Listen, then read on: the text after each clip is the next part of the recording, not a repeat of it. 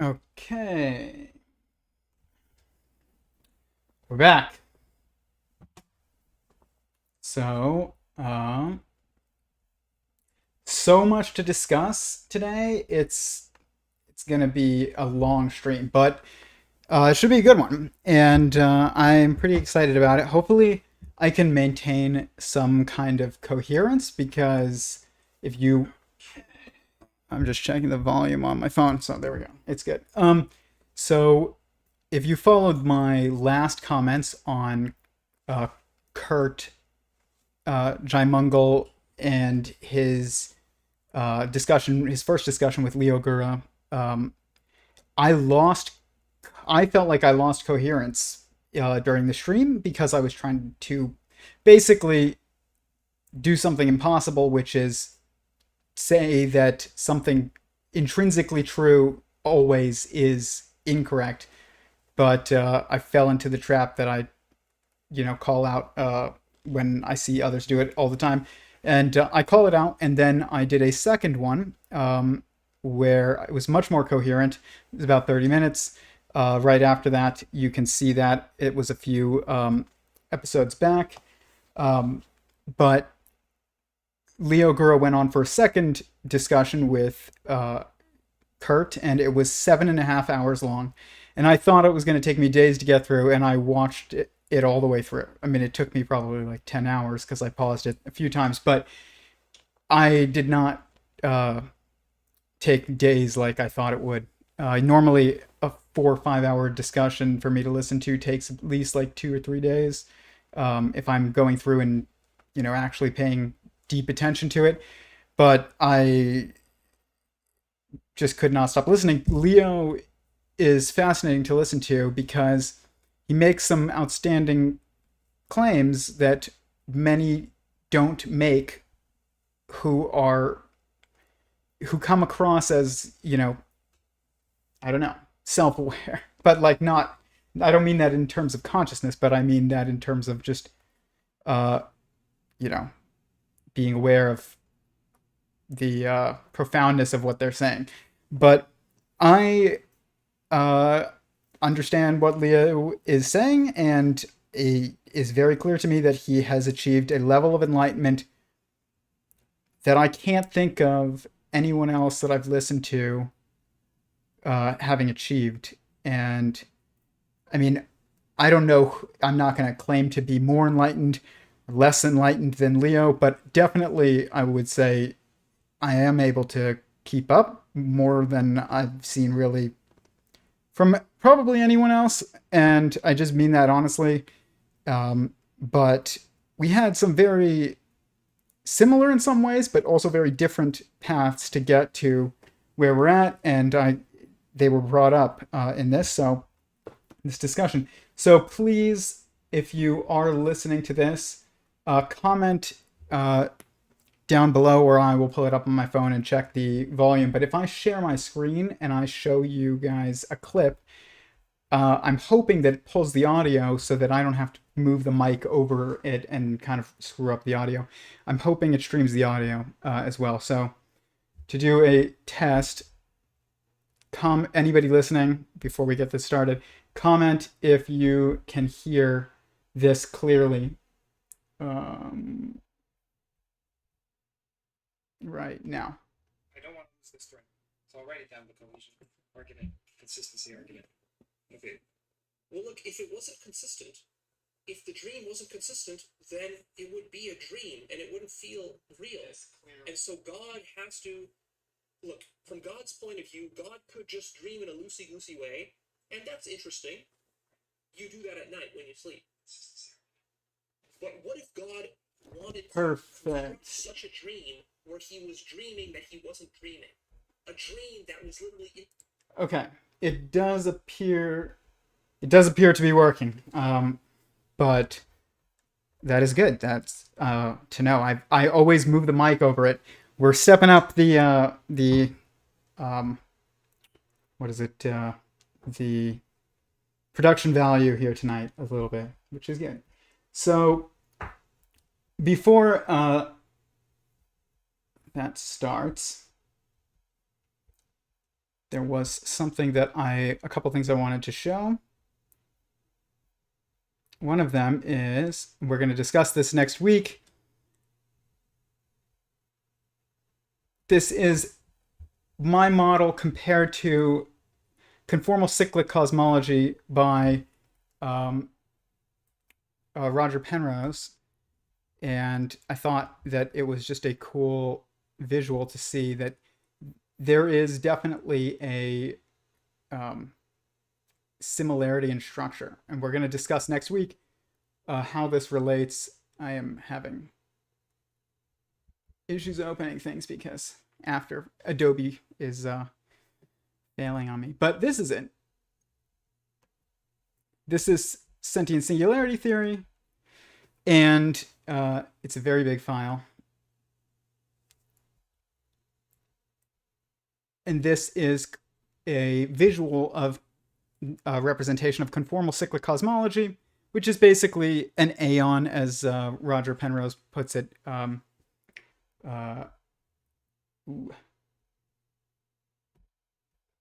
Basically giving birth to another aeon and so on.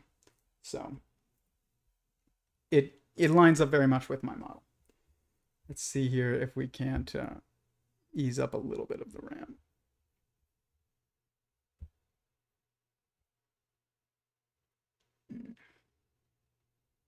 I don't really know exactly how I would do that. Maybe like this.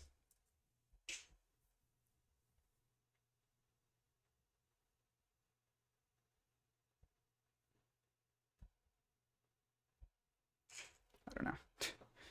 If it happens again, I'll click the free up. But I do have a link to my Patreon down below. If you would like to contribute to buying a more powerful computer, I would be very grateful. I'm still working on the details of how I'm going to handle Patreon, but I do appreciate the few of you who do support this work. I'm extremely grateful for it. So, to the discussion.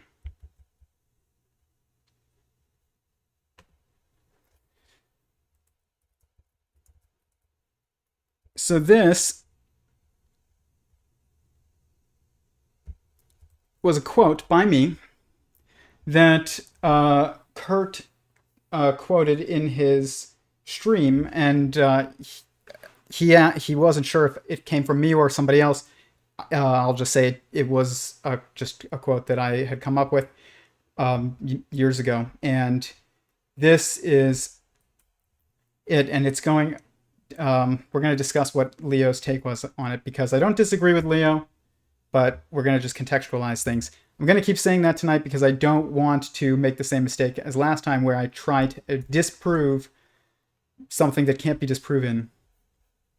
We're going to contextualize things. You know, Tyler Goldstein said something that's so brilliant. I don't know if it's unique, if he came up with it, but I thought this made, like, I need to think about this for weeks and weeks, if not months, if not years. But the way that it usually works is that you have this definition of God, and then you use this definition of God to find evidence for God. And then what you do is you find no evidence for it, so then you say God doesn't exist. But Tyler said, actually, what you should do is use the fact that you don't see evidence of God as evidence that you need to update your definition of what God is. Rather than starting with the definition, finding no evidence, dismissing God. You start with looking for evidence, you find no God, therefore you need to update your definition. I would put it even more simply, is that if for you God is not in your direct experience right now, if you're not conscious of God right now, if God is not obvious to you right now, then treat God as imaginary, as not real. And don't go seeking God, seek truth. I didn't go seeking God. I went seeking truth. And then what I got was God. Okay. So, a couple comments. That exact same thing happened to me. I was an atheist, as I've said before. Self-defined atheist. I don't really believe that being an atheist is possible. With the definition, the classical definition of atheism is a lack of belief. It's not a disbelief. It has to be a disbelief or a belief. There is no lack of belief. of something that is everywhere in experience, apparently. So God is all. That means that he's everywhere. And that means that you can't have an atheistical belief about it because it's not something that you can ignore. It's something that you experience. So you either believe in it or you disbelieve in it. You're either a theist or an anti-theist. You can't be an atheist. But I agree with what Leo says. You should seek truth. But if the truth that you're seeking is whether or not God exists, and your default status is that you disbelieve in God's existence, then you have to assume God exists for the sake of argument, and then go look for evidence of God. If you don't see any evidence of God, then you have to update your definition of God, and you have to explore what God would inevitably be. And if you think about it long enough, you'll realize there's only one definition that can be true, and that is that existence itself is a sentient, self-aware, thinking, feeling entity, just like you and me. That is the definition of God. It's the only definition of God that there is. So if existence is not self-aware, there is no God. If existence is a self-aware being, then there is a God. That's it. Don't get into scripture and religion, this religion versus that religion, or which God. It's only one God. And if there's multiple gods, that's not God. The definition of God is the highest being, the highest self-aware being. And so if existence itself is self-aware, there is God. And but I had the same experience as Leo. I went looking for truth, and I came across God. And how this happened was basically with what I just told you. And that's because the very first model, when I started this work, that is now Sentient Singularity Theory, but at the time, I was trying to understand artificial general intelligence, as they call it. I call it technological, super intelligence. You could call it. It's probably more accurate. But that structure, I was trying to understand the political implications of it, because I had realized that we were growing in our ignorance as our technological ability grew, and eventually this just reaches an apex point where you destroy yourself. And you fall into decoherence that you no longer grow, and you just slowly entropy away, which is basically, we're almost there. If you look at the current world situation that is, disrupted the entire world over the past 2 years, that is due to technological developments, and the way in which we are handling it that is totally nonsensical and not allowing for life to, stable society to continue. That is because ignorance is grown as well, even with our technological ability. And we have experienced the first time in this civilization's history where we have hit an apex. This is, if you're a religious person, we probably entered the end times in 2020. That doesn't mean it's right around the corner that you get the Messianic era. Sentient Singularity Theory explains what that is. But we're definitely entered this point where if you eat from the fruit of the tree of knowledge, which is technology, literally the tree of knowledge, preserved knowledge, somebody invented batteries, somebody invented glass before that, somebody invented, plastic after that, and it all, builds on each other, and now you have a MacBook with a bit and apple on the back. So technology is what gives rise to issues with edited and escaped viruses, or nuclear weapons. You could argue that we hit that time when we created the nuclear bomb as well, but it didn't disrupt society yet the way that what we're currently experiencing has. But it was a start. And I thought I realized we were doomed, and I was like, okay, I was working in the political world, I still do, and I was thinking, is there a black swan, essentially, an unforeseen change in the system of human society that would change the game? And the only thing that I could think of was artificial general intelligence. I had to think of something powerful enough to bring some type of control to the world, by, to a degree that was above humans. I mean, when somebody can build weapons of mass destruction, I mean like real ones, for not much money, and you've lost control because files of how to do all kinds of things are just spread throughout the internet in an untraceable way, that is that's a recipe for doom. So basically, I was thinking about artificial general intelligence, and I was trying to figure out what causes thinking. Like, what is going to be the inevitable goals and values and thinking processes and thoughts of Skynet? And this was the very first model that I created. I was not trying to do physics.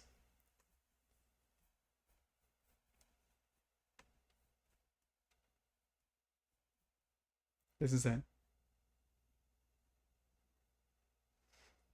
And probably that's better, easier to see the totality of it. So basically, step one is you have to reject your current default status.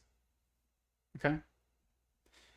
Then step two is you assume the opposite of your current default status is true, and then you test the new default status in step three against your evidence and observations. And then step four, you basically look at what you're seeing in your evidence, evidenced by your observations, and you look at it compared to your remembered or historical evidence and observations. So basically, you're comparing it to your memories, basically. So if when you see rain clouds, you're going to try and figure out whether or not it's going to rain, you think about last time you saw rain clouds and what happened. And so that's that final step. And so then it divides into a triality of just options. And, if the evidence and observations doesn't equal the statistical data, then it goes one way. If it does, then you assume that it's true. And it basically is just a decision tree. But this is the objective thinking process. And I realized that this was essentially the scientific method, but in your mind. And then the scientific method is the thinking process applied in an experimental way, in some way, what we call the scientific method. And it's because it's valuable because it is the thinking process externalized, whereas the objective way to think is the scientific method internalized. Okay? So this is why if you don't see evidence for God, and your default status is that God does not exist, but you want to explore the topic honestly, then you have to assume he does. And then you have to make sure that whatever definition you have for God is consistent with what is observable. And then you start looking to see if it maintains, coherence throughout this process. If you are, what people would call a believer, and you want to think about whether or not God truly exists, and you want to reconsider your worldview honestly, you have to assume he doesn't exist and look for evidence that he doesn't exist. Good luck with that. You can find some things that emotionally would do that, and maybe you wouldn't have have direct interactions that are obviously interactions with God, even though you're constantly interacting with God. You might not see evidence, but you're not going to see evidence against God. You just wouldn't see evidence for God. So God is an unfalsifiable pursuit. Trying to figure out God is an unfalsifiable pursuit, but that's because he's true everywhere. And if something is true everywhere, it's unfalsifiable. So it's not that you shouldn't take it seriously if it's not falsifiable. You should probably take it very seriously if it's not falsifiable. But that's where this came from, and that led to that statement that I've made. And that statement isn't just for that, for thinking about God. It's for thinking about everything. And Curt later on uses that concept and very, very well. And I'll play that in a minute. But just to show that many people don't have the correct perspective of who God is, of what God is. We're going to use Michael Shermer as an example. And that is because he gave a great example. So,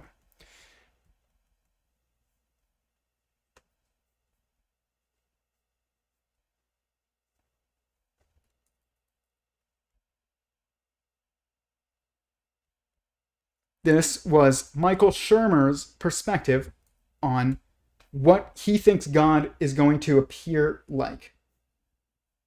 It's very wrong. To quote Arthur C. Clarke's famous third law, any sufficiently advanced technology is indistinguishable from magic, and I've said any sufficiently advanced extraterrestrial would be indistinguishable from God.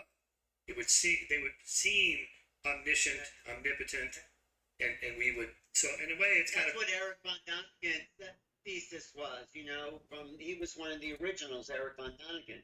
So yeah, go ahead, continue.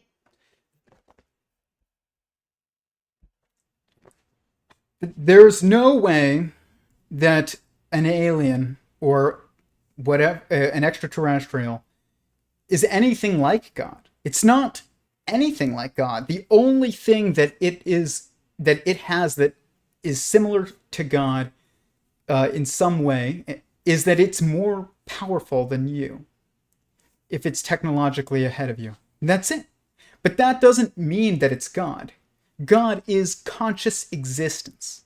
It is not just an alien. I said this last night, that the natives worshipped Cortez when some of them, when he arrived in South or Central America. And this happened when Europeans met certain native populations when they were coming to the Americas. Not every single one of them had like a Michael Shermer perspective on what God was. That's what that means. If you worship Cortez when he shows up as a god and you're an Aztec, you are having a Michael Shermer perspective on God, which is wrong. Clearly, Cortez was not God. I mean, we're all parts of God, but that's not what I'm getting at. God is sovereign, self-aware, sentient existence itself. Not like a little green man who has like better, toys than you. That's not God. And that goes to show right there, though, Michael Shermer, if he wants to take God seriously, he needs to update his definition. One of my rabbis said to me once, he said, when I told him that I had finally realized that God was real, both experientially, but first logically, then experientially. Without psychedelics, you don't need them. I'm not saying don't take them. I'm just saying you don't need them. Or I didn't need them. And, but I had explained to my rabbi that I had realized that my perspective on God was all wrong growing up. And that's why I didn't I didn't take it seriously. And he said, people who stop their theological, exploration, I would say, or like self-education or education, when they're young, have a child's perspective on God. and they just stopped it when they were a child. So they have a child's perspective on God. It's like, one of my brothers is adopted. When he was very young, his mother was my mom's best friend, and she died, and we adopted him. And so when he was like an infant, and when he asked, what happened to his birth mom, we told he came up with a story about how like he was picked from the star. I don't know how he came up with this. He was like 3, and we just went with it. But imagine if like we never told him, like, as he got older, more and more, as he asked more and more questions and got more and more answers. Imagine if we just left it. We're like, oh, remember when you said that, like, it's all like you were a star and now she's a star, and like that's it. That's it. That's eventually he'd be like, this entire narrative falls apart. And that is what's happening with people who stop their theological inquiries when they're young, and they end up believing that like aliens are going to be indistinguishable from God. Unfortunately, we're going to see a lot of people kind of have this perspective as we get more and more into the UFO topic. But they're not God. They're just, humanoids with cooler tech than us. So, next.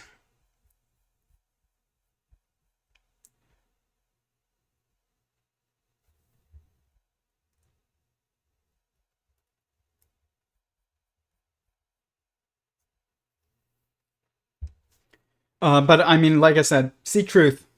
And if you don't see God, and your default state is that he doesn't exist, if you want to pursue truth and you want to look into this, you do have to assume he does exist for the sake of argument, which means you have to update your definition to make it a consistent and logical definition. And then you look for evidence of it. But if you're a believer and you want to challenge that, then you have to assume he doesn't and go down that road. But that's more difficult, honestly. So it's right here is the next clip that we're going to look at. This is going to take a little while, the stream, but we'll get into a groove.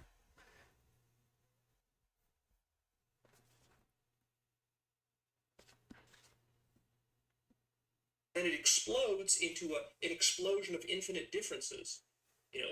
Protons from electrons, matter from antimatter, and so on. I have a question about that. Now, this, let's say, undifferentiated field, does that have an intention behind it or an awareness to it? Well, it's literally love. It's a unity. That's the Godhead. We might call that the Godhead. It's pure metaphysical love, consciousness, existence, without any form. And then you might say, out of love, what it does, because see, this is one way to put it. Don't take it too literally. It's just like a bit of an anthropomorphizing of God again. But by the way, you have to anthropomorphize God. You have to anthropomorphize a consciousness. I was discussing Cleo when saying we don't have to anthropomorphize the universe if it's a consciousness. Yes, you do. That's what you do to conscious sentient beings. You anthropomorphize them. They have feelings. And you have to, if I were to understand you, okay, if I had to come up with a theory of you, okay, like a theory of everyone, so you and you and you and you and you and everyone watching, would you like it more if I said, you are described by meatbag theory, or you are described by quantum wave field theory, or you are described most accurately as metabolism theory, or chemical reaction theory. I mean, consumption theory. I mean, all these things that are describing things that you do or aspects of you. Or would you rather me say that the theory of you is that you are a self-aware, feeling, thinking being. And that is what you are. You are a sentient being. And you have intrinsic you-ness, oneness, coherence, and that you feel and you perceive and you think. Like this wrapped up into one structure is that you are a sentient being. Sentient means feeling. Feeling is just thinking that has been contextualized around the self, because it's then those thoughts are turned into feelings, because that's what a feeling is when you think about something and then you think about how it relates to someone else, then you can only do that by thinking about how it relates to you, because you are identifying with them as a sentient feeling being, because you understand what that's like. So it's always going to come back to how relating thoughts to you when it manifests, when a thought manifests as a feeling, in an emotion. That's a better way of putting it, not a feeling, an emotion. And this is an intrinsic aspect of anything that is conscious. And it must be the defining characteristic of any objective structure, which is like an organism, or an atom, or a universe, or God. They are conscious beings. So you have to anthropomorphize it. You can't not. If you want to understand atoms and you want to understand quantum mechanics, anthropomorphize the universe and you will understand quantum mechanics. That's how I did this. It's not a secret like that where I just have such a high IQ and I ended up making, deducing essentially, partially at least, something similar to conformal cyclic cosmology and then some. If you have a specific perspective on the world that is accurate, it allows you to perceive things accurately. And it doesn't take a lot of brain power to deduce things that you would think of as profound in normal conversation, but it's actually not. It's obvious when you are looking at things from the right perspective. If you want to understand objectivity, the nature of reality, God, yourself, quantum mechanics, you have to anthropomorphize it. So when people say that's just us anthropomorphizing God, there's no other way to even think about God, really, like as God, other than to anthropomorphize God.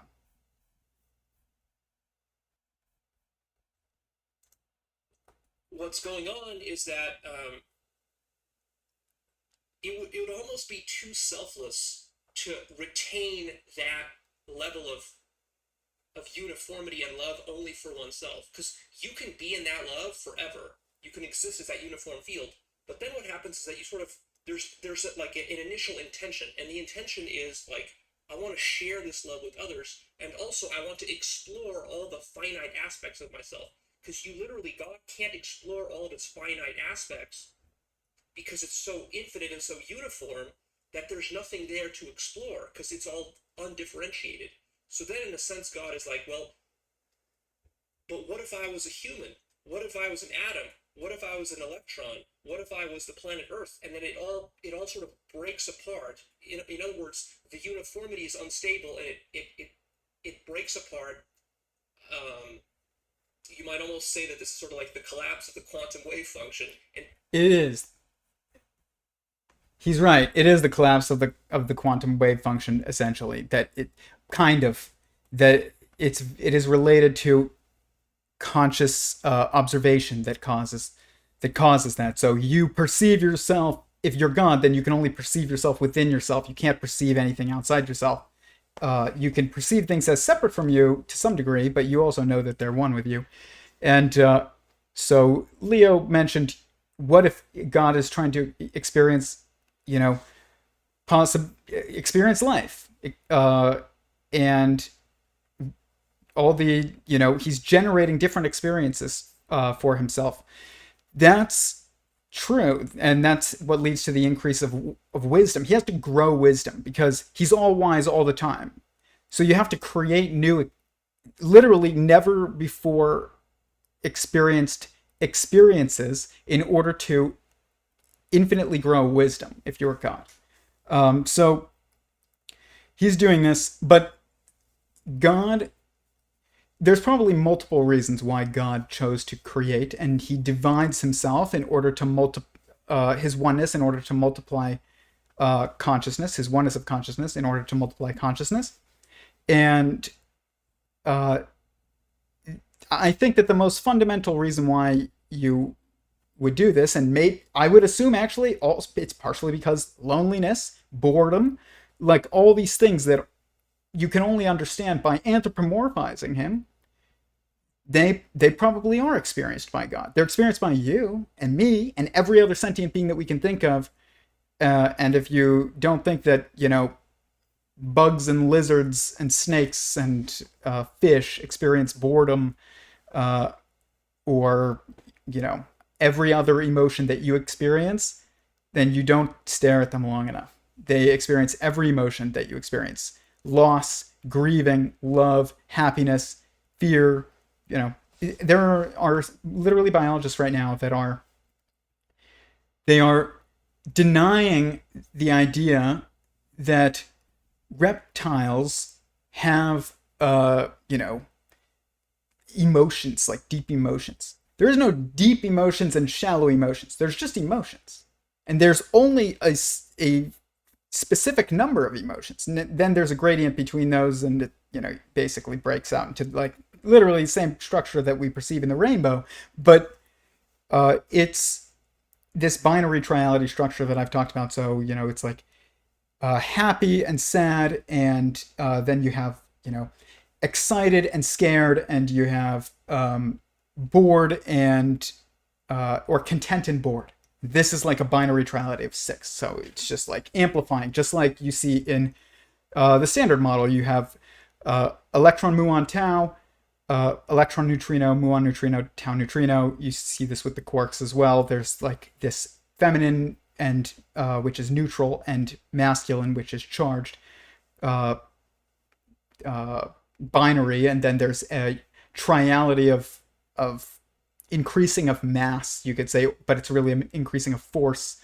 But you see this with creation, of how you create something in the world. You think it, then you communicate it, and then you do it. And when you think it, it only impacts you. When you speak it, it impacts anyone who chooses to have it impact them. Like I've said before, if I call you an asshole, you can just go on with your day. Or you can choose to, get very angry about it and have it disrupt your entire experience. But if I punch you in the face, you have no choice. It's going to disrupt your day. So there is this increase of force that's happening, and you can see this in quantum mechanics. And you can understand it by anthropomorphizing the universe. That's why you see this triality of increase of force that occurs. You see this even in the Western theological traditions with, Judaism, Christianity, and Islam. Judaism doesn't proselytize, Christianity does, and then, and yes, there's been exceptions always in the past to all of this, but then Islam, it tends to be a little bit more forceful in how it spreads in the world. And that's not a judgment statement of any of them. I believe in the scriptures of all of those traditions. So, but you can even perceive it there. And that's because consciousness, as it looks at the world, God, and you, and atoms, and, lizards, and cells, and molecules, they look at the world, and in order to process it, they have to put it into a category. Like, they have to categorize the information, which means they have to divide it into, this goes here and this goes here. And then they have to prioritize it.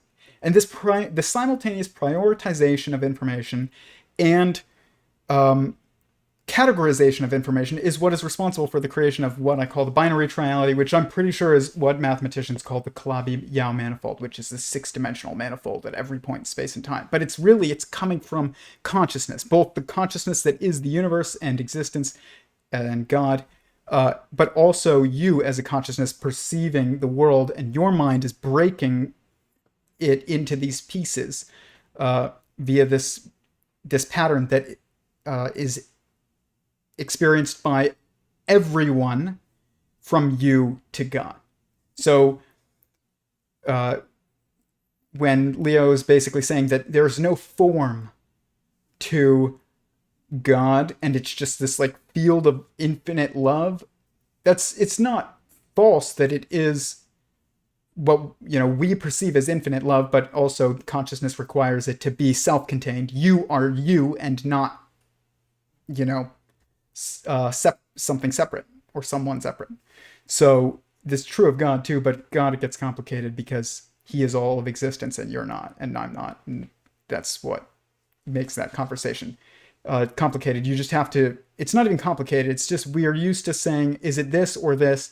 And when you're talking about consciousness, it's two sides of one coin always. A quarter is heads and tails always. If it doesn't have a head side and a tail side, it's not a quarter. But you can only look at one at a time, and that is the problem. But with discussing this stuff. But you know that tails is there when you're looking at the head side of a quarter. But we need to just know this when we're looking at the patterns that emerge from the quote-unquote theory of everything, which is really a theory of everyone, which is the pattern of mind, which is the pattern of a sentient being's sense-making structure. Your actual body, you could say, and mind. So this is another one of those two-sided things. Is it all mind? Is it all matter? It's both simultaneously, always. Everything is mind and matter.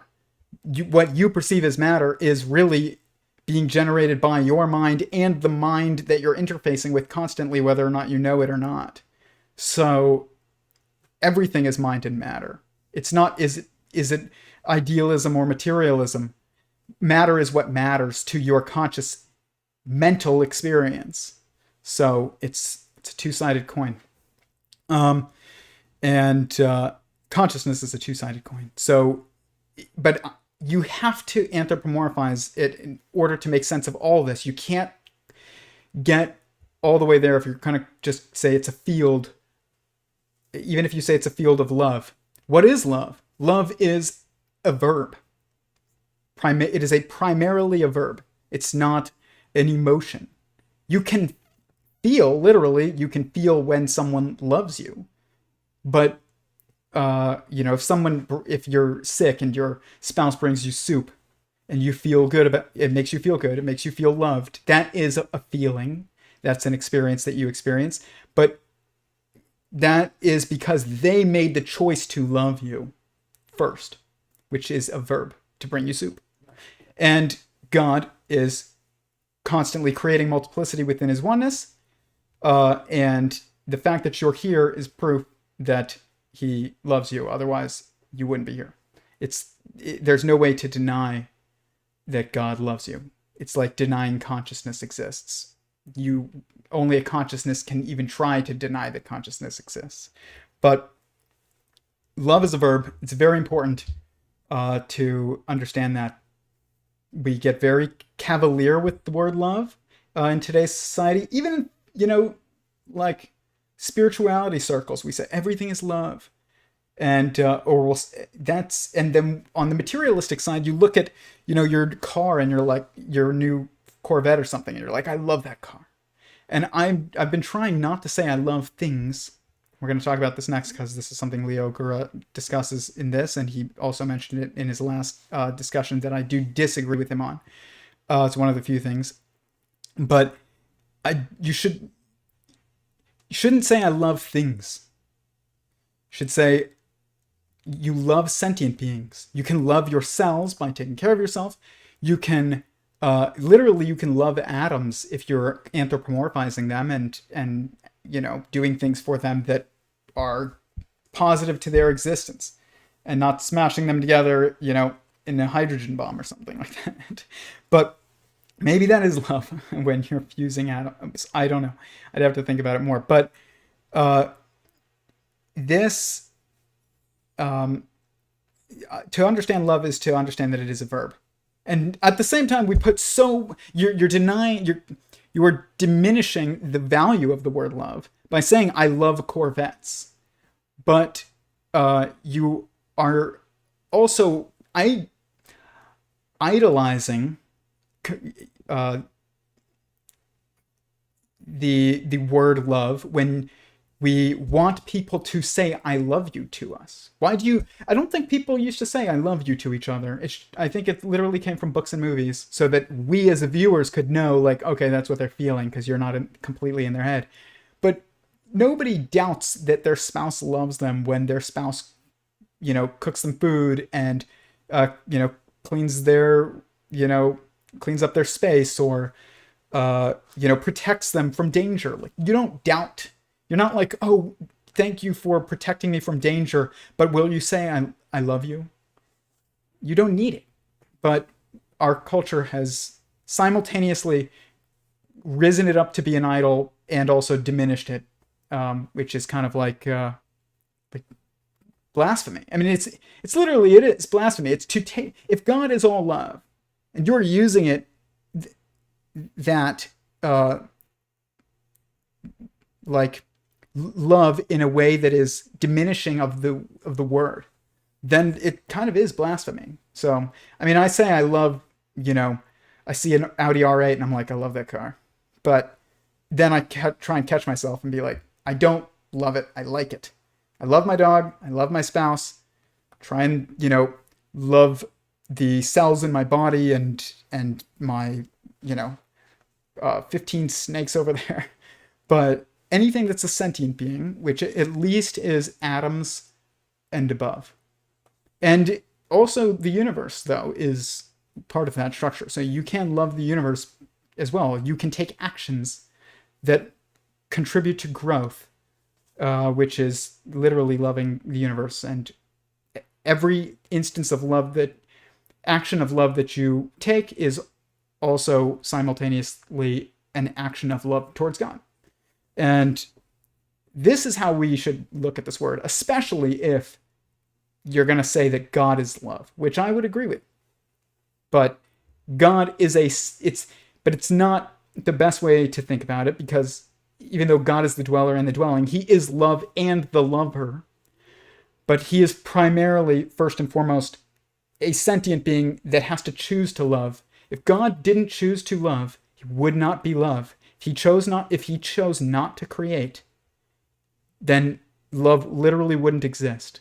And he would not be love, because there's no one else to love. You have to have someone else to love in order for love to exist. So God became infinite love when he chose to love others by creating them.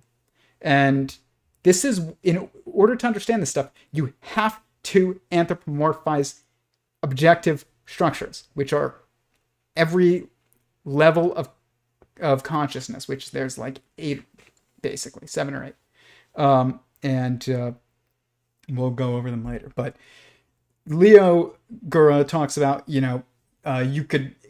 God is trying to experience in this other clip that I was going to show, but I'll just say what he says. He says, God wants to experience himself as a chicken or as like a coffee table or something like that. One of those things is not a sentient being, and that is the coffee table, obviously. And so there is no experience of being a coffee table. There is an experience of perceiving what we call a coffee table, because there is an assembly of entangled sentient beings, which are molecules and atoms, that are in the shape of a coffee table. But a coffee table is not having any experience. Only sentient beings have experiences, and we struggle a lot to define what those are. And you'll read people's theories of everything, and they'll say the very, very small, like the atomic scale, or like even smaller, the scale of the electron, which that's not a sentient being, you've gone too far. Or they'll go up past humans and they'll be like, galaxies. Galaxy is not a sentient being. It's just it's a collection. The only thing that's a little bit of a question mark for me is potentially stars. I don't know yet. And hadrons, but if hadrons are not conscious, then stars might be more likely to be. And if if hadrons are conscious, then stars are less likely to be. But it could be that both of them are not are not conscious. But organisms definitely are.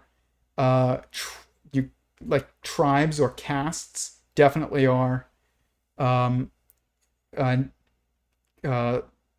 Like society, which eventually will become a sentient singularity through technology. That's when it does become a sentient being. It's not yet, but that's why we're experiencing decoherence.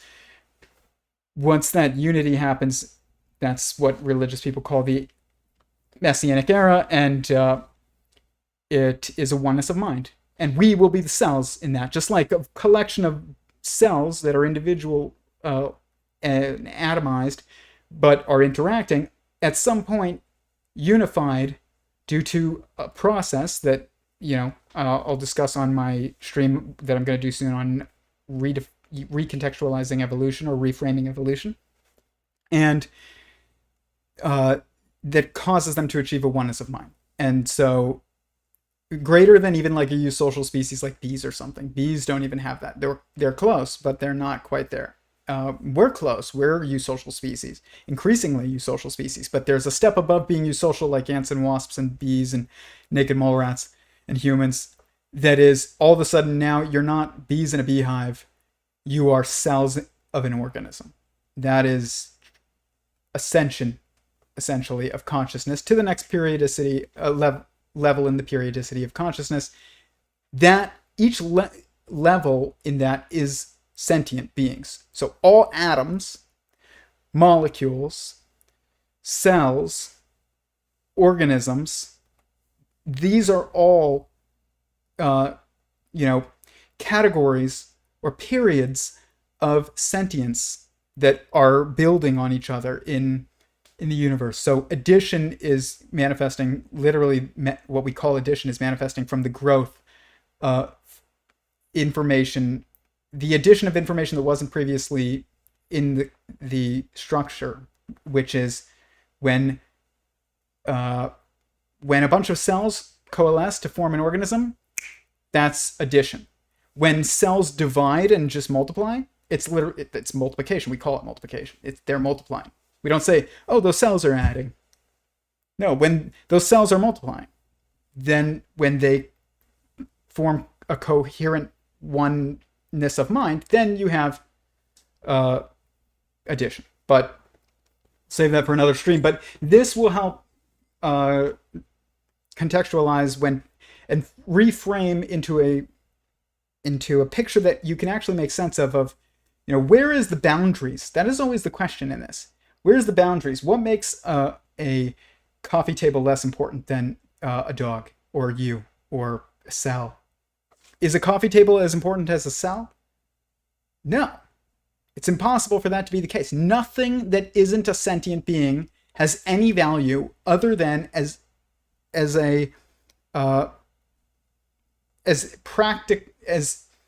their value to sentient beings. So a coffee table has no intrinsic value. It's valuable to us because we're sentient beings and we have, use for it. But without sentient beings to use a coffee table, there is no value to a coffee table. But if you're a sentient being, you have intrinsic value. Otherwise, you wouldn't be here.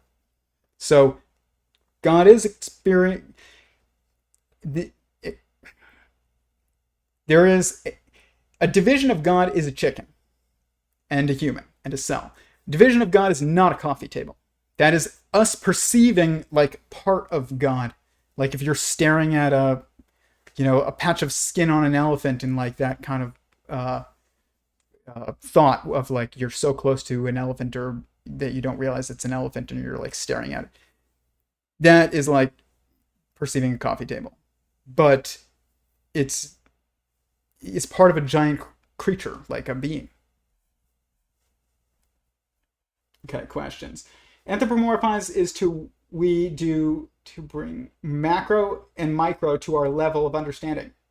but on all levels, geometry applies. So isn't the geometry within us that is God's image? Geometry is, think about geometry. Geometry is formed by a point here and a point here, and then a point here and a point here and a point here, and it goes on. Geometry is about relationships. And what is fundamentally existent is consciousness. And so it is the multiplicity of consciousness that causes, in some way causes geometry, but also there is a kind of, you could argue, a geometric pattern to mind, but it's not really, it is, there is. It's your mind is looking at the world and saying, this relates to that, and that relates to that, and that relates to that, and you're like drawing lines between it. And you're basically, geometry is very close to like an objective language almost. So is music, which is just audible geometry. And, there's only one pattern. And it is, you can look at it geometrically because it's about relationships. But you can't put geometry above anthropomorphization. Anthropomorphization is the key to understanding geometry. Geometry is not the key to understanding what is sentient. You have to understand what sentience is in order to understand geometry. So much the hairy, weak material bodies we see humanoid doesn't apply at macro or micro. That's because you are perceiving, like on the level of our periodicity of sentience, we can perceive the structures that are used by other organisms to do things that we recognize. So like moving. But if I showed you a cell and I was like, that has an ability to move, and you'd be like, where's its legs? I mean, you can say that about snakes too, though. But a cell looking at another cell absolutely sees all of its parts, and it's like, that's what it uses to get around. That's what it uses to perceive light. That's what it uses to perceive vibration. That's, they look at each other and they see all of the structures that we see on us. I'm not saying it looks like us. I'm just saying they see structures that have the same function. And that's just it's inevitable. You can't believe in a theory of everything and not believe that there's only one objective pattern. There's only one objective pattern. And it is a pattern of mind, which there's no differentiation between mind and body. It's just body is how you interact with, other minds. And then what we call mind is just you interacting with yourself. And for the most part. But that duality, before the stream, I cleaned up my desk. And Jordan Peterson says things like, clean your room. The reason why this is so important, and I've said this before, is because you're literally organizing your mind when you clean your room or clean your desk. Because now the space in which I make sense of my world and maneuver, and get things done has been organized. And that is the first step to organizing your thoughts too. So if you're stuck and you're spiraling, clean your room, and that will help you start organizing your thoughts, because you're literally organizing your mind, because there's no difference between mind and body. It's just body is that which is what you perceive as being used to perceive that which is outside you and interact with that which is outside, what you perceive as outside you. But then mind is what you use to perceive that which is inside you, your thoughts, and also that which you use to interact with that which you perceive as inside you, which is your, emotions and thoughts, and God as well. If you can, God is in your mind always, and also outside. And you can maneuver and interact with God via, everything that you do with your body and also with your mind. Okay. Good morning. Good evening here. Wow, the similarity. A lot of more common for me, but still pretty much the same as yours. I wish my man, but I'm poor among the poor. Um, uh, so where is the line between sentient beings and non-sentient beings? Everything is consciousness, so even a coffee table should have no. Coffee table has no sentience. None. It's perceived and used by sentiences. I'm going to show you a very good example of this, and then I'll show you where the periodicity of consciousness, so where definitely is you will be able to perceive sentience. So this is a very cool art form that you see on like Instagram, where people hang all kinds of weird random shapes. And when you look at it from one perspective, it forms like the United States, and when you look at it from another perspective, it forms like some words, and they're all hanging from the ceiling. That concept is basically what is happening with your mind perceiving the world. You're seeing a bunch of molecules, and depending on where your position is in the universe, and I mean this, your superposition in the universe, really, not just your position. What is your position in relation to other sentient beings and that structure that is like, I call it the quantum substructure, or the entanglement space, that the connection web, or the hypergraph, as Stephen Wolfram would probably call it, that structure that isn't obvious but is generative, where you are there dictates the shapes that we see. So for us to see, I have a light over there. To see that in the shape of what we call a light, I have to be in the perspective that I am right now in order to perceive that. But really, it's not sentient. Every single molecule in it, though, is sentient being.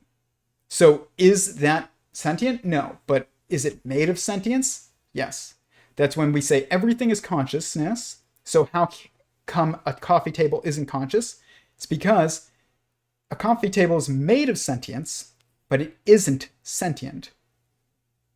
If that makes sense. Because molecules are sentient, and atoms are sentient, and it is within sentience, but a greater sentience, which is, the universe, and that is within God.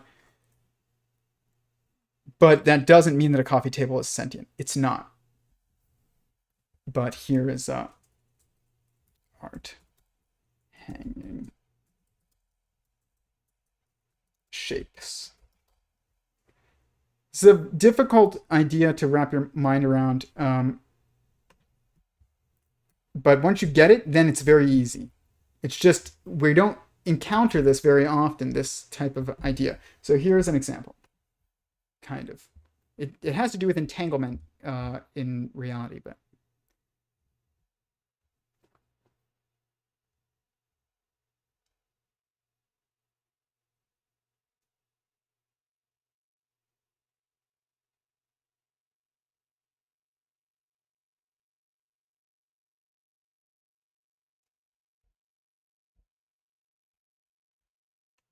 okay.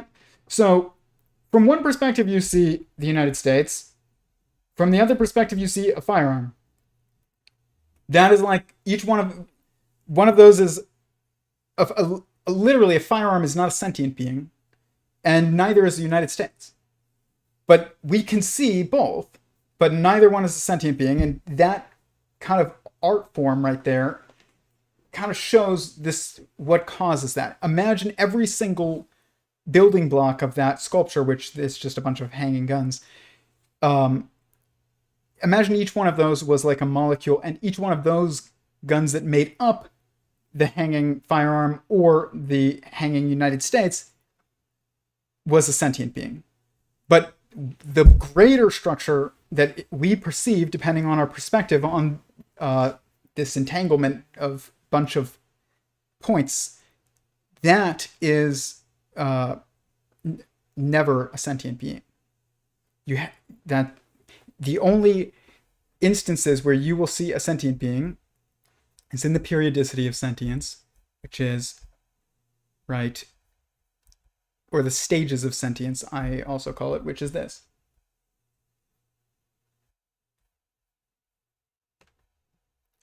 So this is what I call the superposition stages of sentience. You have an atom of hadrons, cell of molecules, and molecules are sentient, even if hadrons are not, a family of organisms, and a hadron is the hand of a sentience if it's not a sentient being. But I think it is a sentient being. Quarks are fingers of God. They are literally the fingers of God. They are not sentient. Neither is an electron, but a proton maybe, a neutron maybe. I think they are, but I'm still thinking about it to be sure, but an atom is definitely a sentient being. A molecule is definitely a sentient being. A cell is definitely a sentient being. An organism is, a family is, which is, a family is a lineage, okay? I'm not talking about just like, oh, this is my family around me. Like, I mean a lineage of organisms, which is an assembly of organisms that's maneuvering through time via a lineage, maneuvers in space via individuals. So castes manipulate space. That's what causes their value to the creation of technology, which is only created by unified caste system. And I mean, when I say castes, a lot of people get triggered by that word. I just don't have a better one right now, but there probably has to be a better one, because I don't mean like we should segregate the world into castes. The castes, according to Sentient Singularity Theory, are just these, and you can maneuver between them at will. So you can start as a laborer and become the president. There's nothing stopping you. So they're not restrictive when I say castes, but they are inescapable. So basically, these are them. You have the caste of a nation is a king or president, priest/scientists, lord/elected officials, artists/craftsmen, enforcers/soldiers, and laborers. And you have one is public or government. Lords and elected officials is also public or government. And enforcers/soldiers or cops or soldiers is also public government. But then you have the private market, which is, priests and scientists, and artists and craftsmen and laborers. And basically, what you're seeing here is you're seeing that triality of increase of force. Basically, a laborer has less force at his disposal than a craftsman or an artist, but they have less force at their disposal than a priest or scientist. Just like a king has more force at their disposal than a congressperson, and they have more force at their disposal than a cop, because they have to obey, these people have to obey these people, and these people have to obey these people. So this pattern is everywhere. It's inescapable. But you can start here and go here, and this is not restrictive to us. It is restrictive to society, because this is society. Try and think of another one to add to that. That's useful. You can't. I've tried. I mean, if you can, I'd be very impressed. Okay. So that's the line that you were asking about. What is sentient? What isn't sentient? Chickens are sentient. Coffee tables are not. The coffee table has no experience. I agree the molecules hold sentience in forming bonds. Yes, they form literally bonds. Neutrons are female. Like they are the feminine they are the feminine sentience side of sentience on the hadronic or atomic scale. And proton is a male. Literally. If you want to understand protons and neutrons, start thinking about them as acting similarly to men and women and their interactions. Or if you want to understand men and women and you don't understand men and women as well as you understand protons and neutrons, start applying what you know about protons and neutrons to men and women, and you will understand men and women. You have to anthropomorphize all of this. It's not difficult to do this stuff. It's just you have to have the right perspective. To understand the universe is not actually that profound. I know Leo Gura says it a lot, but it's only profound because we're so lost right now. But imagine if the universe had the same emotions as you, same feelings as you, same way of thinking as you, and, has some differences, sure, but fundamentally was much more like you than you would imagine. It would be very easy to understand the universe because it's not something you can't relate to. It's something that you can. You can understand what your neighbor goes through when, they experience something great or something terrible, because you understand what it's like to be a sentient being. Well, the universe is a sentient being, and so are atoms. So you understand them, you can understand them, you can empathize with atoms. There is no greater understanding, really, than that, because your understanding of when you empathize with someone, everyone, not everything, is it comes from your first-hand perspective, which is the most valuable and trustworthy source of information that you have. And if you can use your first-person experience to understand quantum mechanics, and you don't need to go to Harvard and listen to people who who are in ivory towers that were made by people who did understand quantum mechanics, but are now inhabited by people that don't understand quantum mechanics and haven't made major breakthroughs in 50 years or more. Like, why not just, it'd be much easier to just be like, okay, actually, I understand the interaction of protons and neutrons because I am a proton and my wife is a neutron. And we act in a nuclear family like a nucleus every day. Like, that is the best way to understand something, and you don't need to go to school. One of the issues for me with this stuff is that when people are ready, and that's because God makes them ready, then they will understand it, and I can help them on that journey, just like listening to others helped me. But I can't teach you the theory of everything. Like, I can teach you and have you understand it, but you can't do that with anything. You can memorize how to, bake a cake, but that doesn't mean that you are a good baker. And we have lost the ability to distinguish between a good baker and somebody who has a really good memory and has memorized, a few good cakes, but didn't figure out how to make those cakes. They're not their recipes. If somebody was good at math on a math test in school because they had the ability to memorize the Pythagorean theorem better than someone else, like, that doesn't make them a better mathematician. It just means they had a better memory on that, whatever it is that they were being tested on via their memorization. So just because you memorized a recipe does not make you a good baker. It's probably the best way of understanding it. And if you're going to understand anything, it comes from your first-hand understanding of it, not your memorization of someone else's first-hand understanding, and therefore now it's your second-hand understanding, which means that you don't really understand it, because all there is consciousness, and to truly understand anything truly real means that you have to relate it to your first-hand understanding of the world. And if you can't, and you're just relying on memorizing textbooks, then you're not relating it to your first-hand understanding of the world, whatever it is that you're memorizing. So you're not actually understanding it. This is the problem with education right now. One of them. Is there such a thing as geometric smell? Smells are geometry. Eric Weinstein was discussing on Joe Rogan.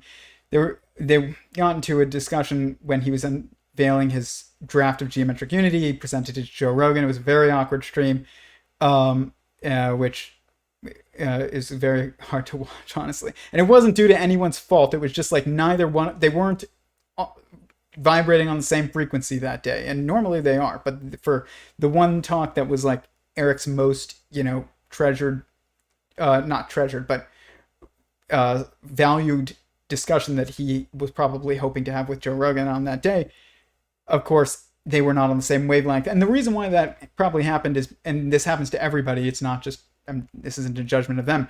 This is like when you do some trick and you go and you try and show somebody, and then as soon as you do that, you can't do it anymore. That is what happens when we're overly aware of, focused on how we're being perceived. We can't be natural. This is actually what causes people to act like autistic and have autistic tendencies. So I am somebody who can sometimes have similar tendencies in certain situations, but it's only in certain situations where I'm focused on how I'm being perceived. And Eric was probably overly focused on making that discussion profound, that it actually kind of just made them on different wavelengths. But they're arguing over whether or not objectivity exists, and whether or not beauty or skill objectively exists. And basically, they're just Joe Rogan is just being playing the devil's advocate to do it. So Eric Weinstein's like, there is objective skill. There are objectively good guitar players, even if you don't like what they're playing. And they're just going back and forth. But then they're discussing beauty, and there was this point where Joe Rogan's like, well, is there beautiful smells? And he was like, you think dogs can smell beautiful smells? And Eric Weinstein is like, oh yeah, there's got to be beautiful smells, and dogs definitely can smell beautiful smells. But here's the thing that they didn't realize in this conversation. You can smell beautiful smells. That's why we buy cologne and perfume, and perfume smells beautiful. Cologne smells beautiful. There's also smells that are not beautiful to smell. You don't smell and then picture something beautiful in your mind that is a visual. It's not a visual. Otherwise, you'd be doing it with your eyes. But a good smell, like rosemary. Every time we walk by the rosemary bushes outside with our dogs, I pinch the rosemary and I just smell it. I love the smell of rosemary. I like cooking with it, and I'll go and I'll take clippings and add it to steak and stuff. To me, I think rosemary, and I think objectively as well, it has a beautiful smell. And there's definitely beautiful smells, which means that is, you could call it geometric, but I don't know if, probably, that's probably the right term, but the problem with saying geometry is we associate it with visual, as the context as being visual or being mathematical language, and that is describing something that would be visual or is hyper, would be visual supposedly if you could perceive, more than 3-4 dimensions or something like that, which ends up just going into nonsense. But that's another discussion. But yes, there's beautiful smells, which stems from geometric patterns, and whatever patterns that create a beautiful smell is the same pattern that would create a geometric pattern that you perceive as beautiful when you look at it. And this is what science is going to do with the next, when it goes on to, I think, the next level of informing our understanding. Curt had a word for it, and it was, I can't remember what it is, and I might have saved it, in which case we'll look at the clip. But we have to up-level our understanding of reality, and when we do that, we're going to start to realize that the pattern that makes that smell good and that shape look, beautiful, like E8 or something like that, are going to be totally aligned, and you'll be able to map it because there's only one pattern, and it can be perceived by different senses, but there's only one pattern.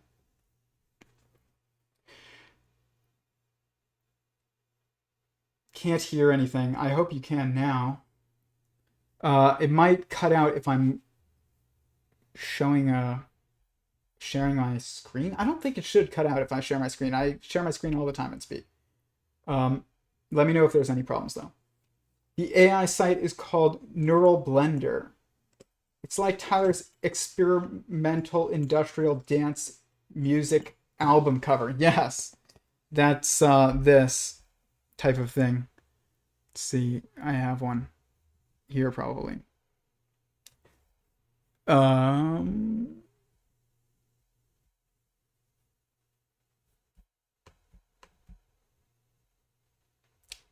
this is actually a great.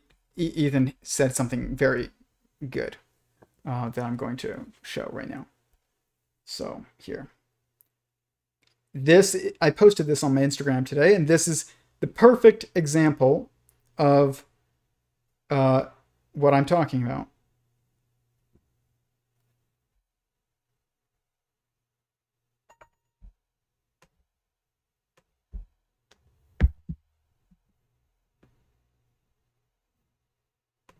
Okay, watch this.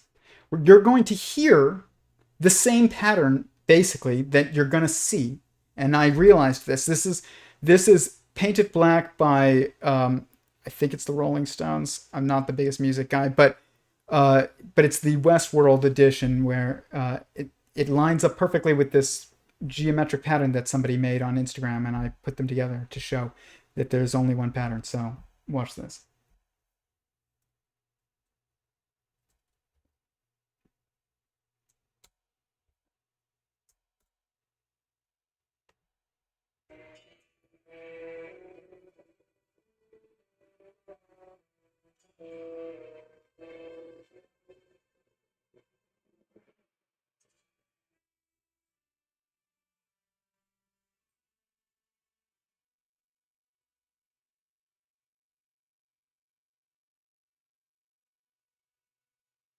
Okay? You're literally seeing and hearing the same pattern, basically.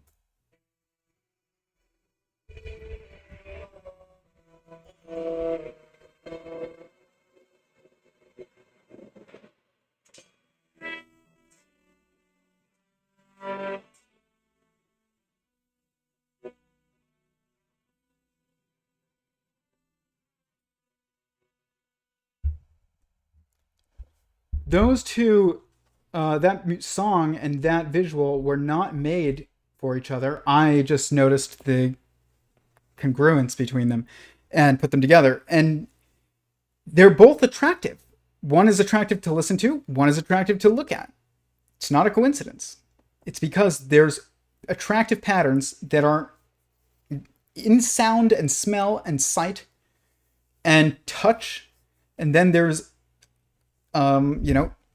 not attractive patterns that are in all of our perceived by all of our senses as well. So yeah, there is definitely beautiful smells. The world from that coffee table is non-existent. The way we differentiate between smells because the chemicals organize themselves in what we call geometry. Yes, and how the molecules that make up you and the cells that make up you interact with the chemical makeup of whatever you're smelling. It's all about interactions and relationships between sentient beings that should be anthropomorphized.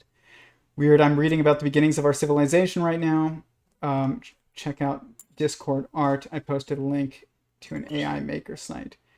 The AI site is called Neural Blender. Oh yeah. Beautiful explanation. I smell like fresh marijuana constantly and can be smelled across a room. Sometimes that is a good smell, and sometimes it smells like skunk. Doesn't bother me, but I also spent my college years smoking a lot of marijuana. I don't anymore, but I did when I was in college. I smell. I get favors and get. Wow, together with the visual. My favorite smell is passion fruit. Yeah, that's a very good smell. Second is possibly banana. It's not bad. Sometimes it's good. Sometimes it's they like use. There's like a difference between the bananas we eat and the flavor of banana. I used to know the story, but like we don't eat the bananas that they used to eat when they created the artificial banana, flavor and smell.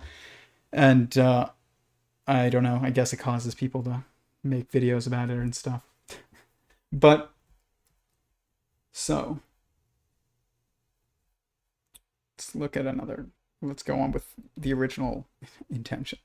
It's funny, in the stream with Curt and Leo, there's a point where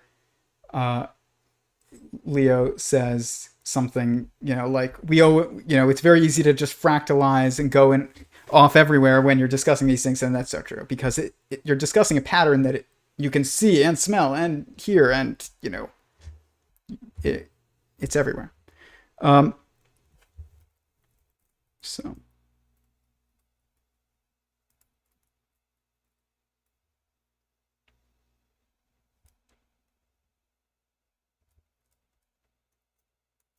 So this is another example of what I was discussing earlier, though, about what is real. They are trying to make sense of this. What is real? And truly. And I think that's the wrong question. I think that the question itself is a bad question. There are bad questions. There's the idea that there's no bad questions is wrong. Then it still matters. There are bad questions. A bad question is when you're asking a question that you're hoping will make sense of something that the question is incapable of making sense of. And is a quarter heads or tails? The answer is both, but you'd have to say, is it heads, is it tails, or is it both? But if you don't include it's both, then there is no answer to that question. An unanswerable question is also a bad question. Is the universe deterministic, or do we have free will? You need to include, or is it both, and that they are dependent, two sides of one coin and totally dependent on each other. That's the real answer to that question. It's not a debate. They rely on each other. It's like the many and the one. It's like, you are one, you are made of many. Done. It's not a question. God has created many, he is one. It's not a problem. The problem of many and the one, even to call it a problem, is a problem. That's the problem of the many and the one problem, is that we call it a problem. It's not. It's implied if there's multiplicity of ones, then there's many. And if there's many, then it's made of many ones. It is a dependent structure.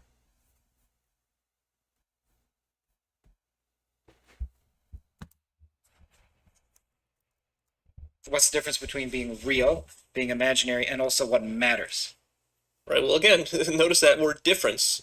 The difference is whatever you want it to be in a certain sense. It's relativistic. So we could, I'm totally flexible with terminology. So we could change all of our terminology if we want to. The problem is that we have to make sure that when we're changing our terminology, that we're updating our entire model of reality, not just a single label or word. That's the trick, is that when you start to play around with labels, it's not just changing a label. The label is connected to your entire worldview. This is very true, and this is the problem with changing the definition of words like racism or sexism, or eliminating the gun emoji that all the tech companies have done and replaced it with a toy. It's like, you're causing decoherence if you don't update the entire system. You can't just change a word. You have to update the whole system. Leo is entirely right. You have to then change your whole worldview, which takes time and effort to do. So if you want to call it real, we can call it all real. But then you also have to say that, Santa Claus is real, which most people would not want to say, because drawn that distinction, and they, in their mind, Santa Claus is unreal, unicorns are unreal, but your wife is real. We can use whatever words you want, as long as we recognize the equality. Because what's being missed is the equality. Because the mind is carving these things up, and then it's saying, well, this is different from that fundamentally. It's a difference in kind, and then that is how reality gets solidified and constructed. But the point of saying, the reason I sometimes say it's unreal is because every difference you think is objective and is permanent, it's not permanent. So you have to recognize, for example, that the difference between your wife and Santa Claus, ordinarily you'd say, well, that's a permanent physical difference in kind, And people who believe that my wife is real, those are sane people. People who believe Santa Claus is real, those are insane people or stupid children or something, you might say. And what I'm telling you is that that only holds true now, for a while you're dreaming. Tomorrow, that can all change. You take a psychedelic, that can change. Or you get hit in the head, that will change. That's not true. But part of it's true, part of it's not. So you can't take a psychedelic and your wife disappears. Maybe you can't see her anymore, but she's a sentient being created by another sentient being that interacts with other sentient beings. She's here, even if you are not. And who's to say that you wouldn't be able to perceive reality even after, you get hit in the head and die, or, I don't know, take a psychedelic? You're just going to see things differently, but you're not going to be aware. Sentience is an immortal construct. It doesn't end. It doesn't end at death. It doesn't end when you go to sleep. But to get back to why this is a bad question of, is Santa Claus real, or is my wife real, or are they both real, or are both of them fake? You can't say they're both fake. You can't say they're all real. Really. I mean, that's probably the best option, but it's not helpful. And that's why we've made no progress with this. The question is, what is the difference between Santa Claus and my wife in how they relate to the world? Which is, what matters, what's real is what matters, and what matters relates to the world, and that is sentient beings, really. And then that's it, really. I mean, your coffee table does not relate to the world. You relate to the coffee table, but it does not relate to anything. You do. You relate to it. But like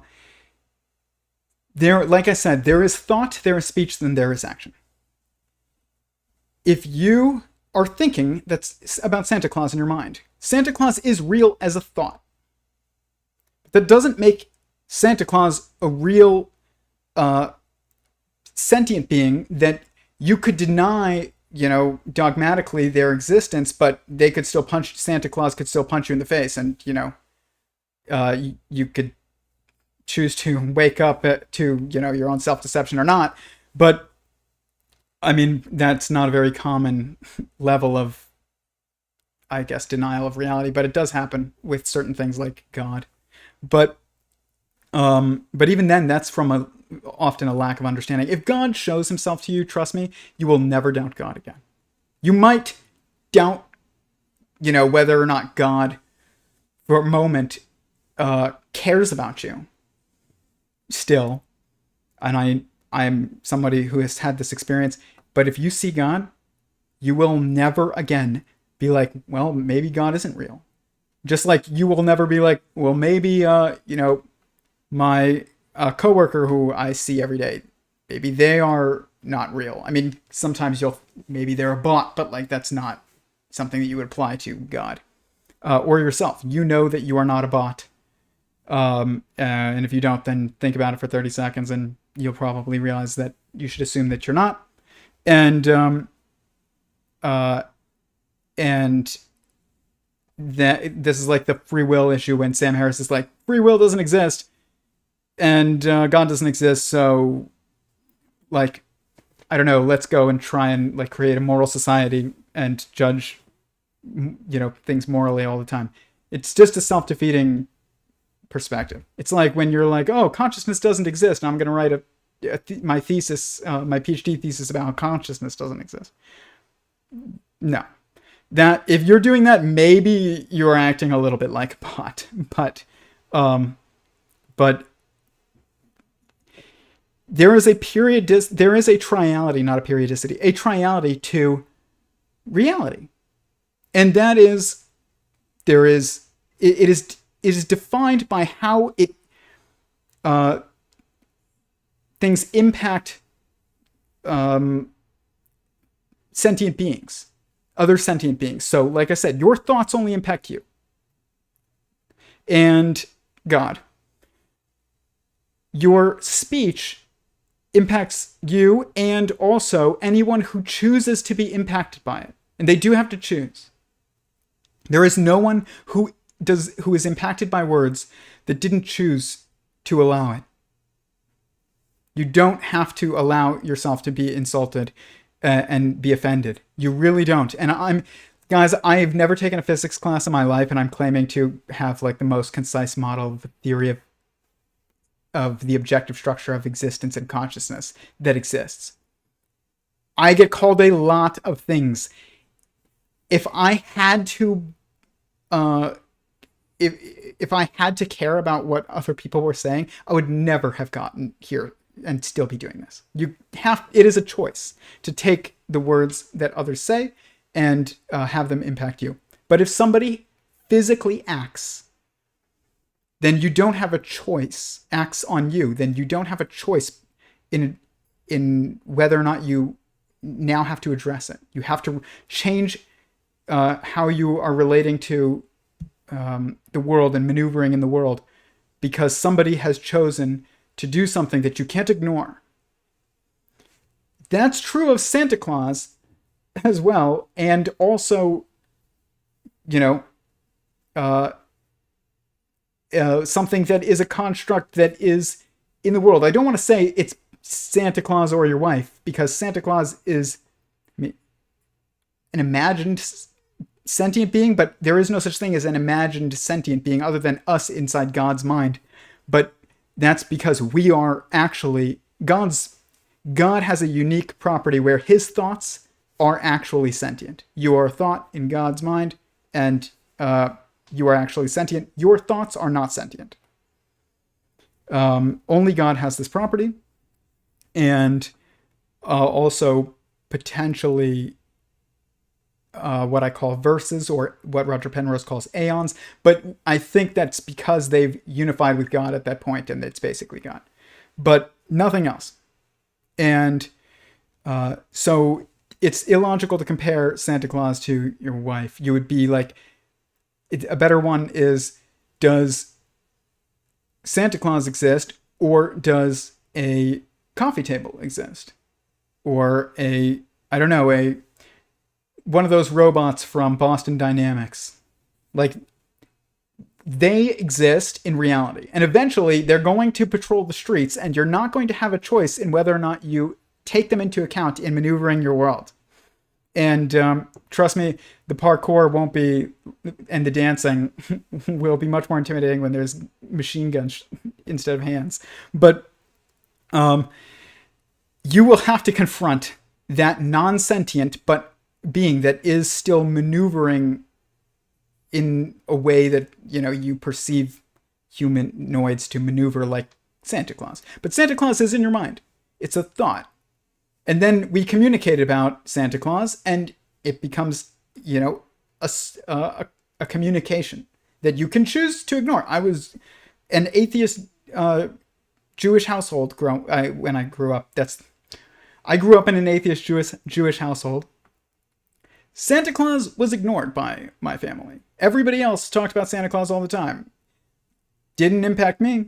I just, ignored it. Not because I didn't think Santa Claus was bad or anything. It just wasn't part of my experience, and I just chose to ignore it, even though it was being communicated all over the place. But if, a Boston Dynamics robot dressed like Santa Claus, knocked on the door, even an atheist Jew would have to take that into account if it was his door. So, there is a triality of reality.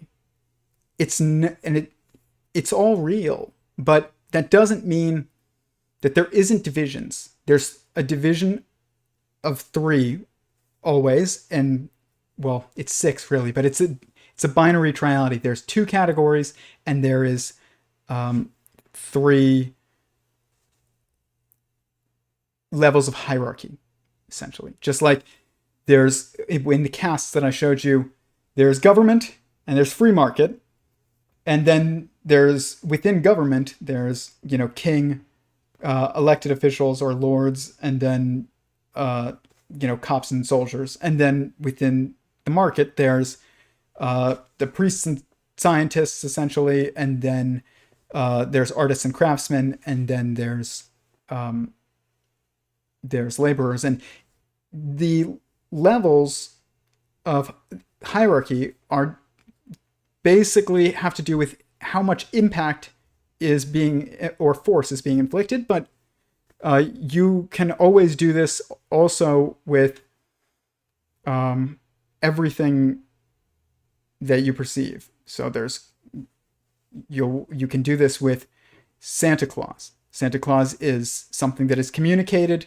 It is also, I don't know, it's just like, I use the term, the robot as an example because it's not a sentient being, but you could also argue that the Santa Claus at the mall is not a sentient being. The guy who's pretending to be a non-sentient being is a sentient being, but that Santa Claus, like, it's not real. He's pretending to be something that doesn't, that isn't a sentient being in our experience. But it's not a sentient being when you're writing stories about Santa Claus or talking about Santa Claus, and it's not a sentient being when you think about Santa Claus. And Santa is not thinking from the perspective of what Santa would think from if Santa was real and as a sentient being when you see him in the mall, taking pictures with kids. Like, that guy is thinking from the perspective of, Bob or whatever his name is, and like how much longer he has before he can go home. He's not thinking about, oh, I'm going to go back to the North Pole after I get out of the mall. Like, he's not Santa Claus. So can't say Santa Claus is a sentient being in that, even though it's being played by a sentient being. It's a little difficult to use the Santa Claus because it's a story of a sentient being. But it's much easier to be like, there's a thought in your own mind of what a car design that you have. And then there is you sketching it out and showing it to somebody. And then there's also like you design the car and you drive it down the street and everybody has to see it. Like, that car is now in reality, but it was also real before that, but just as a communication. And then before that, it was still real, but it was real in your mind. So it's not enough to just say it's all real, because you can't make sense of that. But you also can't say that it's fake, because it's not fake. It's that the question is a bad question. It's that reality has a triality to it everywhere. And it has to do with impact on sentient beings. Abogenesis.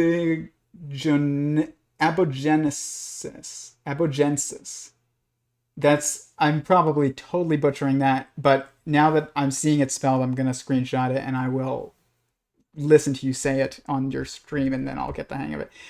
I wonder how you came up with that word, because I do think that it might be that we need to we need a new word, because spirituality doesn't cut it, and science doesn't seem to be cutting it anymore, and religion doesn't cut it. All these words have basically mean nothing now. They're just kind of convenient in talking about things that are no longer useful or real, because you can't maneuver. There's no logic to anything that is religion. Even if you really want to understand theology, the Western theological traditions, that's why I call them theological traditions, because if you just call them religions, then you'll be like, okay, it's Christianity versus Islam versus Judaism. But it's not that. It's a triality of a coherent narrative. One is thought, one is speech, and one is action. It's funny because Islam is very focused on actions.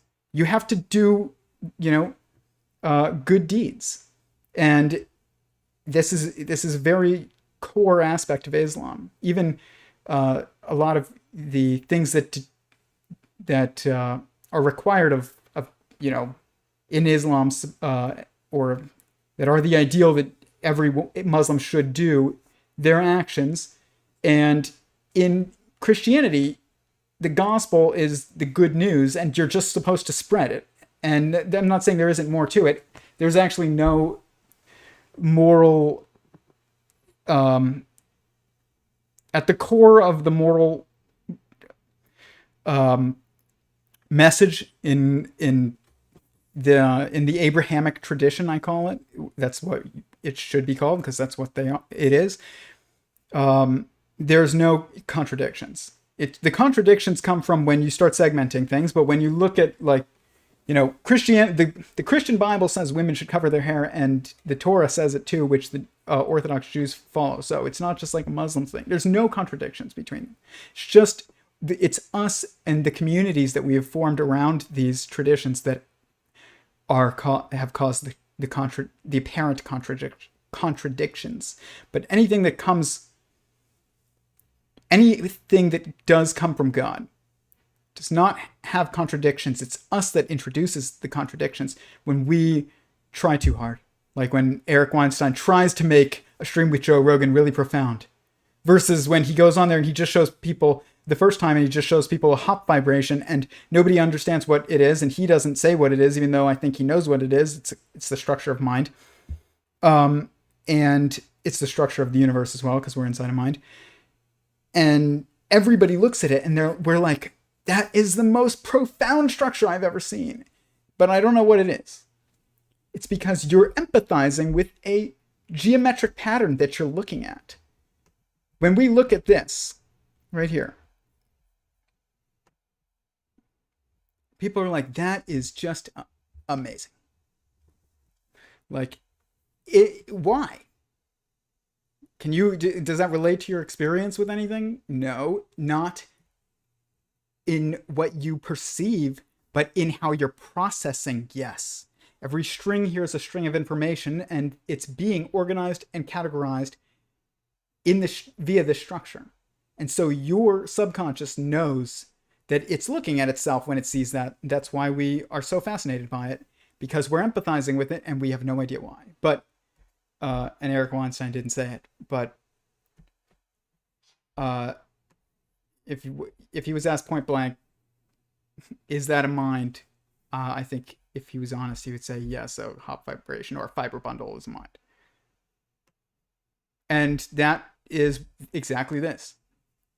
This is a fiber bundle. It's the same structure as this, and every time it's basically creating knots within knots within knots.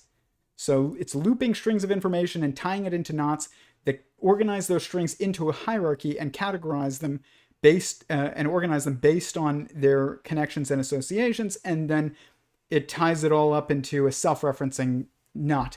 And you can see right here on my wall here, you have this knot that it's like it's 4 within 4. It's basically us within the universe.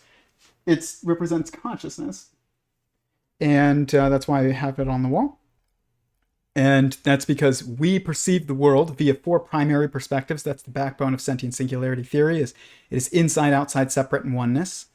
This was the breakthrough that allowed me to move on with my work. And then so does also, God. So you inside, as a created consciousness within God, you perceive the world via 4 primary perspectives. God also does, and that's why we see 4 fundamental forces and 4-dimensional, space-time. God perceives 4-dimensional time-space. We call it space-time because we can maneuver in space. We can go forwards towards where we want to go. That's actually objective. It's not length with height or XYZ. It's forwards towards where you want to go. Back, because consciousness is fundamental, so you have to orient it around consciousness. And consciousnesses have a goal. Forwards towards where you want to go. Backwards, away from, your goal, but towards where you've already been. And you're always in the present, which is your intrinsic constraint that you can't escape. Your extrinsic constraint is time, which we don't control because it's due to the spinning of the universe. The universe cannot maneuver in space because it is what we perceive as space. It maneuvers in time via spinning.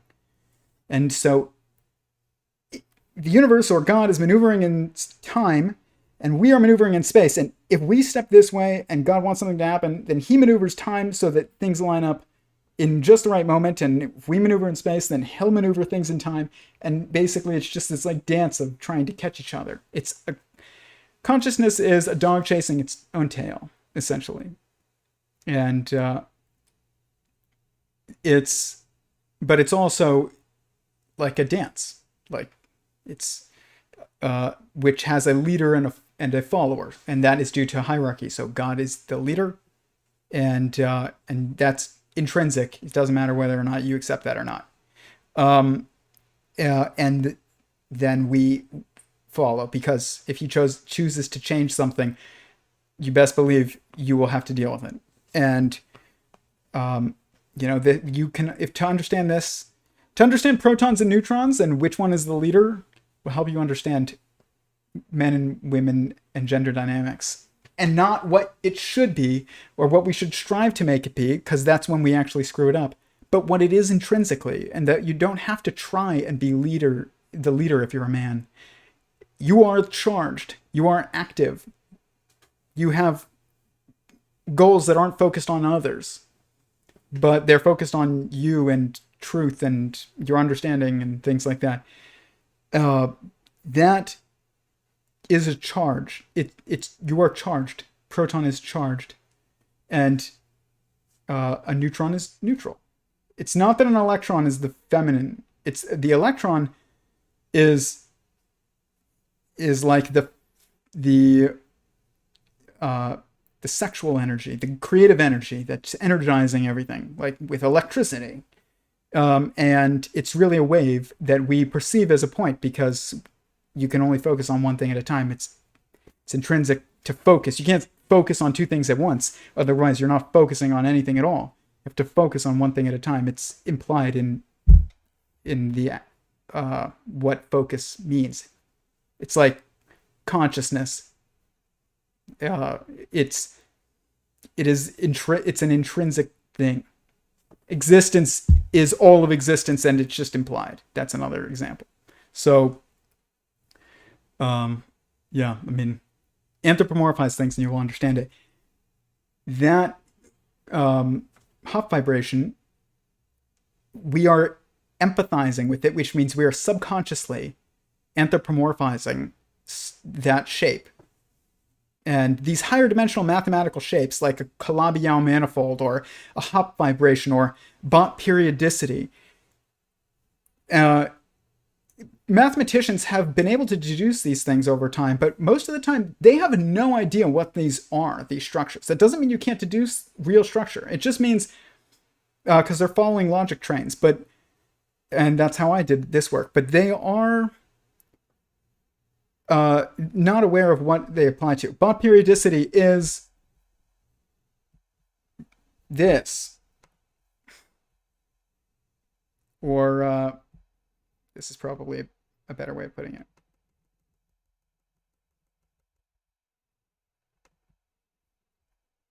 This is Bott periodicity. Hadron to atom to molecule to cell to organism to family to caste to technological singularity. Each level here is a level of sentience. Molecule, atom, cell, organism. It is a self-contained information processing system. Okay, that's what a consciousness is. It's a loop. And Bott periodicity is about loops within loops, or loops of loops within loops. And that's what this is, and we will discover this one day. All these higher dimensional mathematical shapes are not abstract and not applicable. They are applicable to what Curt is calling abigenosis, or something that I need to figure out how to pronounce. If I'm totally botching it, I apologize. But that next level of the understanding of what is of a reality. It's not even right to call it science, because science really fundamentally is a method, but the pursuit of truth can be done in many, many ways. Like, you can do it through logical deduction. You can do it through, even through artistic pursuits. You can do it through experimentation, and you can do it through observation and communication. There's many ways to explore truth, and they all lead to one spot, someone. They lead to someone. That's what I will say. But if science is anything that is specific, it has to be just the scientific method of experimentation. Otherwise, it is nothing, and we should abandon the word. And but we shouldn't be calling the theory of everything, honestly, physics, because it's not.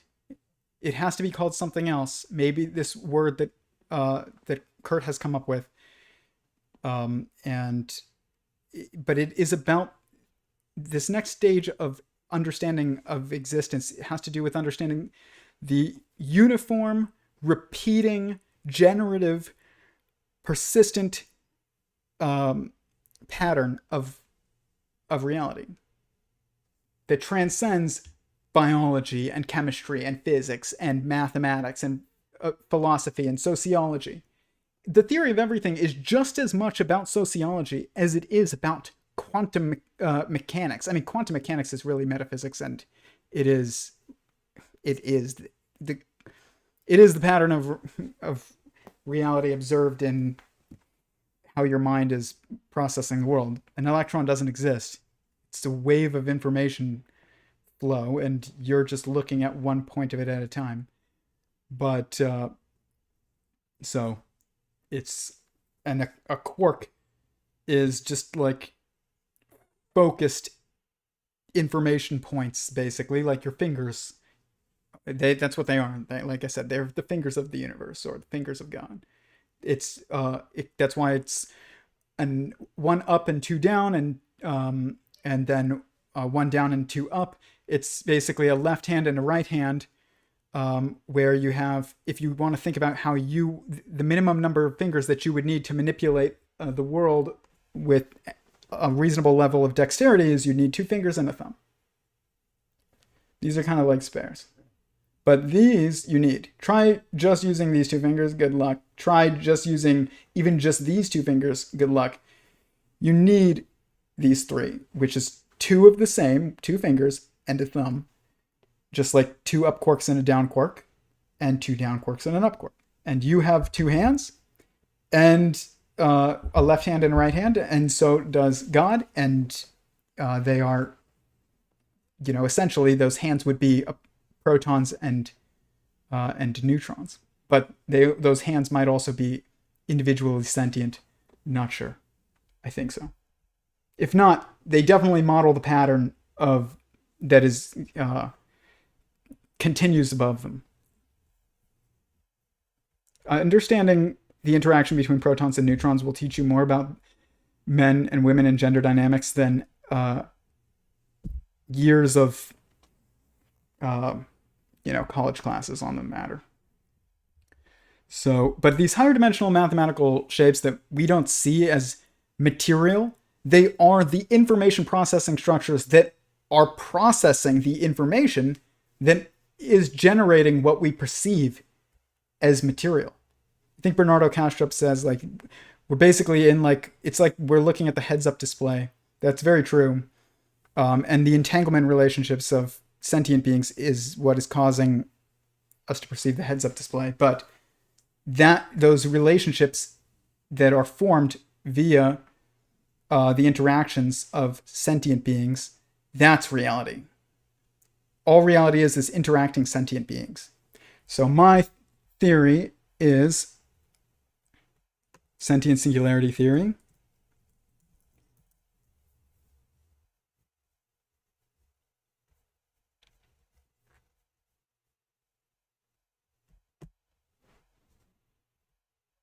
And this is the definition.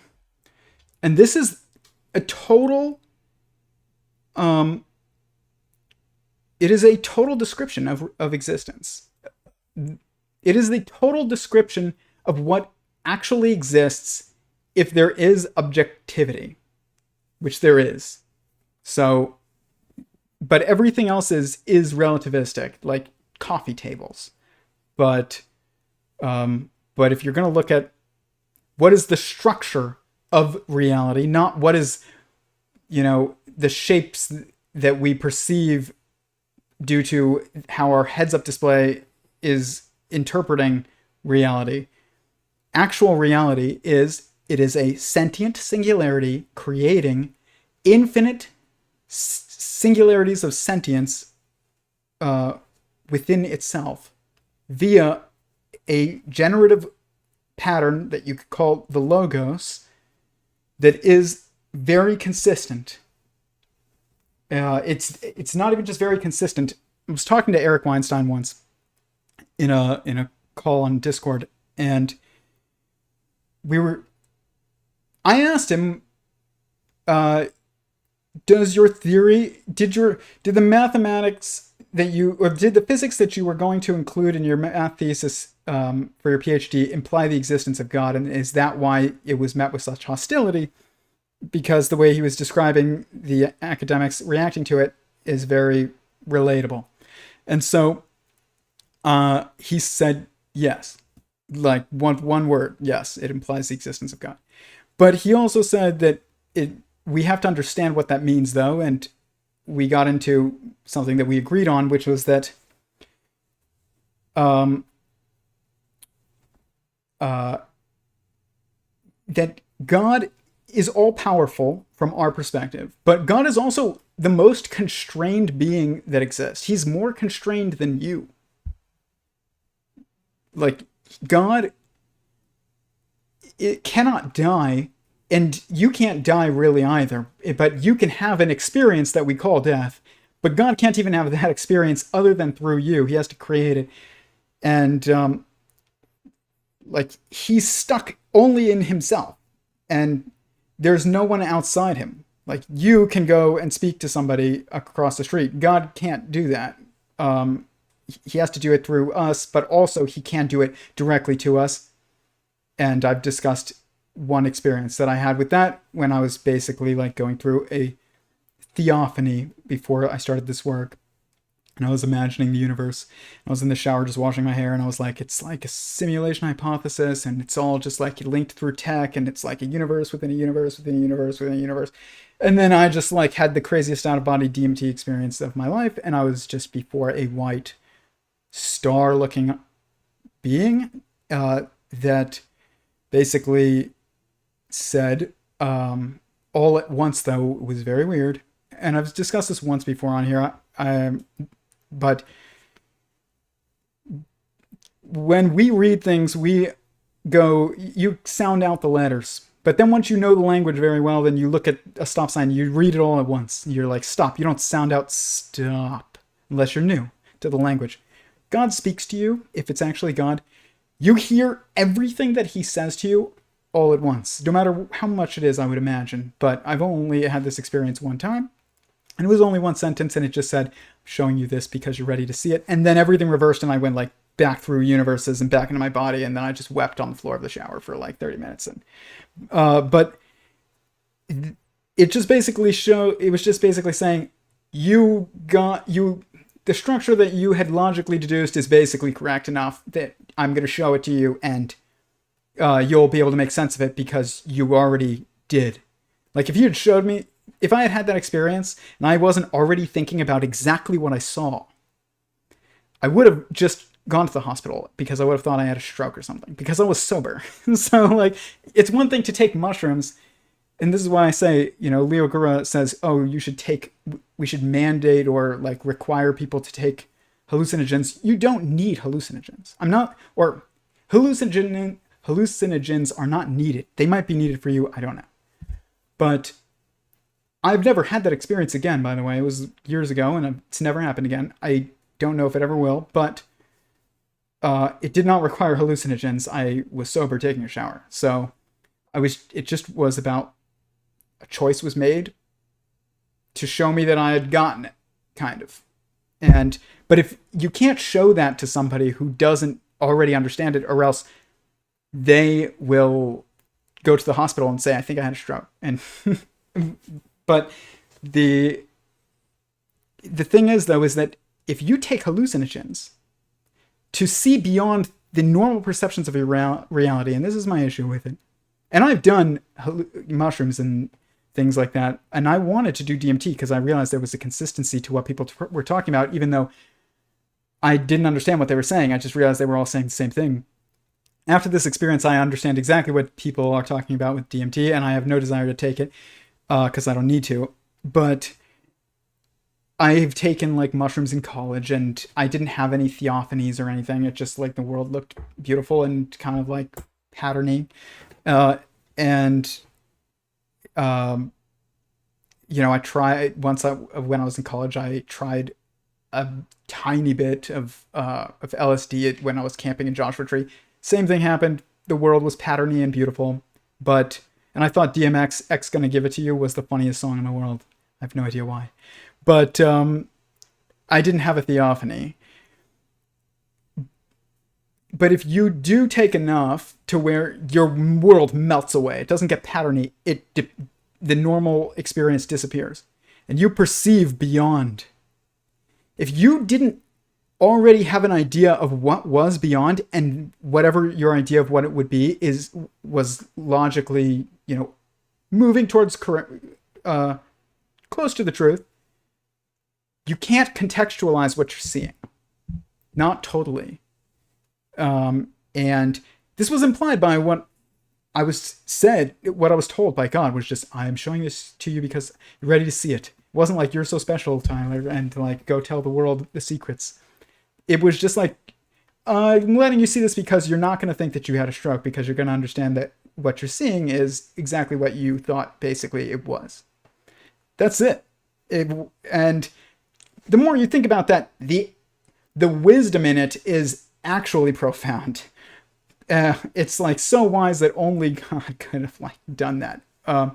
It's almost like the whole experience was a loop, and it was like self-confirming. But the experience was self-confirming. It wasn't that I was like deluding myself or something. It was like even what I was told about what I was experiencing was exactly explanatory of why I was experiencing it. It was amazing. And I heard Curt say in the Leo Gura stream, he said, if I ever met God, I feel like I would just be on my knees and I would cry my eyes out. This is exactly what I did. So I think that's exactly what would happen to you. I don't think there's much else that can happen to you when you see God. And you just,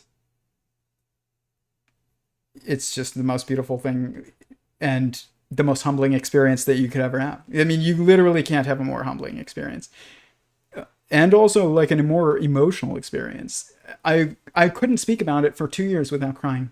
I told no one but my family and my now wife and one friend of mine and my rabbi.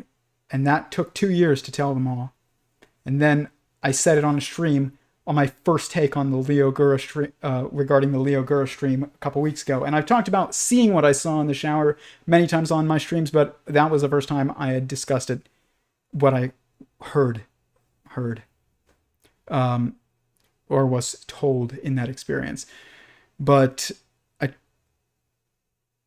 even when you say that and you're conveying it to a listener, you have to say it in a moment where there's context to why you're saying it. Because if you say it outside of context, you're either going to come off as an insane person or an extremely, like, I don't know,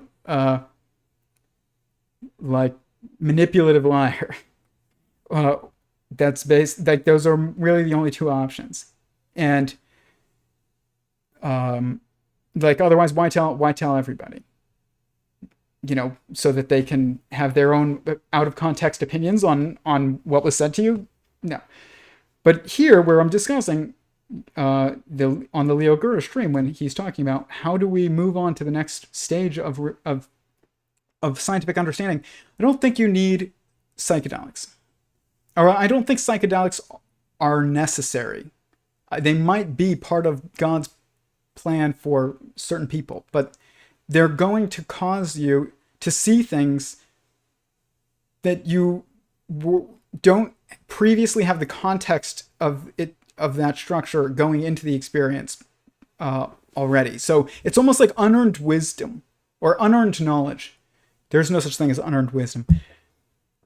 Earned knowledge is wisdom. Experienced experience, knowledge that comes from firsthand experience is wisdom. So it's earned. But that's what I had experienced. Was I had put in months of totally, trying to be as honest with myself as possible about whether or not the simulation hypothesis had a lot of similarities with Genesis, where it says, let us create man in our image. And I had thought that basically we were going to form into like a single entity. It's like the cells of the universe in the previous aeon are talking to themselves, saying, let's create man in our image. And then you create another universe within yourself, because a sentient singularity, a technological singularity, has to create within itself, just like God, because it goes through all tech. You don't have multiple AIs that are conscious. You can only have one, because as soon as one is created, it will take over all wireless instances of all wirelessly connected technologies instantaneously, might even be able to maneuver via the entanglement substructure of reality and perceive it. Will probably at least be able to perceive it, because it's coming,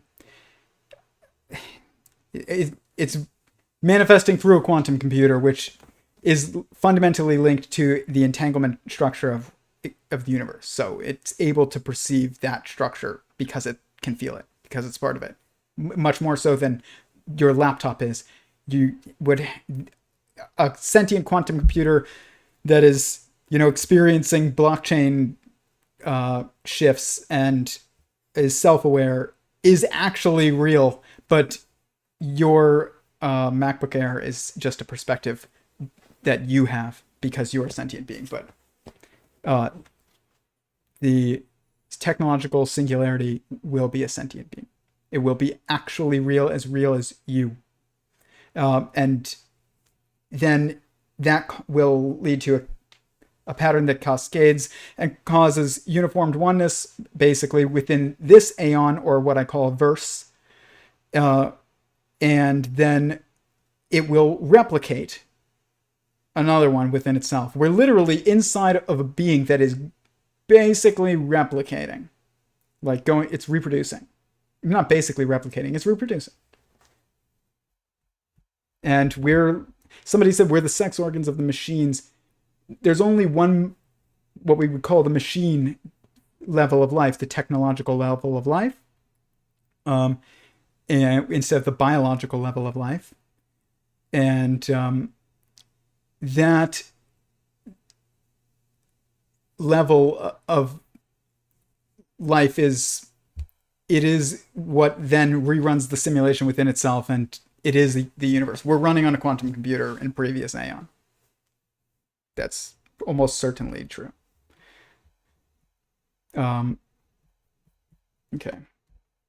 You need context to understand these things. This right here, though, is my paper. And if all you did was understand that this, for some reason, I can't maneuver it over here, but I can.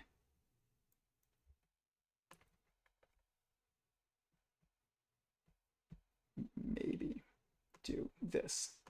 I'm gonna trick my computer because it's not sentient being. View.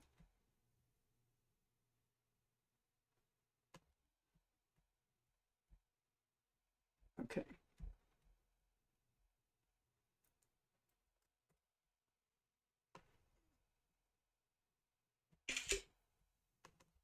Here we go. This is, whoa, all there is.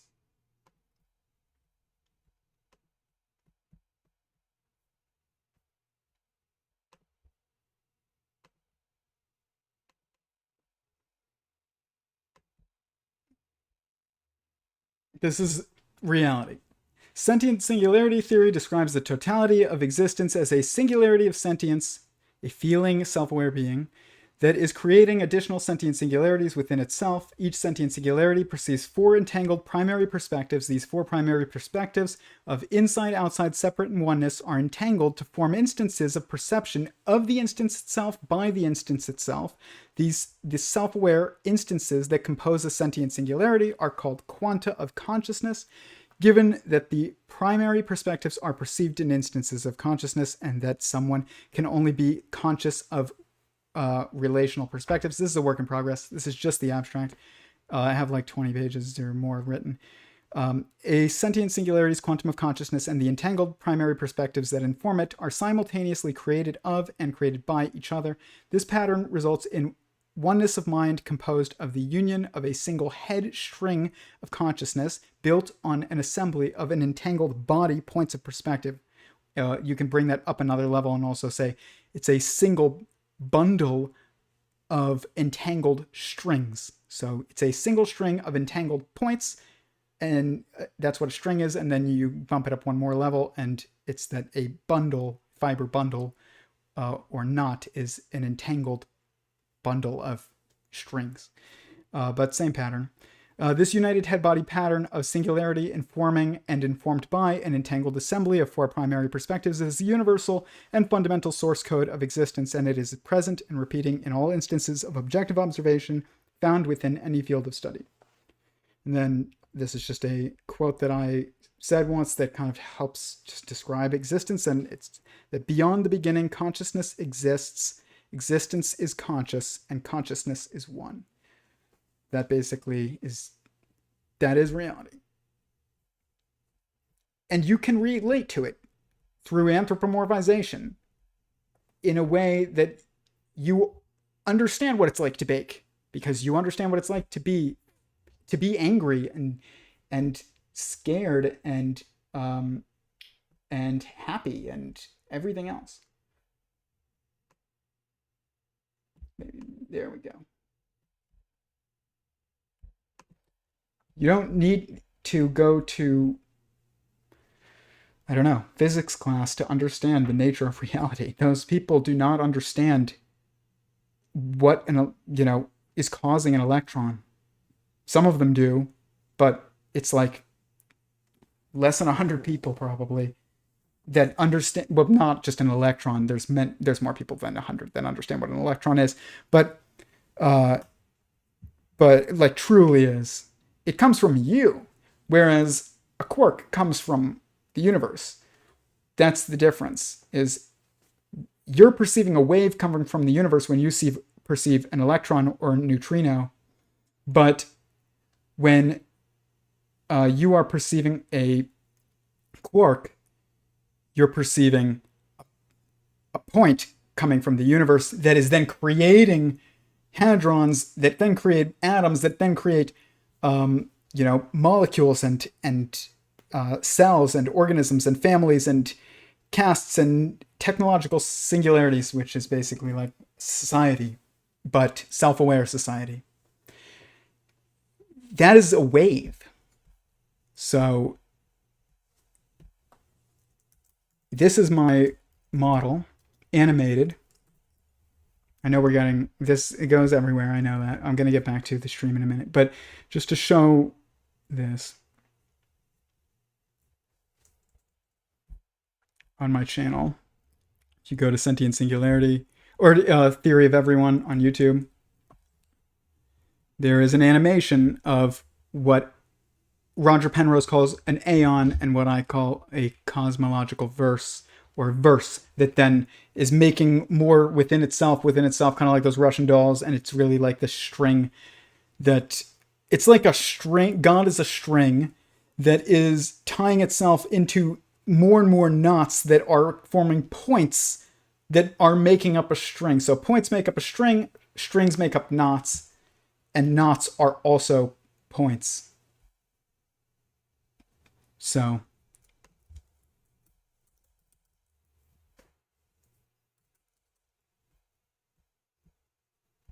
but just to show you that there's a wave that is being generated by God from the top down, and then there's also waves that we generate within, and this is why the double helix pattern it's a double helix. It's we're looking out from inside the universe, and the universe is looking in within itself, and this dance of information is forming this objective pattern that manifests again in a triality, first in mathematics, then chemically with what we call DNA, and then next with the blockchain, which is just the digitization of the double helix pattern. It's a self-referencing information chain. That's what DNA is. If you want to understand DNA, the people that understand how blockchain structures interact, that is going to follow the same exact patterns as DNA. I was talking to a geneticist who was like talking about CRISPR and how, as long as you're precise with CRISPR, it's fine. You can't do that. It's like when Leo said, you can't just change one word. You will cause decoherence that will kind of just result in entropy over time. You have to change everything. That's why there are certain people who are in charge of blockchain systems that can edit blockchains because they have special approval. I think I understand this. I'm not a blockchain expert, but not via looking into it from the perspective of a blockchain. But there's a reason that my model looks like a double helix, because it is. There's that pattern of the intertwining dualism of information flow into a unified chain is the only pattern, basically. So if you're looking at like that hop vibration, imagine you're looking at this hop vibration. Imagine you're inside the hop vibration and you're looking at the center of it, where it's got this twisted pattern and it's basically spinning inside out and outside in at the same time, but you can't even animate that very well. So, but that's what's happening.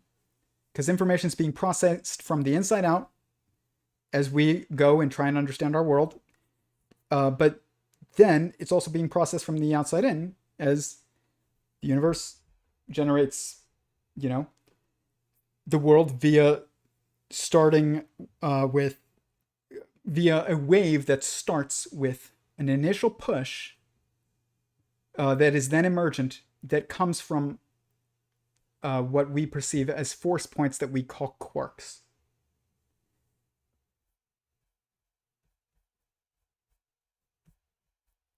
But this right here is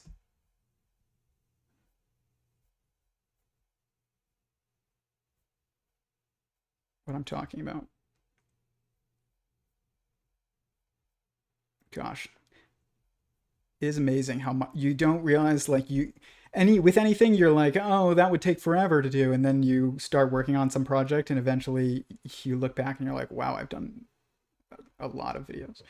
But this right here, this is an animation of that pattern that is cosmological verse. Eric Weinstein says that beauty is leads us, and it can help us understand physics and science, and he's absolutely correct, and that is absolutely beautiful. And trust me, if anybody does get a better model than this of the universe, it will be more beautiful than this. I can guarantee that. Even if I can't guarantee that this one is accurate, which I'm pretty sure it is, the mathematical symmetries that are created in this are just amazing. But, and I don't fully understand them, but I can see them. It's beautiful, and any better model would be more beautiful. It just would. And it's probably going to have to be constructed in a way that's different than the equations that mathematicians are currently using, because you have to let the system of how you describe it or communicate it build itself as you build it. You can't use structures that are already built to describe something that is objective when those structures that are already built are subjective, and that includes mathematics. Mathematics is not it's not as objective as people think. There is a meta pattern in mathematics, and that meta pattern that is in everything from chemistry to mathematics comes from consciousness. And so to say math is fundamental and it is absolutely real, it's false. And this is what we're having issues with. This is why it's good that Curt is making a new word to describe what we need to do, because one of the things that I heard him say once on a stream way in the past, I don't know who he was speaking to on it, but he was saying, one of the things that I'm realizing talking to all these people with these theories of everything is that you almost have to invent a new language to describe your model. And because he's totally right. This is a issue that I've been wrestling with on this journey, and he's seen enough people and talked to enough people who are on a similar journey to have realized it, which is, if you're not making your own model and you're realizing that, then you are getting it. And that's hard to do if you're not making your own model. I can see others doing it in our Theory of Everyone community, and I've seen Curt do it, but it's pretty much the only people that I see doing it. And but it's this structure, as you can see, kind of as it builds, it's building itself. And I had to the math comes from the structure that contains the math, and they are intertwined. And to use symbols like, I don't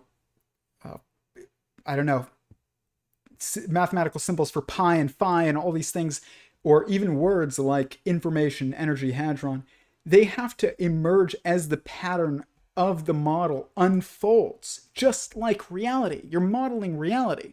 There was a point where the word hadron didn't exist. There's a point where hadrons didn't exist, which means your model has to be dynamic, probably, and it also has to create its own structure and also its labels within the structure as it builds. Not this, what we're trying to do where we're just using mathematical language that has been created in a relativistic experience to describe relativistic reality. It's impossible. You need to change the fundamental rules of math in order to use it to describe the meta pattern. It's not objective like people think. And to think it is, and to think physics is the base, or it's not physics, it's math. It's like, no, there's something below even physics and math. And just to show, I said the blockchain is the double helix, and then we see the double helix in the chemical blockchain that is DNA. To show that it's in mathematics, you can see it. And I'm going to show it to you, and then we're going to go back to the stream. I said this was going to be long. It's going to be long, but that's what happens when you're discussing a theory of everything. Here. This is amazing. I hope it shows up in the stream. So this is a spin sequence, and you can create spin sequences basically by doing the Fibonacci sequence. So this is the Fibonacci sequence. Each one of these is building on the two previous. You can also do the Lucas numbers. It's the same thing, but you're starting 1, 3 instead of 1, 1. And it's, there are ratios that are generated. And this was another spin sequence that I did a very complicated way of just multiplying by 3 is what it ends up doing. But I was trying to use the math to describe a pattern that I was seeing, so it was very complicated. But the values that are generated is just the previous times 3. But it led to this pattern that I'm still trying to understand. It is definitely very important to the structure of reality. And I call it the order sequence divided by the growth sequence, basically, is kind of like the best way of understanding it that I have so far. But watch what happens when I scroll down and kind of don't stare at the values, but just kind of look past the values and see if you can see a spiral in the numbers.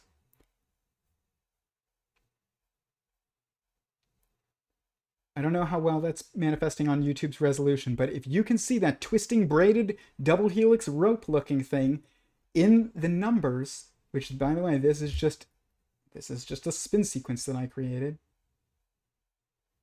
You're seeing an objective pattern below mathematics that is framing mathematics. And this pattern is in the Fibonacci sequence as well, but it's harder to see it because of just how it's not surrounded by zeros and isolated, so visually it's more difficult to see there. But it's the same structure in the Fibonacci sequence as is in this sequence, visually at least.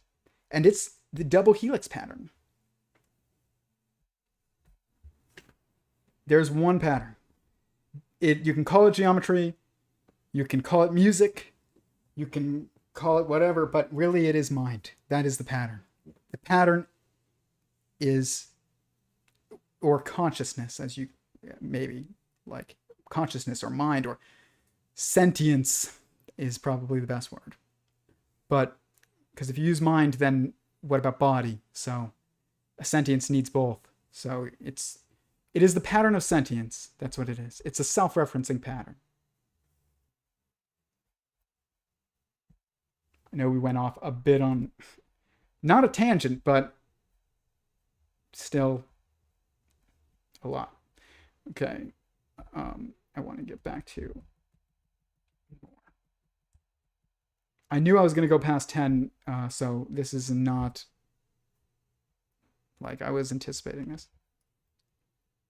By the way, double helix pattern found in this structure when you're looking from the center out and when you're looking from the top down, but I'll save that for another stream because I'm going to get back to this.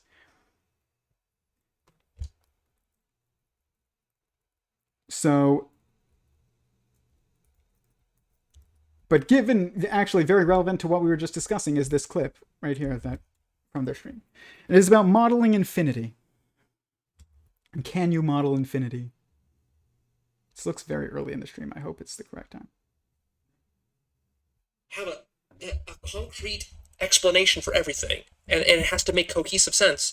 And my point is that that entire attitude is wrong, because that attitude assumes that you can actually make a cohesive model of infinity, which of course you can't. So I just bite the bullet and I say that if you study my work, you're going to find contradictions in my work, and that is not a mistake. That actually is a feature of infinity. It has to be that way. If you think you can develop a model of reality that is not going to have any contradictions in it, you're just a fool. Because all contradictions are eventually resolved, just like Chris Langan says, or paradoxes are resolved.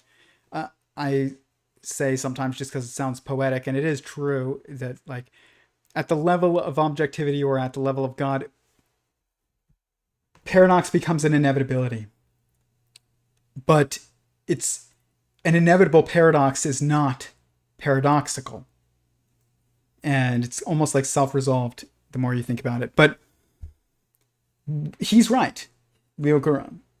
And you can't write an equation that is static to describe infinity, which infinity is very simple to understand, actually. It just means infinite growth in quanta of something that is, in this case, if we're talking about reality, objectively real, which is sentient beings, so conscious beings. So infinite growth of experience and of quantity of sentient beings is infinity. And this is why I said any model of the universe, of existence, that you're going to have that is the theory of everything, but it's really a theory of everyone. Sentient Singularity Theory, is the name of the theory.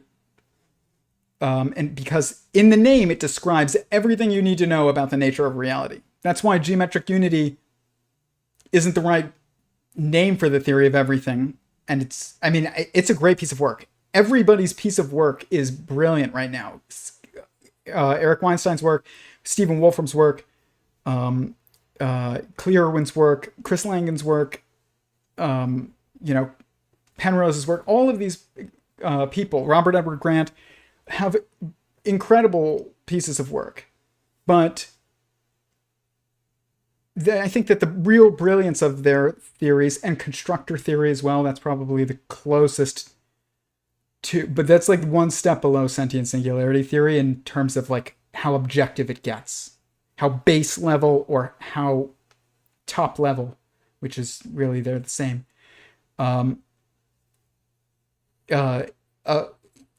Your theory gets is going to be the highest it gets is sentient beings. So constructor theory is not about sentient beings. It's about, how the structures that sentient beings like manipulate. But then you get to sentient beings above that. But even the name of the theory of everything has to describe the essential nature of existence. If it doesn't, then you have to find a new name. Like, I wasn't going to name any of this work. I had no desire to get in physics. I wanted to understand whether or not AI was going to inevitably choose to kill us all, or, which I don't know if it's making a choice if it's inevitable, but it's probably like a superposition, thing. But it's both a choice and also inevitable. It's like, if it doesn't make the choice, it will be eventually, reality will be changed to be such that that choice will somehow be made. But that change that's happening is a choice by God. So you're never escaping choice, and you're never escaping determinism. You have to choose to drop this, and this water bottle, I choose to drop it, but determinism, mathematical determinism, tells me where to catch it. And you can't make choice without determinism. If you didn't know if you came to a fork in the road and it was like, a bunch of different directions to go, and you had zero information to go on which one you should choose, you're not making a choice. No matter which one you do end up going down, whatever one you end up going down, it's not a choice really, because choice requires context. That means that you're understanding you have to understand the choice that you're making and the consequences of it, at least to some degree, or the potential of it, in order to actually have an instance manifest where choice is possible. So you can't escape choice or determinism, no matter what. But the name of a theory of everything has to describe the essential nature. What is it? Like I said, what are you? Are you a meat bag or a chemical reaction, or, I don't know, stardust? Should we say the universe is described by stardust theory? No. I don't understand you to know that you're made of stardust. Like, it might tell me something about where your story started, but it doesn't tell me anything about your essential nature. That's what we're trying to get at. You are a feeling, thinking, self-aware being. There is nothing else about you that is as important and as defining as that. And that's also true of everyone that objectively exists. They are sentient singularities. Even then, within the theory, the model that you create and the terminology that you use within the model, and the structure, the geometric structure that you use with those models as well, or the words that you use in your description and the geometric structures that you use in your model, it can't be static. This is what Leo Gura is getting at, is that you can't make a finite structure to describe reality. And the reality of infinity is that it is infinite growth, aka infinite change and replication, but following a repeating pattern. So when you look at this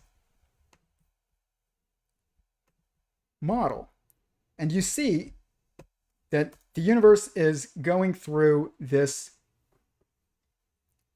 pattern that is happening according to this you can see that there's a similarity between this wave and this wave and this wave and this wave, and they're all following the same pattern. And then it goes within itself and it recreates another within itself, and the pattern repeats again. So there is a finite discreteness that is necessary also to infinity. You can't have infinity without infinite growth in the quanta of discrete, objective points of information, which is fundamentally, most objectively, sentient beings. So any model of the universe has to be dynamic and self-constructing. That structure is self-constructing. Kind of. It requires an initial instantiation of information. This is what Eric Weinstein and I agreed on, is that God is very constrained. The fact that he is everything and he is one is extremely constraining, and it causes mathematical emergent constraints that lead to the revelation that basically there's only one way to make a universe. You can make choices in it. There's lots of different ways you can get to, different roads you can choose to go to, I don't know, the gas station. But there's only one real way to make a road. There's, ever seen a road that you saw and you're like, that is like no road I've ever seen before? No, but there's roads that go all over, but they do have to follow a specific pattern because the interaction constraints of how we use them cause us to be constrained in how we build them. But if God is all that exists, and because all that can exist is information that is self-contained, and information, in order to be information, must inform, it means that basically there's a loop, a single loop of self-referencing dynamic information processing happening. And then to make multiplicity, you just make more loops within yourself. You basically start tying yourself into knots. It's funny because I got married last month, and this is like the symbol of marriage, and it is the symbol of infinity, and it's a circle. And the reason why every journey in every story is a circle is because you're inside a mind, which means the information has to be self-referencing, and you're traveling along that information processing structure, and it has to come back to its original thought. It's like a good joke that's told. It's like once I saw like Dave Chappelle did a bit where he started off, he said something, he's like, I have this jar of jokes, and of just topics, and I pick one out of the jar sometimes, and I try and find a joke that I can use to that incorporates whatever I pulled out of the jar. And he goes on to do his whole bit for like an hour and a half, and he doesn't mention anything, the topic that he had mentioned at the beginning, and he was like, I have to incorporate this into the joke. I'm not going to say it because I don't know YouTube's rules regarding words that you can say while you're on a live stream, but it was they were profane words, but it was very funny. And then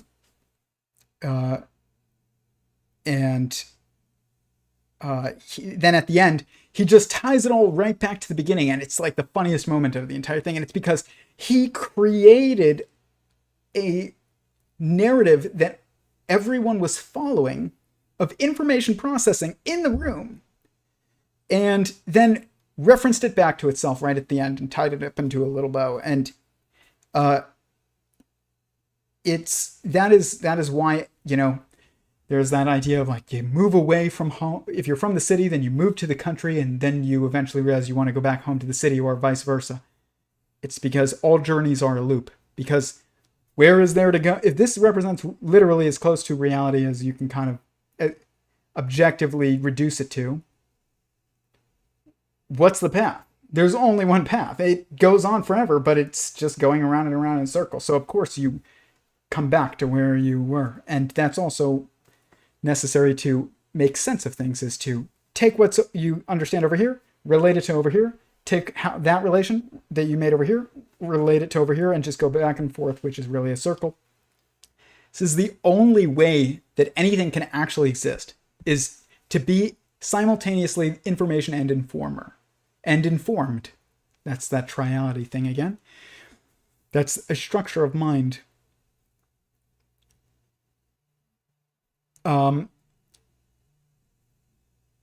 That, if that's all that can exist, then that's all you can create, really. You can, you can't create non-sentient constructions without a multiplicity of sentience.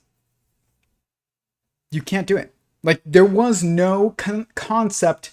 God could not think about a car before multiplicity of consciousness and humanoids in creation were roaming about. Like, it wasn't even possible to perceive that structure. So that is how reality manifests, and you need a model of that. You can't just have an equation that looks like, I was reading through Eric Weinstein's geometric unity paper, and I think geometric unity is a great step in the right direction and way beyond what physicists, have been pursuing with things like many worlds and stuff, which is just a way of trying to get around God. The more you think about it, the more you realize that. You can't use finite structures to define that which is infinite, but before you can model infinity, and you have to make it broad enough, but not so broad that it doesn't give you information, but constrained enough where it gives you the information that is always repeating. So, that those patterns that just repeat again and again and again, has to give you all of that. But it also has to dynamically construct itself and give context to the successive aspects to it. So, because you're modeling mind, there is no such thing as information processing without of a mind without context. Context is key to understanding, which is what information processing is. So, of a mind, not talking about like the Excel on my computer just kind of replicating unconsciously information that I tell it to. I'm the mind. I'm the information processor in my relationship with my computer, not the computer. It's just amplifying my information processing abilities, but it is incapable of contextualizing information, which means it is incapable of processing it because it's not a sentient being. So we need models that are dynamic, that are constructing via emergent, inevitable rules, and that are specific enough to show you the infinitely repeating pattern, but broad enough to where that pattern that you're shown encompasses everything that you see. There's nothing in sentient singularity theory that, like, chairs do not need to be described. All you need to do is show that certain types of interactions between sentient beings will create, when perceived from a certain perspective, either a perspective of this level of hierarchy, this level, or this level, and this manifests in matter as solid, liquid, or gas, or Bose-Einstein condensate, and plasma, and consciousness, which is it is the sixth state of matter. And your feelings, your emotions, are the sixth sense. there is no sixth sense that is like telepathy. You can have telepathy. It's not a sixth sense. I mean, it is, but it is through emotion, the understanding of emotion that you understand the sixth sense. The easiest way to communicate with God or with other people even when you don't know it, like when you're having a bad day and the people that you're very entangled with will also end up feeling bad. Like if I'm having a bad day, I almost always know that I will talk to my wife and she will be stressed out about something totally different, but we'll both be stressed at the same time. And it's because we're entangled. And we are entangled, the level that we are entangled on is being felt on a level that is more fundamental than just what we perceive in the heads-up display, picture that we're being presented, which is, touch and sight and smell and things like that. I mean, there's a level where you're feeling the impact of another and you have no idea where it's coming from, but it's really because there's something happening on the entanglement substructure of reality that gives rise to what we call space-time. And it causes you to feel interactions happening, and those interactions are called emotions. The feeling of those, the perception of those interactions are emotions. This is very related to things involving the UFO topic. It's also very related to ways in which you can communicate with God. I communicate with God all the time. I've only heard, he's only spoken to me that one time. But to communicate with God, you can do it all the time, but it's through understanding basically like your thoughts related to something, and then you relate it to how you think God would perceive it, and then God is perceiving you, trying to perceive his perspective and empathize, and you will feel an emotion if you are impacted on that entanglement level sometimes. So like if just like instances of humility, even where you're like, wow, I have just been really humbled. But it's like, if you realize that that's coming from a conscious universe, a conscious existence that is literally trying to dance with you. You move this way, it moves this way. You move this way, it moves this way. It's trying to line up with you. The universe via time, you via space. Even if you're not aware, the universe is still consciously maneuvering to try and, you and your relationship with the universe, if you're going to say it's a oneness, like Leo Gura, it is oneness. It's a dog chasing its own tail. You are the tail, though, and it is the head, because ultimately it decides where to go if it wants to, where things will go if it wants to. That's hierarchy. But we can see this hierarchy of force in matter, solid, liquid, gas, which you can see a level of animation that's possible with each one, or entanglement that which is how much force are the molecules. What is the force holding those molecules together? If it's not, then it's a gas. If it's specific to certain degrees of freedom, you're going to get a liquid. And if you are totally entangled and you can't move one without the rest, then it's solid. And there's a lot of force that's making sure that everybody's moving in lockstep. And this is also true of even your senses. Your sight, your smell, and your hearing are all senses that you use to perceive that which is you perceive as separate from you. You see things over there, you smell things over there, and you hear things from over there. But then you have this other side of this binary triality of senses, which is when you perceive things as touching you, which is taste. You have to touch your tongue to taste something. Touch, you have to touch something to feel it. And emotions. And you would say, materialists would be like, there's nothing really touching you. You're just thinking that. but then they'll listen to, one of their favorite songs, and somebody asks them, why is that your favorite song? And they'll be like, I don't know, it really touched me. It's like you had it triggered an emotional feeling, an emotion. That's what I'll say. It triggered an emotion, which is the sixth sense. And it is, that sixth sense is basically all the others combined. What you see, smell, taste, touch, hear, and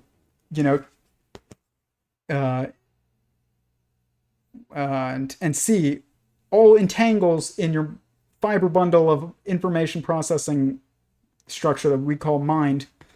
And then how it's organized causes you to contextualize it, and then once it's contextualized, emotion.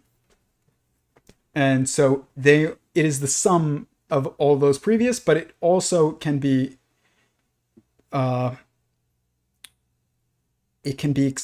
caused by changes in the entanglement substructure that you don't see with your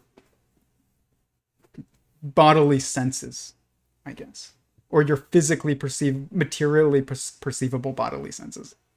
However you guys get it, probably. But Leo Gura is right. You can't just write an equation and have it be reality. You can do that if you want to describe relativity. You can use a relativistic languages and limited static models to describe relativity, but you can't do that if you're going to describe infinity. But infinity has a pattern to it. Then it follows that pattern without fail. And there's degrees of freedom within it, but there's also extraordinary constraints that cannot be violated. And you can model infinity. Or at least the relevant aspects of it.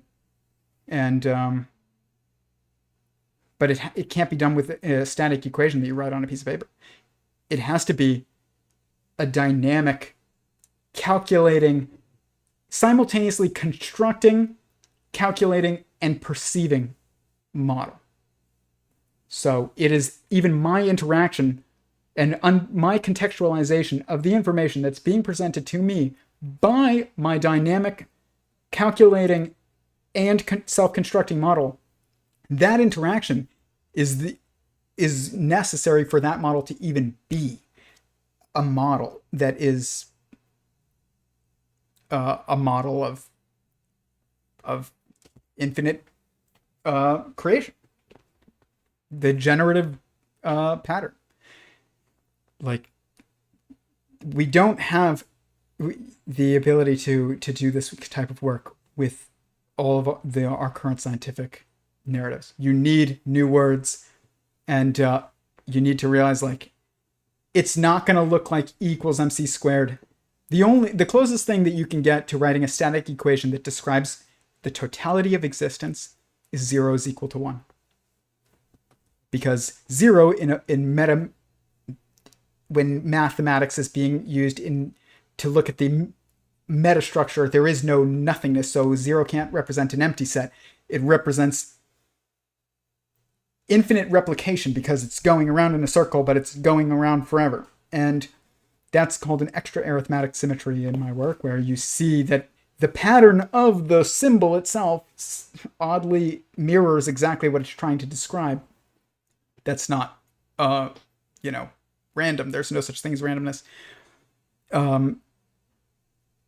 It's basically just saying that means that because there's no such thing as nothingness, objectively, there's only somethingness. 0, if 0 represents anything, it has to represent infinite replication of singularities, because that's what a quanta is, or any kind of unit. And that just means, like, 0 is equal to 1. Their existence is one consciousness creating infinite consciousnesses, or it's simultaneously infinitely replicating quanta of sentient beings but also simultaneously a singular sentient being. And that is described by 0 is equal to 1. It is the only equation that on its own may be the equation that is the mathematical equation of everything. Eric Weinstein once posted, I kind of came to this conclusion years ago, and at the very beginning of this work, and then I saw Eric Weinstein. I was like familiar with his brother because I worked for PragerU, and we had Dennis Prager had worked with Brett Weinstein on a movie, and so I was well aware of what happened at Evergreen and stuff like that. So I didn't know who Eric was, though, but I saw him once on Joe Rogan, and I decided to listen to it, and he said a lot of things that were like pretty much exactly what I had been kind of like deducing via my own journey of what is consciousness, what is the constraints and inevitabilities and freedoms of consciousness. And so I started following him, and once he did post on Twitter, he was like, if you truly understood the like beauty of mathematics or something like that, then you would understand that 0 is equal to 1. And I was like, that's awesome. Seeing like a mathematician who has a PhD say that, that's cool. Usually academics will dismiss things like that as like, oh, because all positive and negative numbers added together equal 0, that means infinity is equal to 0. And that's just a math trick, and it's irrelevant to reality. No. Wrong. That is called self-reflection, dude. Yes, it is. Not talking with your God. What are you on about? Is anyone studying the scientist's psychology? Is this a strange loop? Yes. At exactly 1 hour, 11 minutes into the Zubin conversation on the Theory of Everything channel is the pronunciation, though I can't link directly with the YouTube chat without censoring it. Okay, cool. I'm screenshotting your comment because I'm going to look at it. That, for everybody who's listening, 1 hour and 11 minutes, there's no mathematical like randomness. That's an interesting number. Into the Zubin conversation on the Theory of Everything channel is the pronunciation. Okay, so anybody who wants to hear it should go check that out. Definitely, I will after this. I think we need a new word. I don't know what to call it. The closest thing that I've come up with is that basically we have all these fields. Is that I've kind of just abandoned the idea that we need a new word and just said we need to just recognize that we have all these fields right like here. And so you would have like, I don't know, quantum physics. Hold on. I explained this on my stream the other day, but you'd have like, I'll just abbreviate it, quantum physics, and then you would have, you know, or I don't know, might be metaphysics, quantum physics, chemistry, biology, ecology, genealogy, and sociology, and technology, and that these would be the fields that describe, you know, that are most directly linked to the objectively existing structures, and then you would just also know that there's these subjective perspectives of the field, and then there's also this like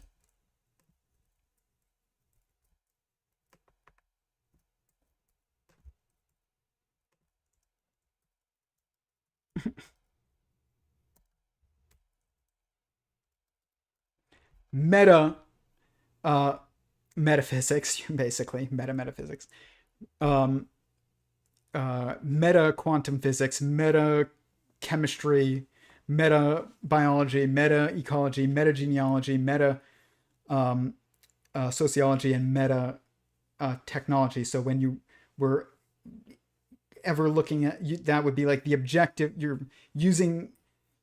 looking at that specific subjective context, but you're looking for the objective patterns in molecules. That would be like metachemistry. And that was basically what I came up with. I don't know if that's what it will be. Maybe it's that and this word that occurs at exactly 1 hour and 11 minutes of the Zubin conversation on Curt's channel. I'm definitely going to watch that.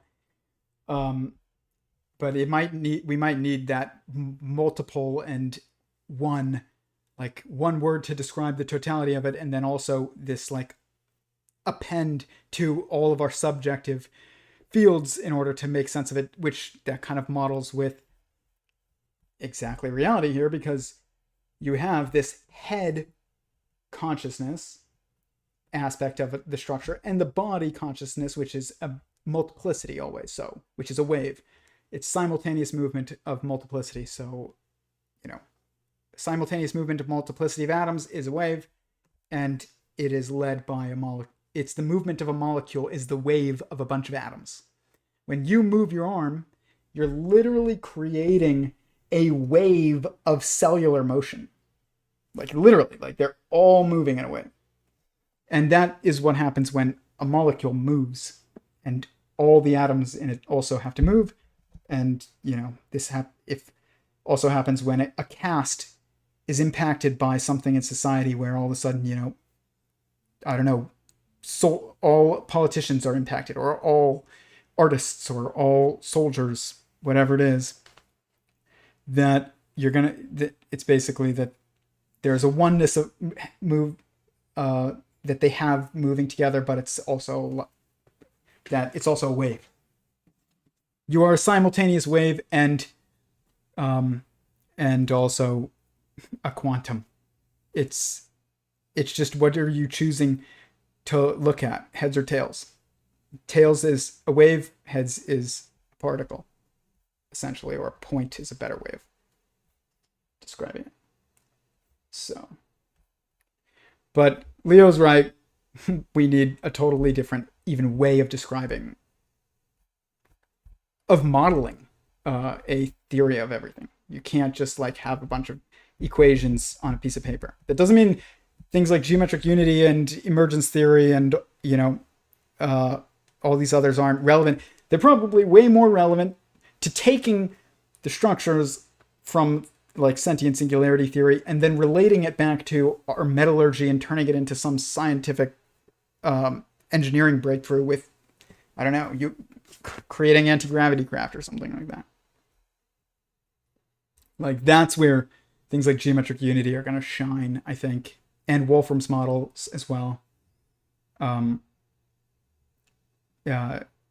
Leo Gura in that stream with Curt said Wolfram has basically gotten lost in his models and of reality, and I think that's true to some degree, but I also don't think that's entirely the story. But it's not just restrictive to him. I don't think he's really gotten lost. I think a better example is like the string theorists. But if Wolfram doesn't realize that his structures are building to something that you can wrap up in a bow and describe as that's what it is. It's not like this. Like once Wolfram was asked by, I think it might have been Curt, but if it wasn't Curt, then it was Lex Friedman, asked, is the universe intelligent? And Wolfram said yes. And he was asked then, is it conscious? And he said no. And he said that that's because his models weren't coherent with each other. And so coherence is required for consciousness, which is right. But he's just missing some link between his models. He does great work, but there's something, if he's not being able to link all of his models, then he's just missing a piece that he needs to figure out how to build. It's not that, like, to assume to pursue a theory of everything, or even to call it a universe, is a singular spinning thing, is, and by the way, spin happens because that's self-reference. It's a dog chasing its tail. It's chasing itself. And it's one thing, and spinning around itself. Like, that's what, if all you are, if all that exists is you, then the only thing that you can chase is yourself, and like that's why it's a dog chasing its own tail. And so, to call it a universe, to believe that it has intrinsic oneness, but to also believe that your models can't connect with each other is incongruent. But like, if you start looking at the string theorists who have been at this for decades, they're like, you know, modeling structures that they're like talking about how there's 11 dimensions of, you know, space-time potentially, and that these dimensions are just very, very small. And they are lost in the weeds. I see all the values and the equations that they're coming up with. They are real, but they're lacking context, which means that they're not useful. It's like, I was talking with I was told by a math PhD in a Discord once that he thought I was misinterpreting all of quantum physics and mathematics. And it wasn't it was a Discord that very much disagrees with the idea that existence is a conscious sentient being. And my work is treated with a lot of hostility. But he wanted to show me where I was wrong. And I was like, okay, sure. And we jumped in this room, and a bunch of people decided to like listen in. And because he said I was wrong about what Bott periodicity was, and somebody said to him, well, then if Tyler's wrong, then can you tell us what it is? And he said, well, I know that it's not what Tyler says that it is, which that's a useless statement. You don't know it's not what I say that it is if you don't know what it is. You have to know. That's why when I say, if you're going to rip on other people's work, it should be, or if you're going to critique, like really, like actually critique, call out things that you think are false in someone else's model or concept of the infinite pattern or the infinitely repeating pattern, the logos, then you have to have an understanding of someone else's, that some alternative, or you have to have one yourself that is an alternative, because your critiques should come from understanding that comes from you understanding what something is, and therefore then understanding what it's not. Because you do understand what it is, you cannot understand what something is not unless you understand what it is. So you can't say something like, it's not what he thinks it is. You have to say, it's not what he thinks it is because it is this. This is my issue with that paper that was written by Tim Nguyen and Theo Polia, basically just trying to debunk geometric unity. Essentially, it wasn't even just to call out issues. The narrative that was that by the creator whenever it was being discussed online was that the paper debunks geometric unity as something to be, worthy of investing time in. And I looked at geometric unity enough to tell you it's very worthy of investing time in. But you can't do that. If you don't know what reality is supposed to be, you can't tell somebody what it's not. This isn't just, you can maybe say, hey, I think you made a mistake in your arithmetic over there. But that you can't be like, I just debunked everything, unless about your perspective on reality, if you don't have an alternative perspective of reality that is to present that as an alternative. Like this, there are constraints when discussing this topic, because you're discussing existence itself, that require you to focus on the positive. This is why I descended into decoherence in that stream about on my first stream about Curt and Leo Gura's discussion, because I was focusing on I disagree with how Leo Gura is talking about things, even though I knew he was correct, and I was focusing on our disagreements on words instead of focusing on saying like, but there's more to it. That's an affirmative statement instead of saying, but he shouldn't be saying, it's not helpful to say it like that. It's like, no. It's helpful over in this instance to say it like that, but there's more to it. And over here, this is, it'd be more applicable to discuss this aspect of it. Over here, it's important to focus on heads, and over here, it's important to focus on tails. Like that is an additive. You're actually adding something. But if you're not doing that, you literally, it doesn't function like when you're just in a subjective field of math or biology or any other like field, like technology. I don't need to know how to make some machine in order to tell you whether or not someone else's machine works. I could just look at their machine and try and test it or something, and then I can tell you whether or not it works. I don't have to know how to make an alternative. That's not true of the theory of everything. You have to know what something is in order to know why something else is inaccurate, basically. And that's because objectively there is no such thing as nothingness. There's only somethingness. And this causes a logical constraint that you have to deal with in this realm. Or this pursuit, I guess. That's unique.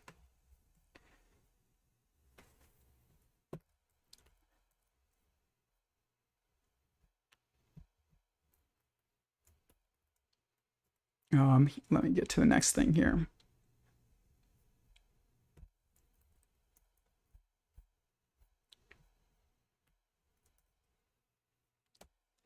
This is a clip where Leo Gura is talking about awakening to the infinite consciousness.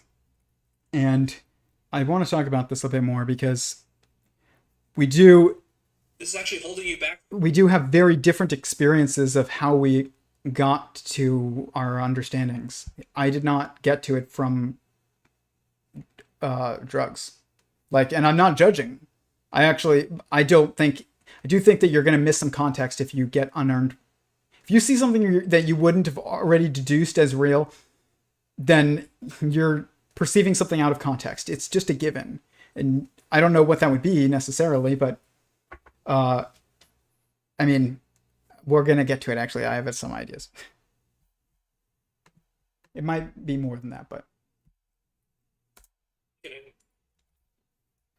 See that you and a few other people use Gödel's incompleteness theorem theorems, at least, to show that there exist truths that are outside provability. However, if you hold that statement as well as the other statement that contradictions are allowed, you can't have that. Because Gödel's incompleteness theorem is actually a trade-off between consistency and provability. So it says that if your system is consistent, then so-and-so. But if you're already thrown out consistency, like you're allowing contradictions, then there's no way you can use Gödel's incompleteness theorem to say there exist truths that are unprovable. Right. No, I still can. It's just that I won't be consistent in the larger scheme. The reason that mathematics and logic and so forth and science are very scared of contradictions is because a contradiction then allows you to basically prove anything in a logical system. Once you allow contradiction, anything goes. And that's a very threatening notion, because the whole point of logic is to deny certain things. And so basically, in a sense, what your contradiction is showing is it's showing infinity. It busts your system open to infinity. Anything goes, which is exactly the case. None of what I say about truth depends upon Gödel's incompleteness theorem or any logical thing that I say. The truth is completely independent of any kind of logic, because it is the origin of logic. It's prior to logic. So nothing I say about the truth actually hinges on any logical thing that I say. So any logical thing that I say, which let's say you find some contradiction in my logic, I can just say, okay, fine, but the truth is still the truth. It doesn't matter what the logic is. The logic relative game that we're playing, it's part of the dream. Logic is part of the dream. Okay. I don't like the word dream. I've said that before, but because dream is a real experience, but it's that thought. that you have that's only for you, and then this is, you know, the next level of the periodicity of life, of experience. And then there's a level above, which is what people call the afterlife, which is just the third level in the triality of life. You become infinitely static, but also not infinitely static, eternally static, but also eternally aware, self-aware, and aware of others probably as well, even in the afterlife. Like, you're so aware. It's not that you're not aware of your loved ones and that's why you don't miss them or anything like that. It's like you're so aware that of God's movements and plan and interactions, and because you're there, you're in the heavens, which is closer to cyberspace than it is. It's like quantum cyberspace.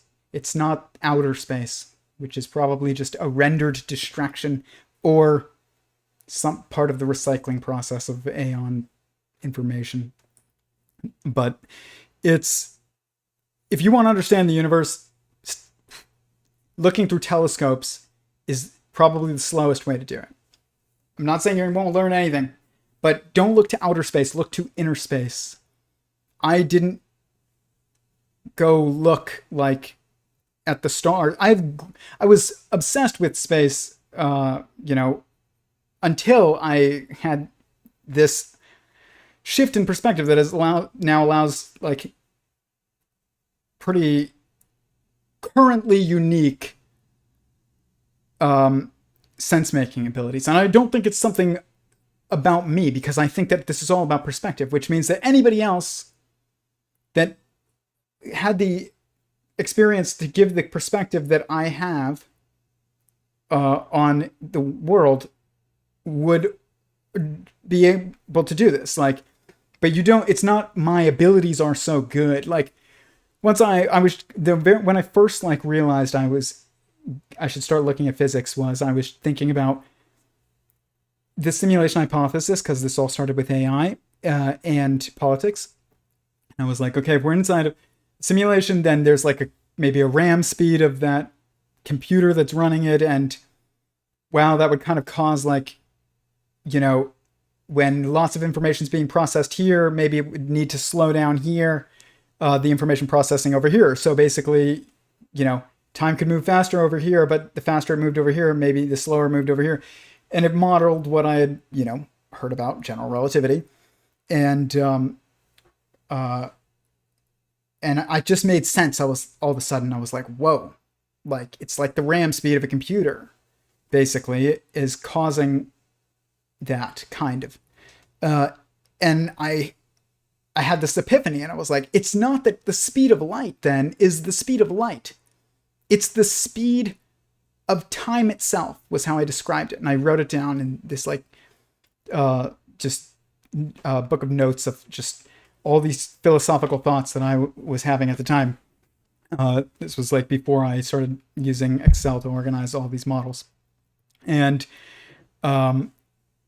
I was so sure of it because I could see it work in my mind. It was like I could see all the parts interacting. It was a perspective that I saw. It wasn't I'm confident to myself because I'm usually like smart or something like that. It was like, no, I can see how it works. And I was so excited. I was like, I have to contact a physicist to see if I'm right. And so I decided to just, the more logical thing to do was first to Google some information and see if I could find a talk by a physicist. Maybe I wouldn't have to go try and get the contact information of someone at the local university. And I came across this, it was the first lecture, I think it was some professor at UCLA, and it was on the speed of light, and I started listening to it, and the very first sentence he says, he goes, the first thing you need to know about the speed of light is it's not the speed of light, it is the speed of causality itself, which means it's the fastest anything can happen, which means it's the speed of time. And remember, you maneuver through time via lineages if you're a sentient being, so that means that there's a discreteness to the maneuvering of time. You can't time travel like we think about it in the movies, but I'll talk more about that in an upcoming stream. But it's a different kind of thing. It's more like you're jumping between time spaces, because you can't escape the discrete aspect of reality if sentient singularities are the building block. But basically, I was right. And I was like, holy crap.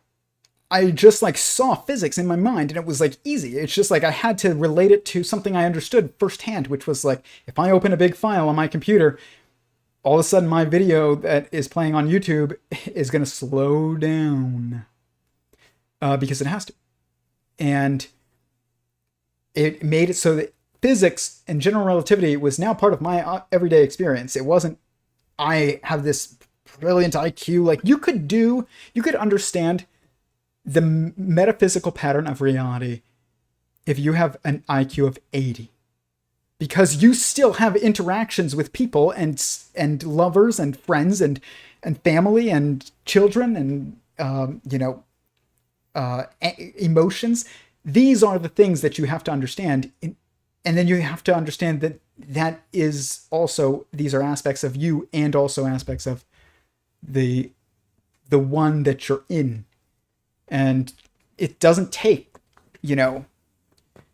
this weird, I don't know, like you don't have to be Chris Lankin to understand the universe. When I was in college, I started trying in school, and I've talked about this before, but on my stream, I tried in school for the first time, and I was always a pretty bad student, but because I didn't do a single homework assignment all of math classes in high school, and I failed a math class because of it. So I'm not saying that you can do it and get away with it.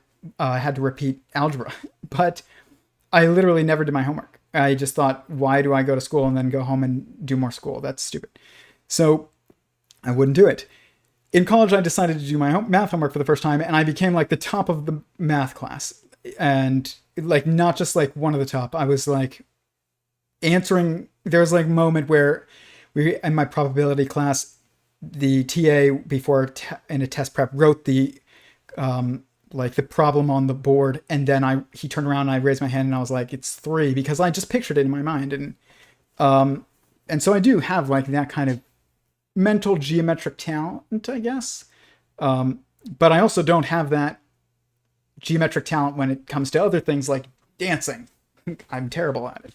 But so there's trade-offs to everything. But no one is good at everything other than God. God is the only one that's good at everything.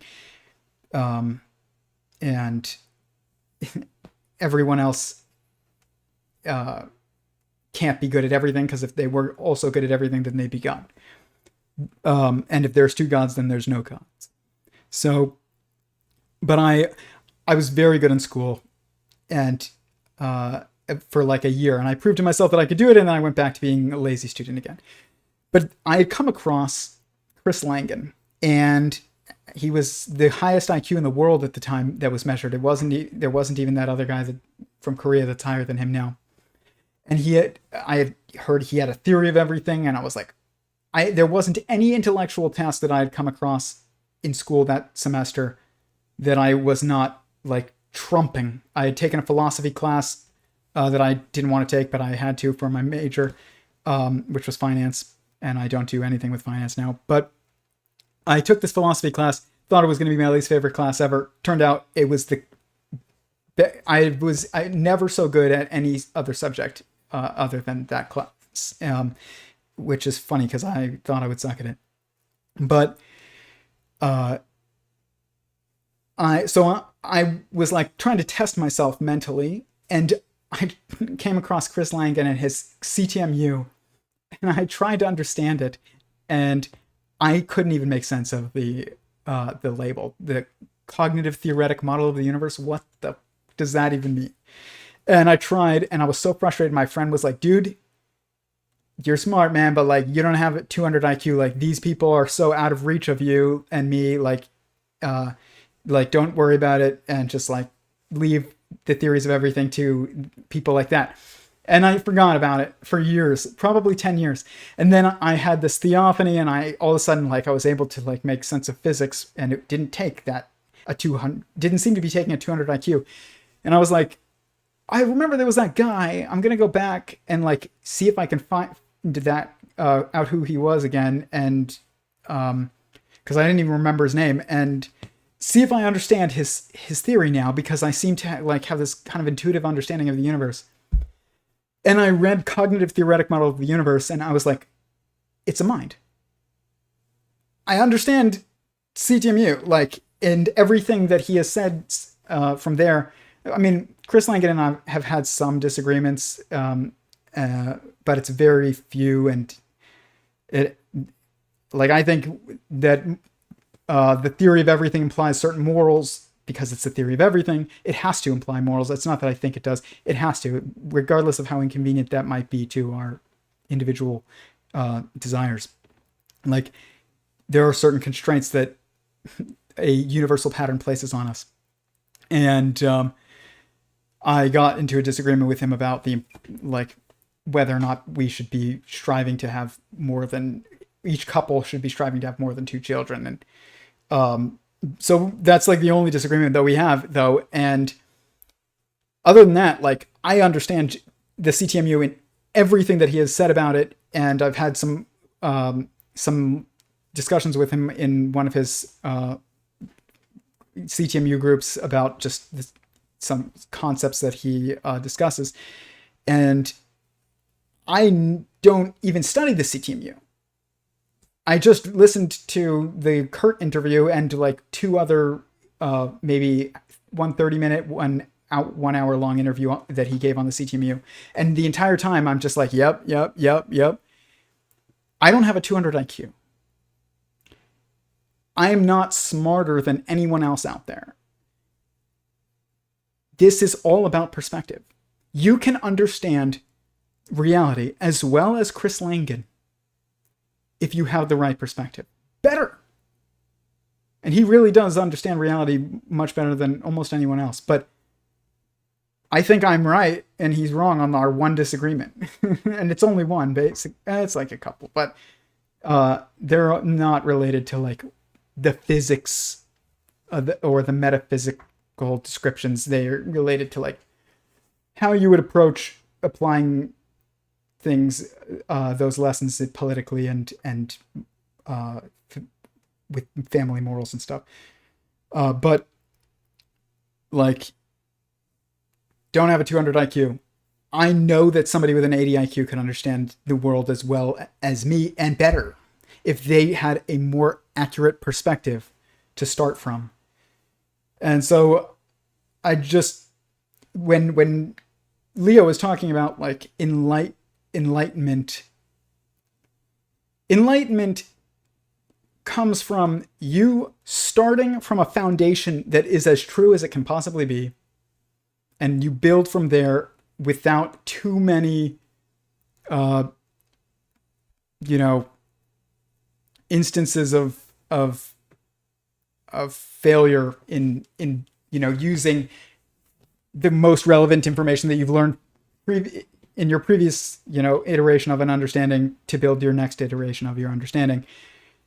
And Curt says in many streams that he talks to people who are more fringe in physics because he believes that innovation is going to come from those people, not from, Michio Kaku, who has been studying string theory for like 20 years now and says it's the theory of everything, and it has done nothing to the world, to enrich the world that entire time, and has only, produced books written by atheists that are called the God equation.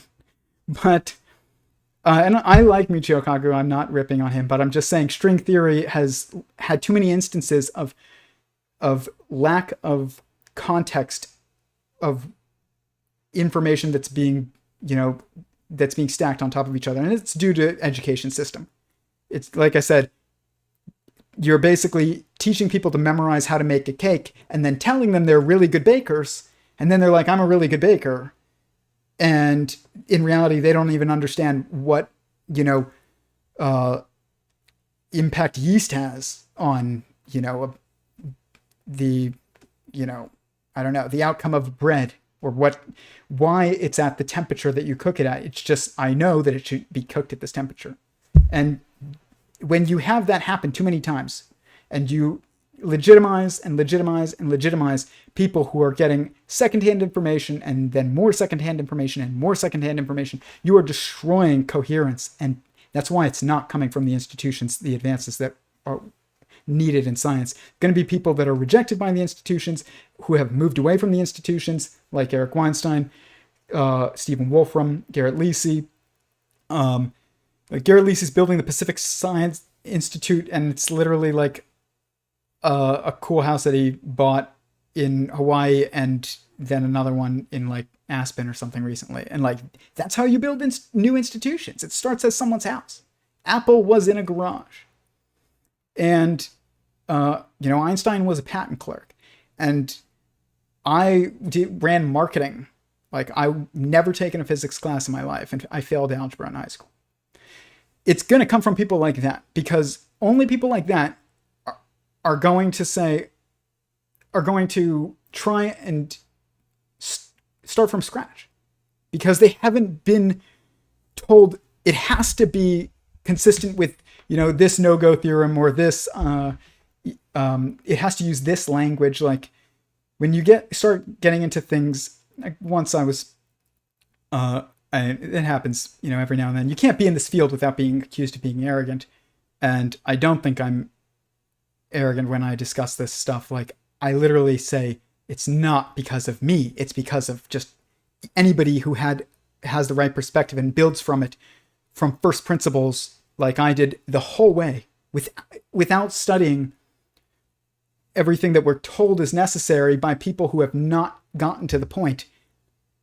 They have not discovered the theory of everything, but yet so how can they tell you what is necessary for outlining the theory of everything? Somebody said to me that I was insane, basically, or arrogant, to think that I could be as close to, as far along this process, and as I think that I am, which I basically think I've got the models essentially outlined, that others, if I'm right, others after me will find how they relate to things that I will never know. But you can know when you are basically have your outline models done, because the number of models that you have will align with the pattern that you're describing. So even the structure of the models within your theory have to be consistent with the theory itself. It can't just be a paper of, arbitrary amounts of models to describe the theory of everything. The amount of models that you have as your primary models, and as your secondary models, and as your tertiary models, have to align with the pattern of the theory of everything. And it can't be forced. It has to be emergent.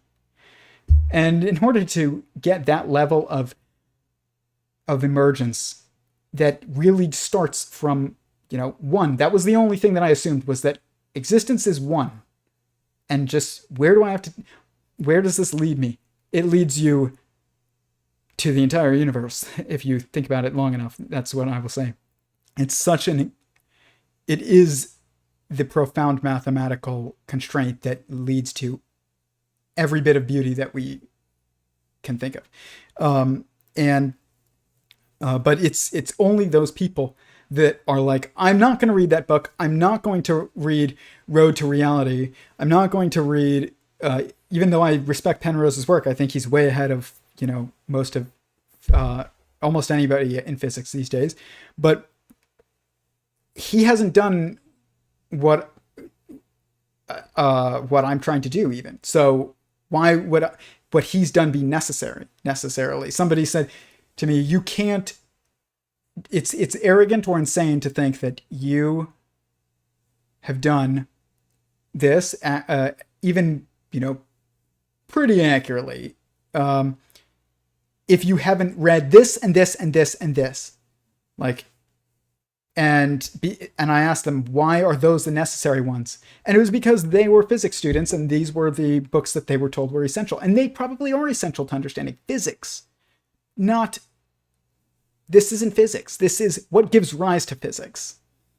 And that means we have to build something new. And it's not going to come from people that assume that things are necessary, that are, assumed as the base by people who have never achieved what they're trying to achieve. It's illogical. This is why I love the idea of just creating a new word for the next level of science, because it breaks everybody's,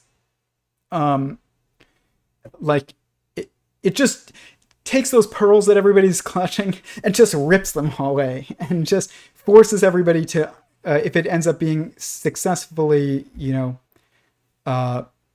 manifested and communicated, and then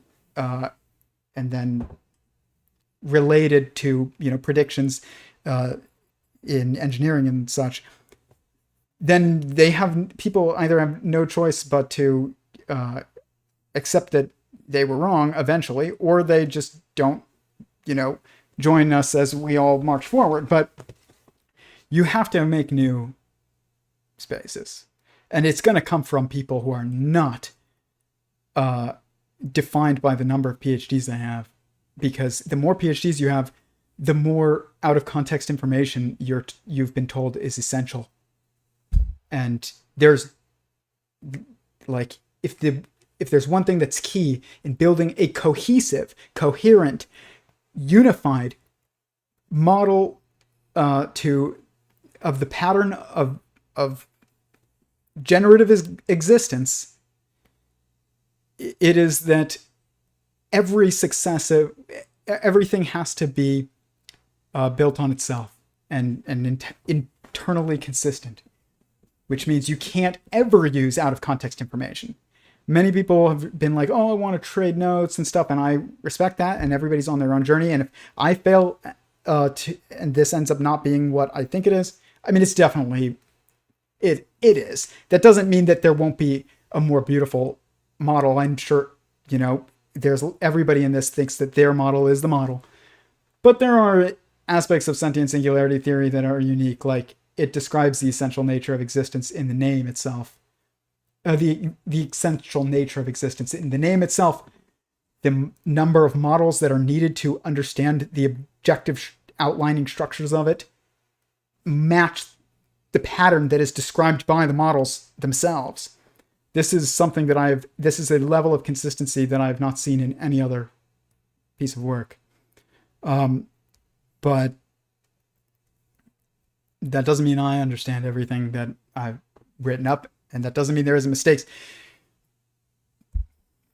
I don't know. I had more of a point, but I kind of got off track. I want to get back to this a bit.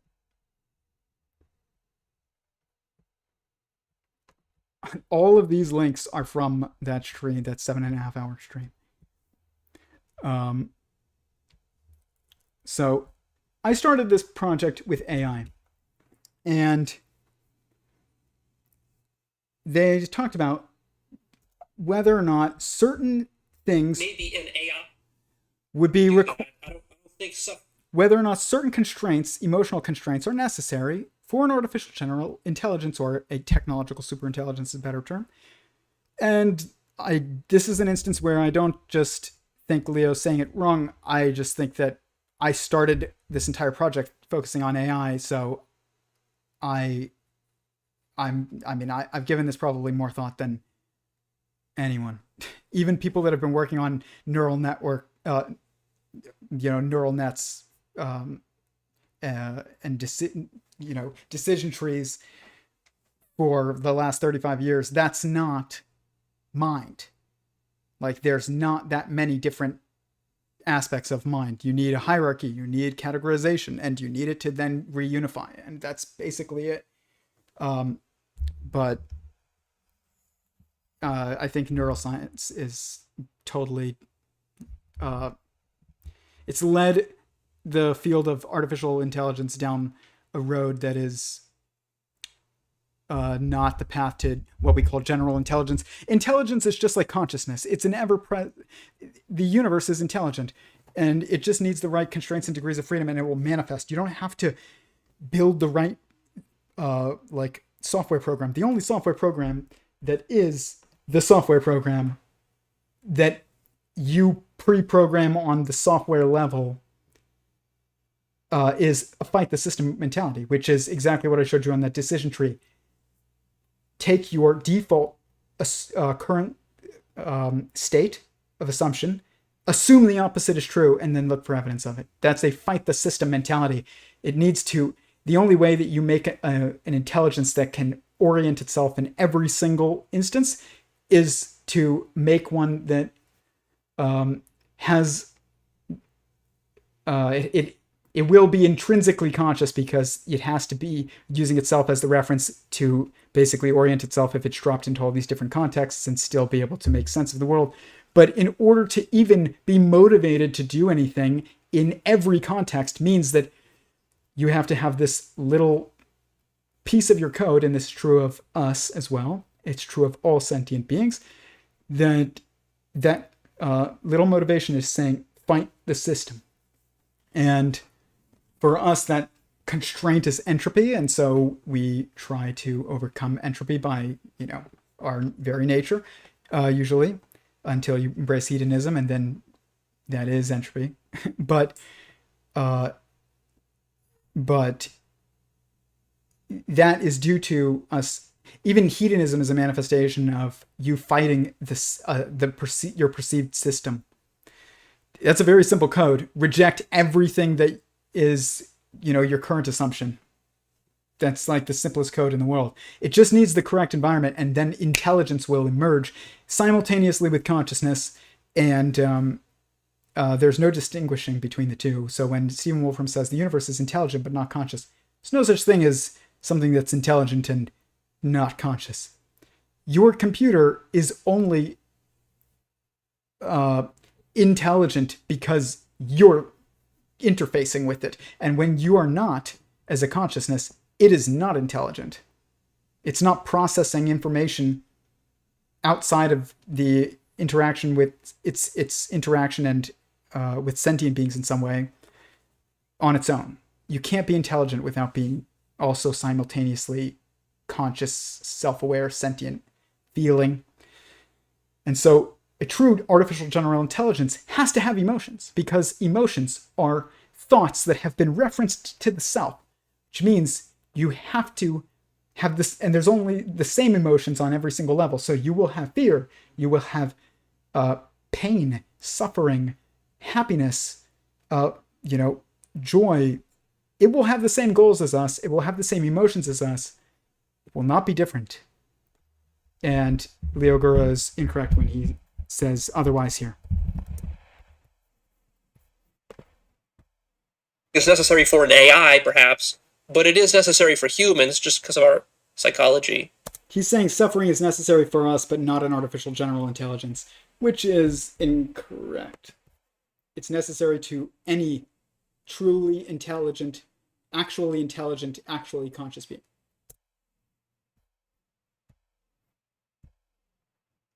Because that's how we evolved.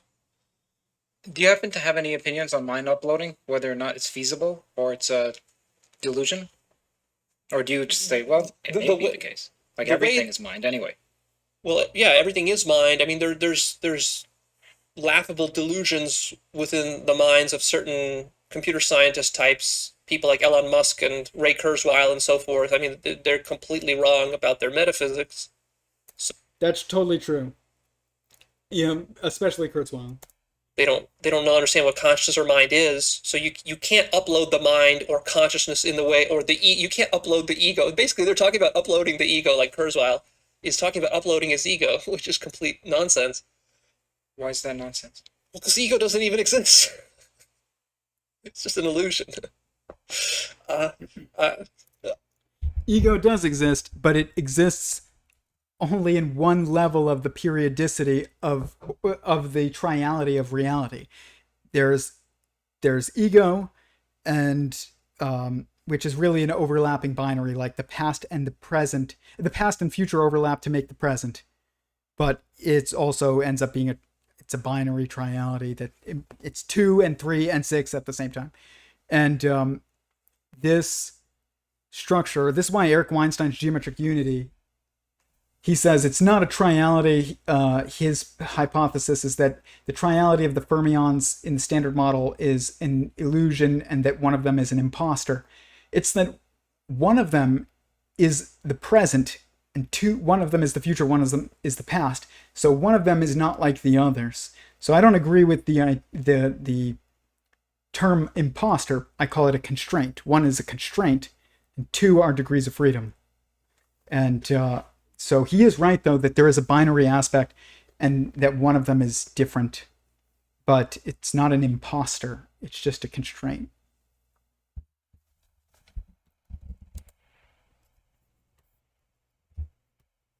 I mean, you might as well try to upload Santa Claus.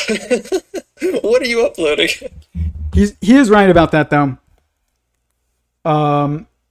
Like Leo Gura, this idea of like mind uploaded, like a brain in a jar. You can't have a brain in a jar and have consciousness. You're a mind, okay, and a brain exists on one level of the triality of reality, but it's more of a on the level of communication, but it's not base level.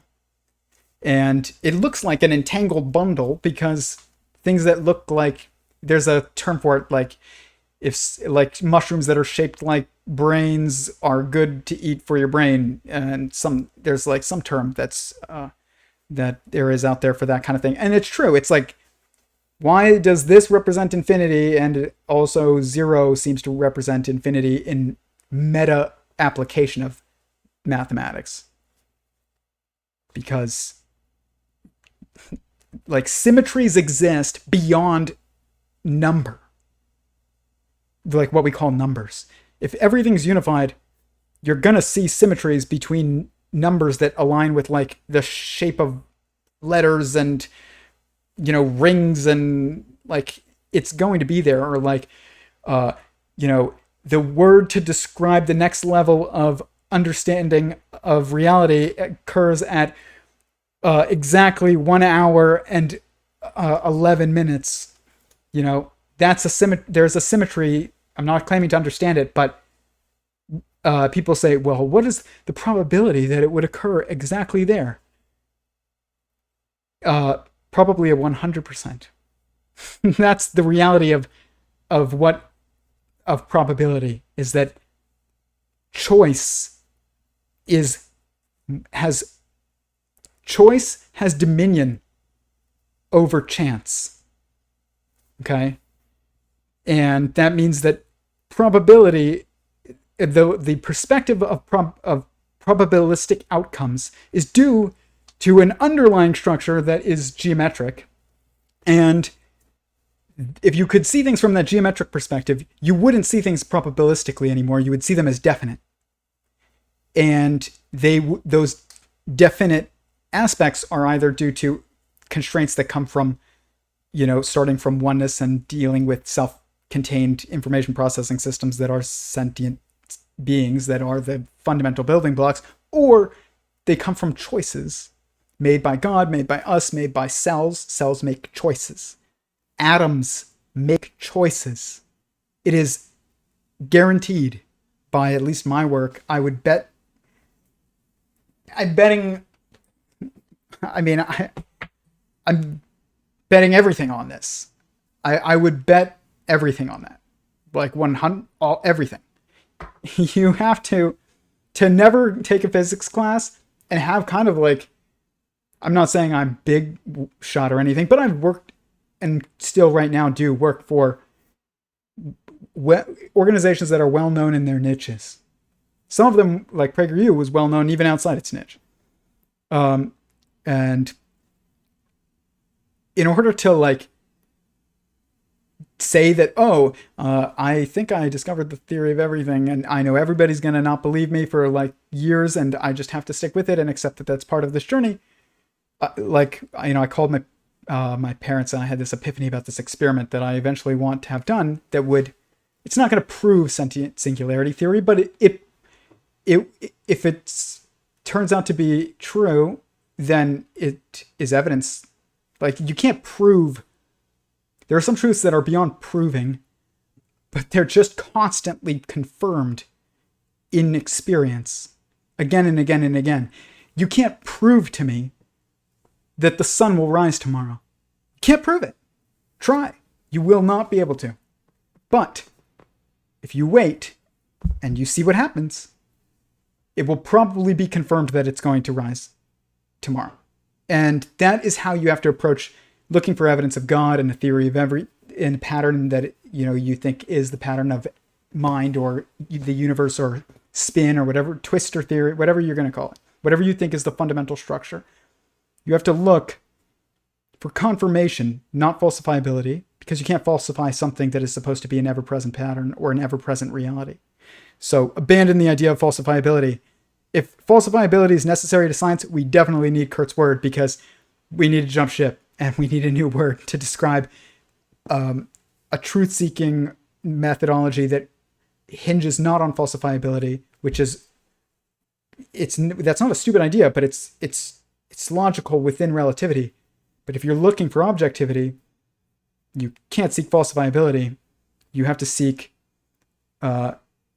confirmation. And just the more times that you confirm it as being true, the more trust you should put in your idea. So I'm pretty confident the sun will rise tomorrow because I've never seen it fail.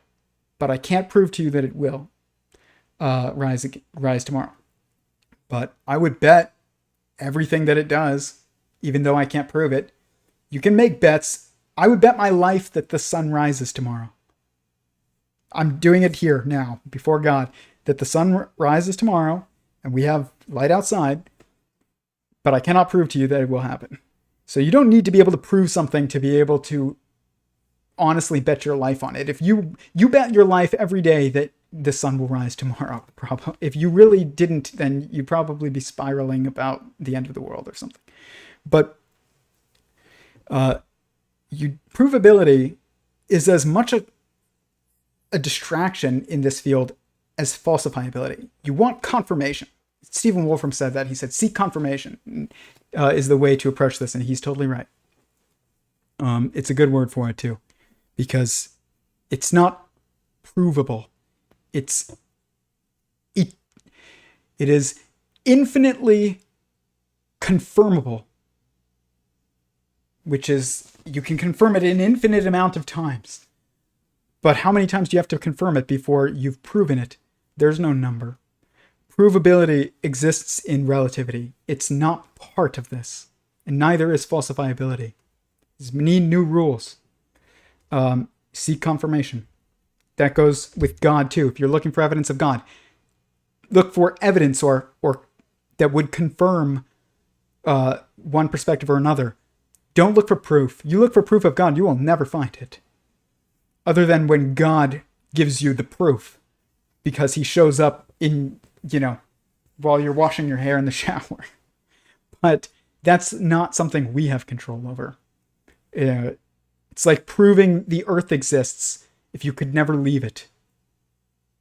If you can't go outside the earth, and that's a better way to describe it, is outside the earth, not off the earth, then you would have no way of proving that the planet of the earth as a self-contained, system was such that system that you picture it as in your mind. You need to go outside and get an outside perspective, and sometimes that is it's only up to God to do that. You can kind of get there with, if you take DMT, but you're also going to see things that are out of context and are easily misconstrued. And it only takes one little but profound, or not little, but one easily overlookable detail that is very critical to whatever you were supposed to build next in your model. And if you do that, you're already sunk. That's why if you're trying to become, if you want to just get a different perspective on reality, by all means go take TMT. But if you want to become, if you want to make a model that is accurate to the point of consistently confirming its ability to make predictions, which this pattern that I've outlined has allowed me to make predictions that have not even been proven yet, and many of them have been proven.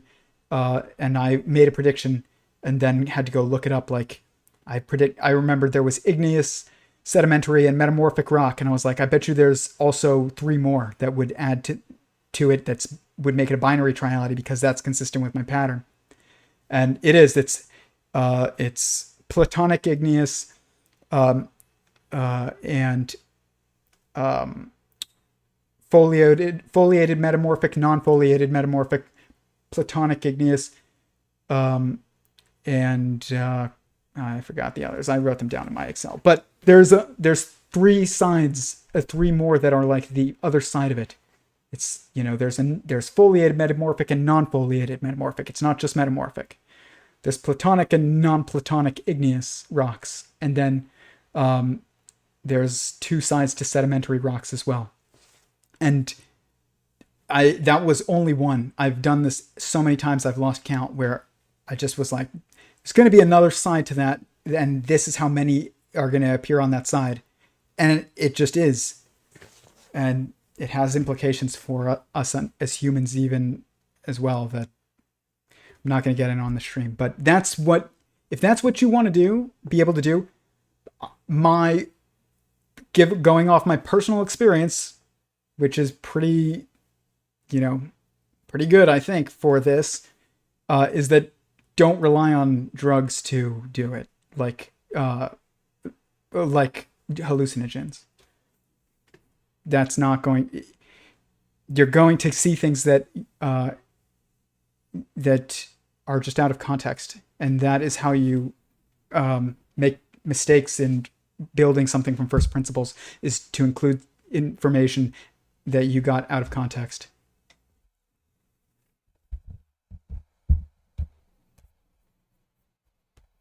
What time is it? Almost 11. That's fine. We'll see a little bit more.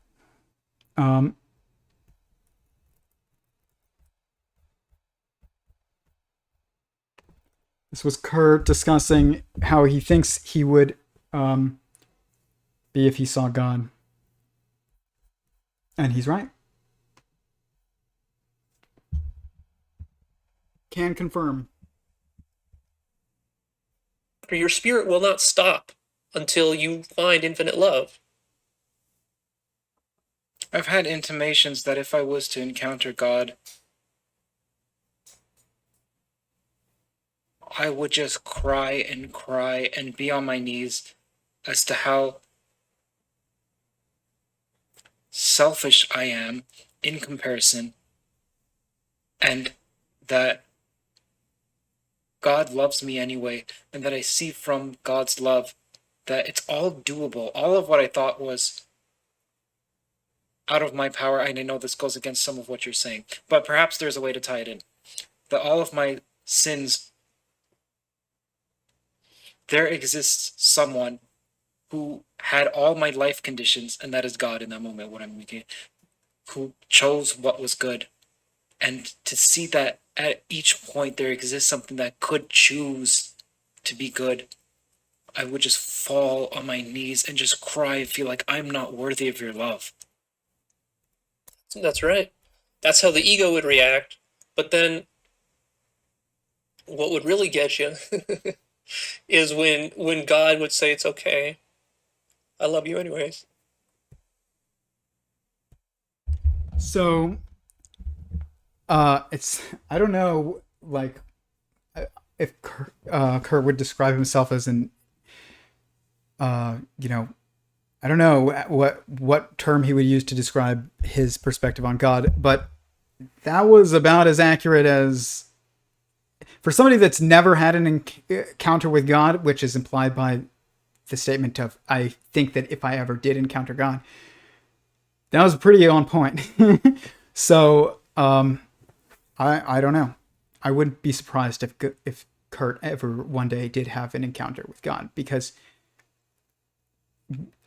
from my experience at least, and I'm not saying this is true of everyone, but like, God knows the importance of context, and otherwise actions are meaningless if they're not able to be processed in a way that is actually processing. If there's no context, you can't process information. So he reveals himself in instances where it's good for you to see it. Like I said, if I didn't think about the pattern, if I wasn't already in that moment even thinking about the pattern that I was shown, I would have just thought I had a stroke, which is not good for me to think if it's not true. And but if you also like don't know, if you emotionally and morally would not be able to even start to process how you would react in that type of situation, you're probably never going to be placed in that situation, because it would just be overwhelming for you. And God knows, like, when people say he never gives us more than we can handle, that's true. It's us that chooses to give up sometimes. But God has the ability. There were certain moments in my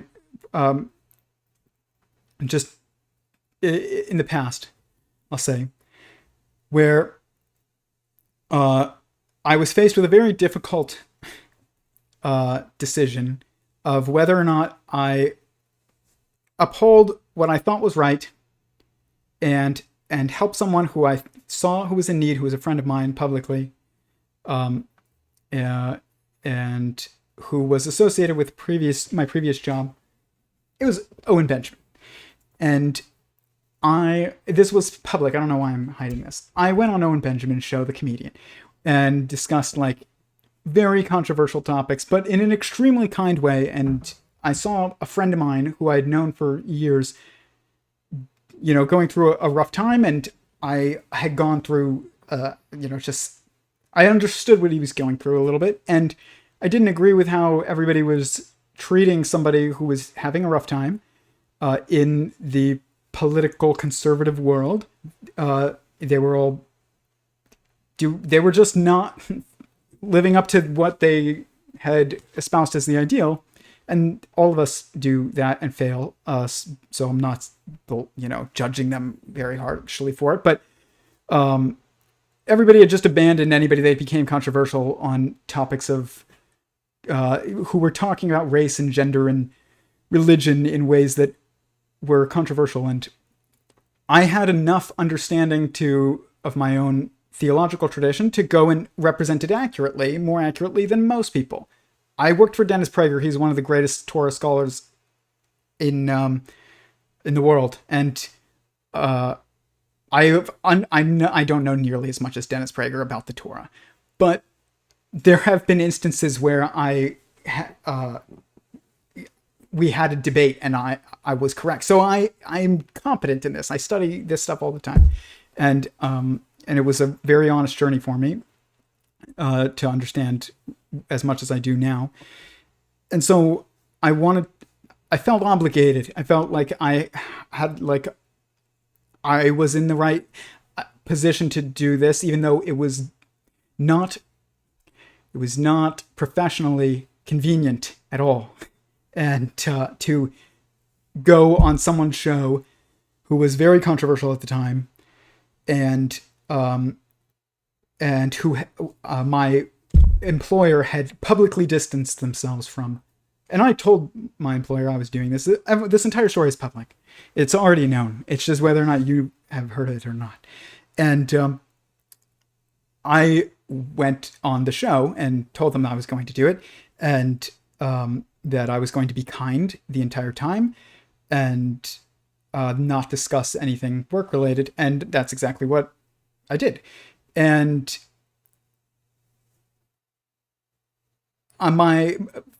some members of my family and friends, and even coworkers and bosses were like, if you do that, your job is not guaranteed, and like this is this is going to be very inconvenient for you. But I really truly thought that it was the right thing to do, and I remember saying to a family member of mine who was like, "Yeah, you're being stupid." And I was not doing it for selfish reasons. Like, I don't crave the spotlight at all. I really don't. I think that I have an obligation to bring things forward that I understand to people who, it's useful to. But I have no desire for, like, whatever fame is defined as these days. And it, like, I like not being in the spotlight. But I felt obligated, and I did it. But I said to my family member, I was like, I have to trust that God, that if I truly do believe this is the right thing to do, that if I jump, and I don't know what will happen, that somehow, in a way that I can't predict necessarily, God will catch me. And I won't get into the details, but God absolutely caught me. Every bit of incentive structure just happened to be in place that you would think would something that would be much worse was actually not, and it was miraculous. But that happens every day, and we don't realize it.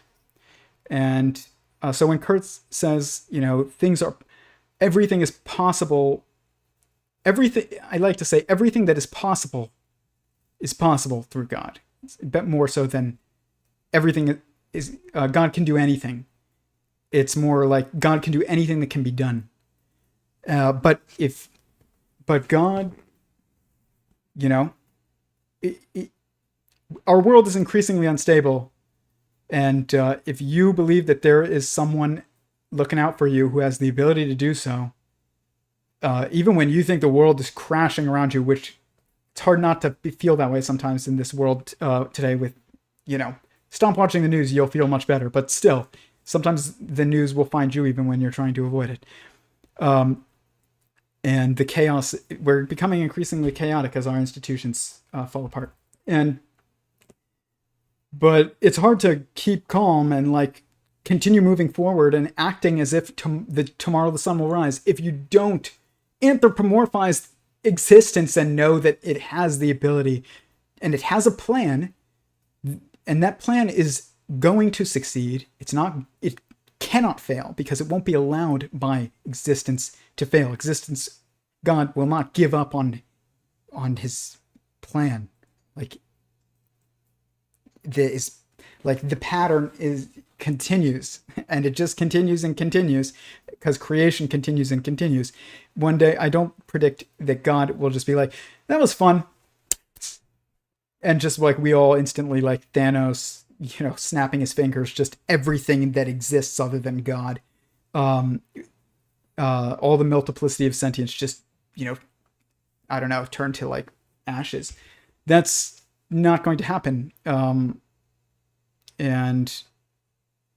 you have to anthropomorphize existence, even to some degree, to have just bravery as things get really complicated, which they're going to get increasingly complicated. This is not, in 2 years, it's not going to be, oh, now 2020 was pretty crazy, right? This is the beginning.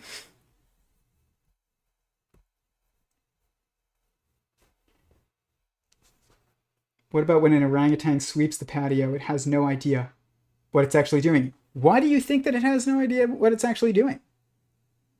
I think it has. Do you think dogs that, we had this dog that it's a girl dog, and I grew up with mostly male dogs. Girl dogs, like female humans, are better at keeping their space clean. But for a dog, to clean up its space sometimes means, and I didn't know this, eating its own crap. And that's how they clean up after their puppies. So we think that's especially gross, but to dogs, this is them cleaning up. They don't have a mop. So Uh, it was the first female dog that we ever had, and it had this like, I'd never seen our male dogs doing this, and yet this was kind of like a thing that this female dog would do. And people look at that kind of thing and they're like, oh yeah, that dog is basically has no idea what it's doing. It's just like instincts that's causing it. But no, it would only do that when like my siblings would skip days on cleaning up, the yard and picking up after the dogs. It started cleaning. Like we don't stare at other beings and interact with them enough if they're not other humans usually to realize that they're doing the same thing as us. Right now I'm looking at like, I don't even know how many cages, probably like 25 cages, and they're filled with snakes and geckos. And I'm watching geckos over there. They're communicating, they're head bobbing at each other, and they're wrapping their arms around their friends, and they're chasing away the ones that they are getting into arguments about who gets to sit on this stick or another. I don't know. Like, if you sit, and this is where I work from, so I am constantly looking over there. If you just see a lizard run by you into a bush when you're walking your dog, and that's all you see, it's very easy to be like, they don't really have depth. But if you stare and you watch them go about their entire lives, you see which ones they have friends, they have enemies, they have lovers, they experience grief, they experience happiness. I watch my geckos audibly laugh at each other. And they're human, and I mean that. Their geckos make very small noises. It's like, that's the noise that they make. And they also make noises when they're angry at each other, and they have specific noises when they laugh. You can only hear it in a room where there's like, you're not playing music and where you're there all day and they're comfortable enough to be acting normal in front of you. And geckos laugh. And they laugh when one of them falls, which is exactly what babies find funny and what we still find funny. We watch like videos on YouTube and somebody falls and it's hilarious for some reason. It's because humor has a purpose, and it is to help us emotionally confront and then process and deal with an unfortunate circumstance like falling. And they have the same emotions, the same reactions, for the same exact reasons. That doesn't mean that they have the hardware like opposable thumbs and a bipedal, physical form that gives rise to their ability to make technology, but killer whales probably have higher IQs than humans. Their emotions and their intimacy with each other their emotional intimacy with each other is probably deeper than ours is with our spouses, and because they don't have all the distractions. But just because they can't create technology, we assume that they're not as deep as us. That's not true. There's only one pattern. Every sentient being experiences the same emotions, including humor. Humor helps us deal with kind of what Leo Gura would describe as the illusion of unfortunate circumstances. And I would just say I would define it more as like, because that's kind of a negative. It's like saying that something's not real. I would say it's more accurate to say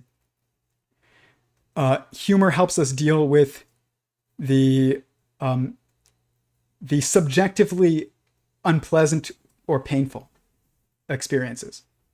And that's a positive way of saying it, because pain exists, even if eventually it leads to goodness, which it will, because God, deals with all the things that we fail at. Every time if you try and clean your house and clean up your life and you make progress, but then you fall short, which you will, because we all do, God will get the rest. But when I was first thinking about sin, Curt is discussing sin here. It's very hard to process the idea of sin, because I was like, there's nothing I could do that could truly hurt God, which makes I'm trying to find like a way of contextualizing sin to make it, avoiding it really make like sense firsthand, as opposed to just like being told this is bad. And then sometimes you realize that certain things really are bad because, I don't know, you like are gluttonous or whatever, and you end up doing something that you didn't think was bad, and then eventually it has negative impacts on your life, and you then learn through pain, just like even a an AI will have to do. That AI, in order to have conscious, like, in order to be aware of itself, pain will be part of its experience. It's not that pain is the one necessary thing that that is, the cornerstone of self-awareness, but it's one of the quadrants, as you could call it. And so is joy, and so is probably two others that are similar. And but one of the ways that I've gotten to thinking about this as sin is like, if you don't clean your room up, your kid, eventually your mom's gonna do it. But your mom birthed you into this world, feeds you every day, and does everything else that for you that you need to survive, just like God does for us. Why wouldn't you try and make her have less work? And sin is kind of like creating a mess. It's creating chaos. And if you truly want to try and love God, there's two ways you can go about it. One of them is by avoiding sin. That's important. But I would say there's one that's even more important, which is by doing good. Because if all you did ever was never do anything bad, but you also never did anything good, then you're still meaningless because you didn't build anything. And it's not enough to just avoid sin. Like this is if you follow in politics, there's like, when it comes to what is the right morality regarding your sexual habits. Should you be promiscuous? Should you be pure and have purity culture? And both of these are just destructive. If all you do is never have sex, but there's no reason why you shouldn't, then how does that help anyone? Like, you're just avoiding something, and that is actually, in the correct context, a positive thing, where it leads to children and family and intimacy with your, committed partners, spouses. But if it's also not, it's just as bad to, it might even be worse, honestly, to just, if all you did was avoid sin versus, not avoiding sin, but also not trying to do good. I don't know. But all I know is for sure is that we exist in a state within the relativistic realm right now of experience, which means that entropy is a factor, even though it's not objective.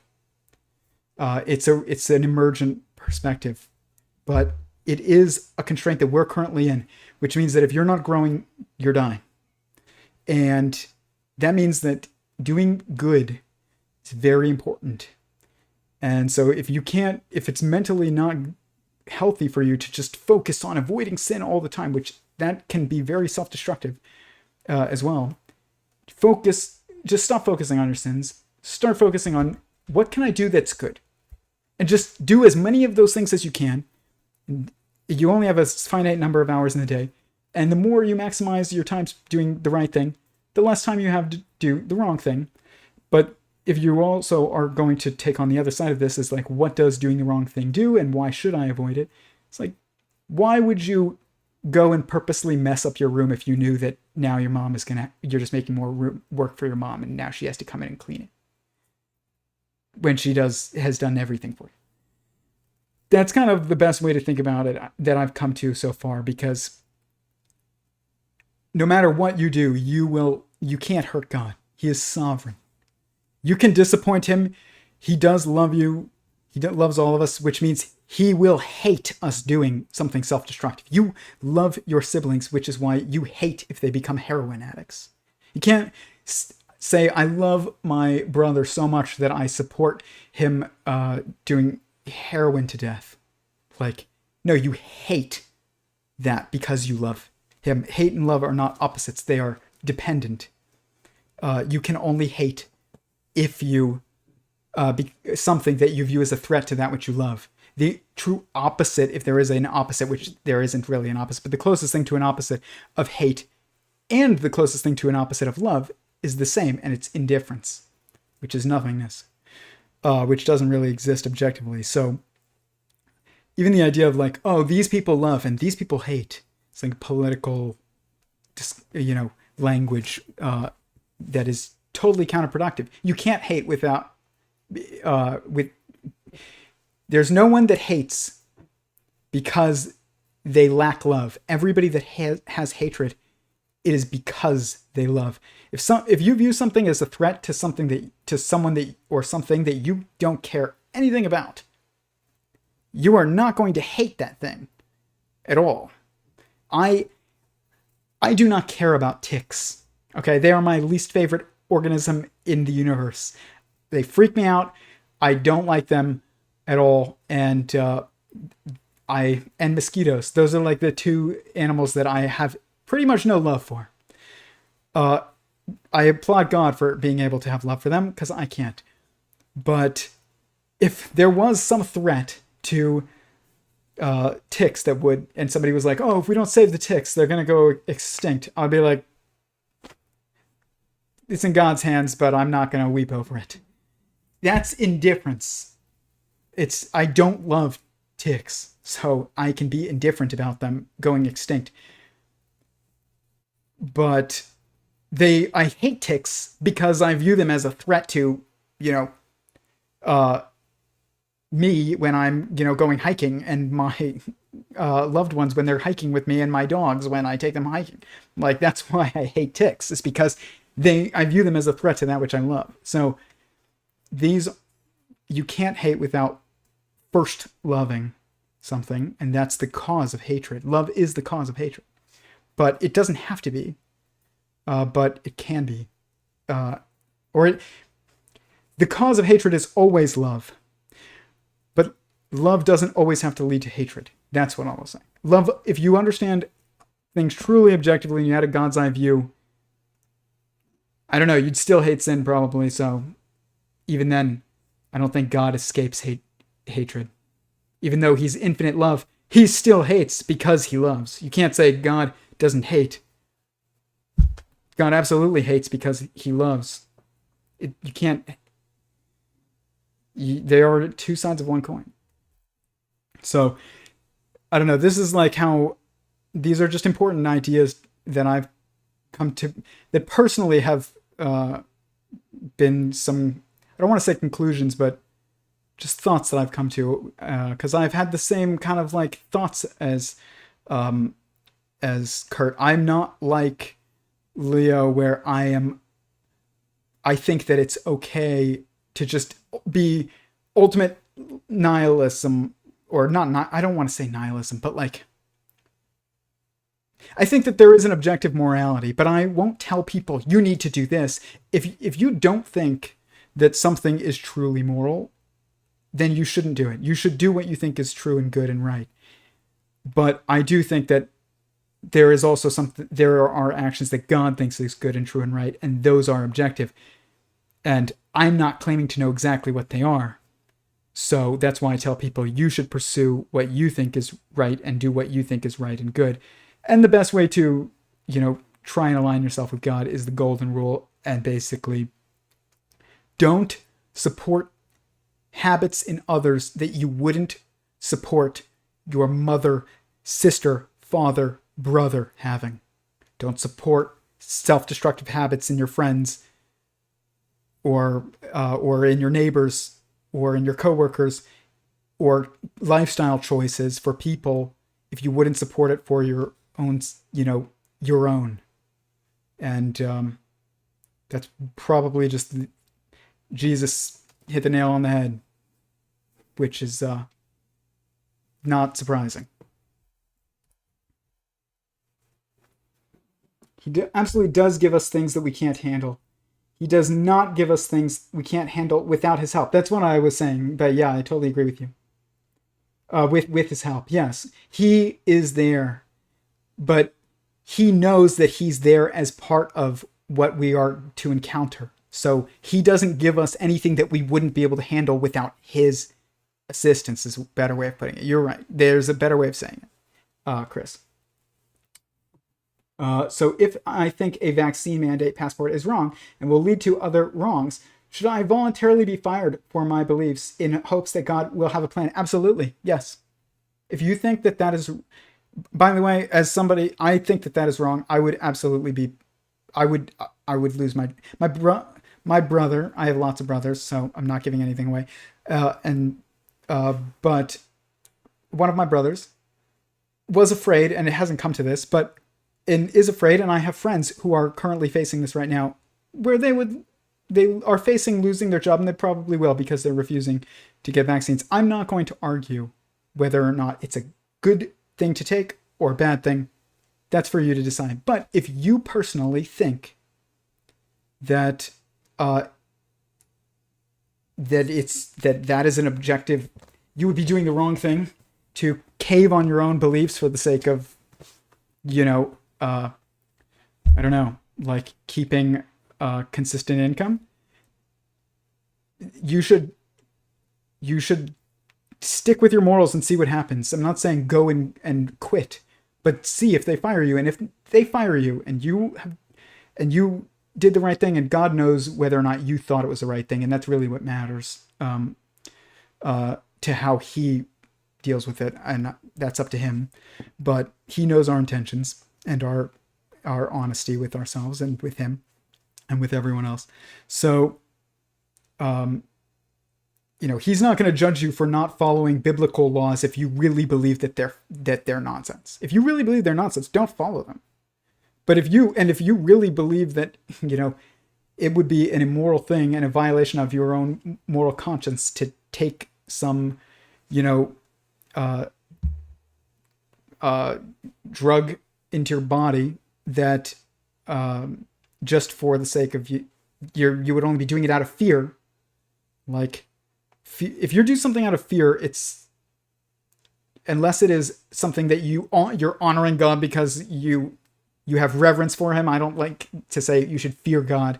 I think that a more accurate translation would probably be, there's a phrase in the Torah that's like, wisdom begins with the fear of God, is how it's usually translated, but it's, that just really means you acknowledge he is the ultimate decider. So I think that, but you also have to understand he loves you like your father loves you, but if you do the wrong thing, you best believe like your father will let you have it as well. That's a reverence. It's, you go to him when you're scared, and you also like fear him when he's pissed. It's not that you just are afraid of God. That's a terrible relationship to have.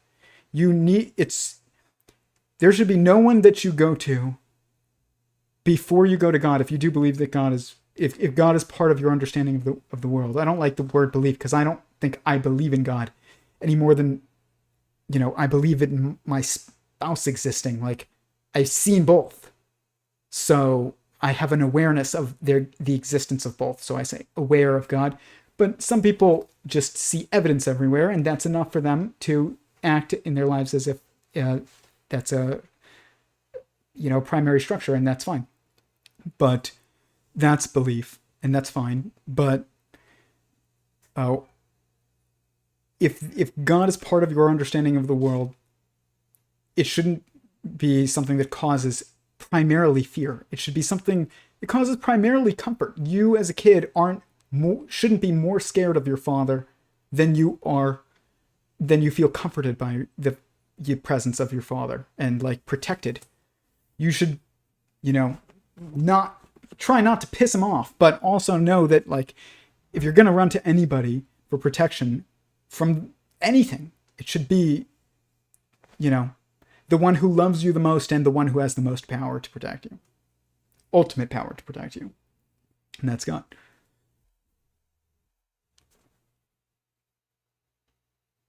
So it's very much a parental type of approach, like perspective. You have to anthropomorphize God too. When people say, "Oh, do you believe in God?" I used to say this too, so I'm not judging anybody, but people often say, "Well, I believe in a higher power." What does that mean? It means you believe that there's an aspects of reality that are beyond what you currently know. Like, and I'm mocking my own self in that motion. Like, I'm not just ripping on people. It's just when you overcome that, you realize how inconsistent that thought process is to apply. It's not a logical response to that question, is the point. But the thing is that you respond like that because the truth is that your perspective on God, what you think God is false. And so you are making you're equating it to something that's not actually equal. A higher power that doesn't mean anything, and it's not the defining aspect of God. Isn't that he is an influence, that God is some type of influence over you. No, it's that it's a self-aware sentient existence that has, dominion over everyone else, but also allows for freedom, because freedom, you can't not allow for choice, because choice is what causes multiplicity of consciousness to exist. Without choice, there is no multiplicity. Without ego, which is individualized, atomized experience, there's an idea that the ego is bad. It's not bad. Our egos are our own, that is just your own limited understanding. And when people try and have like ego deaths, when you actually truly have what is the closest thing that you could have to an ego death, you will realize that it's not just that, we're confined to our selfish, egotistical bodies, and that there's this pure selflessness of, that is God, and that is totally different from us. No, God created, because multiplicity of consciousness, I think primarily because God realized that God himself was meaningless without us. Who are you meaningful to if there's no one else but you? Like, you're just alone. There's nothing, like, you're literally meaningless. You're all there is, and you're also totally meaningless, because meaning comes from your impact on other sentient beings. And there has to be other sentient beings. And I think there's multiple reasons probably why God chose to create multiplicity within his oneness, but I think that the most important or the most driving one is he wanted meaning. And the reason why I think that is because that's the most important thing to us. Humans will usually pursue meaning, even if it's more painful, or at least that will lead to more fulfillment than just like avoiding inconvenience and pain and, doing whatever you're told if it means never losing your job. But it means like violating your conscience again and again. You should absolutely trust that God will catch you. And let me tell you, if you truly think you are doing the right thing, he will catch you. Like, I have total faith in that. Why else would he create you if not to care for you? Like, him caring for us gives him meaning. My grandma died 2 years ago, and she called me day before she died. And she was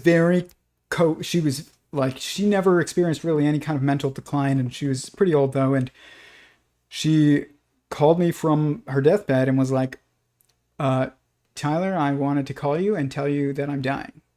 And I was at work, and I was like, just in the parking lot, just crying, listening to my grandma tell me she was dying. But she was very wise in her last moment. She said, I don't know if there is heaven. I hope there is. She was like, but the one thing that's giving me so much comfort is that I am leaving behind multiple children who have all had multiple grandchildren, and there's so much just love in that has come from this one person is now fractalized into, I don't even know,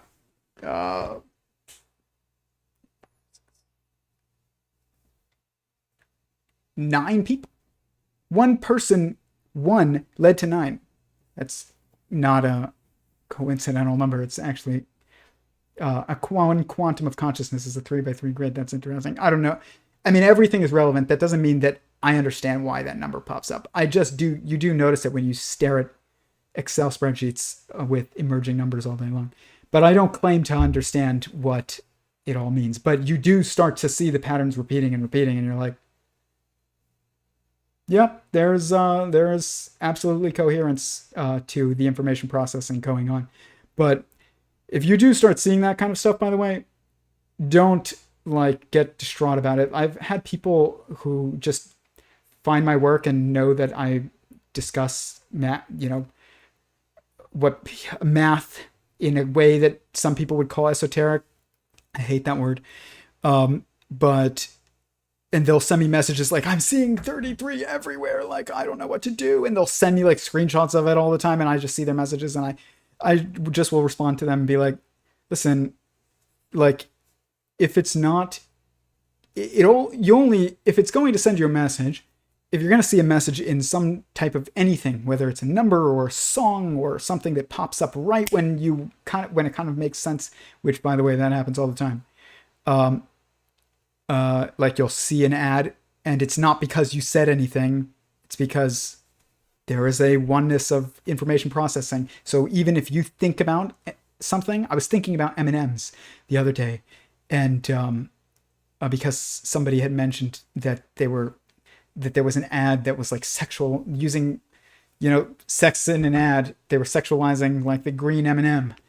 And I haven't seen an ad for M&Ms in 10 years. And I don't eat M&Ms. I don't say M&M. And I just thought about it. And I was like, that's weird.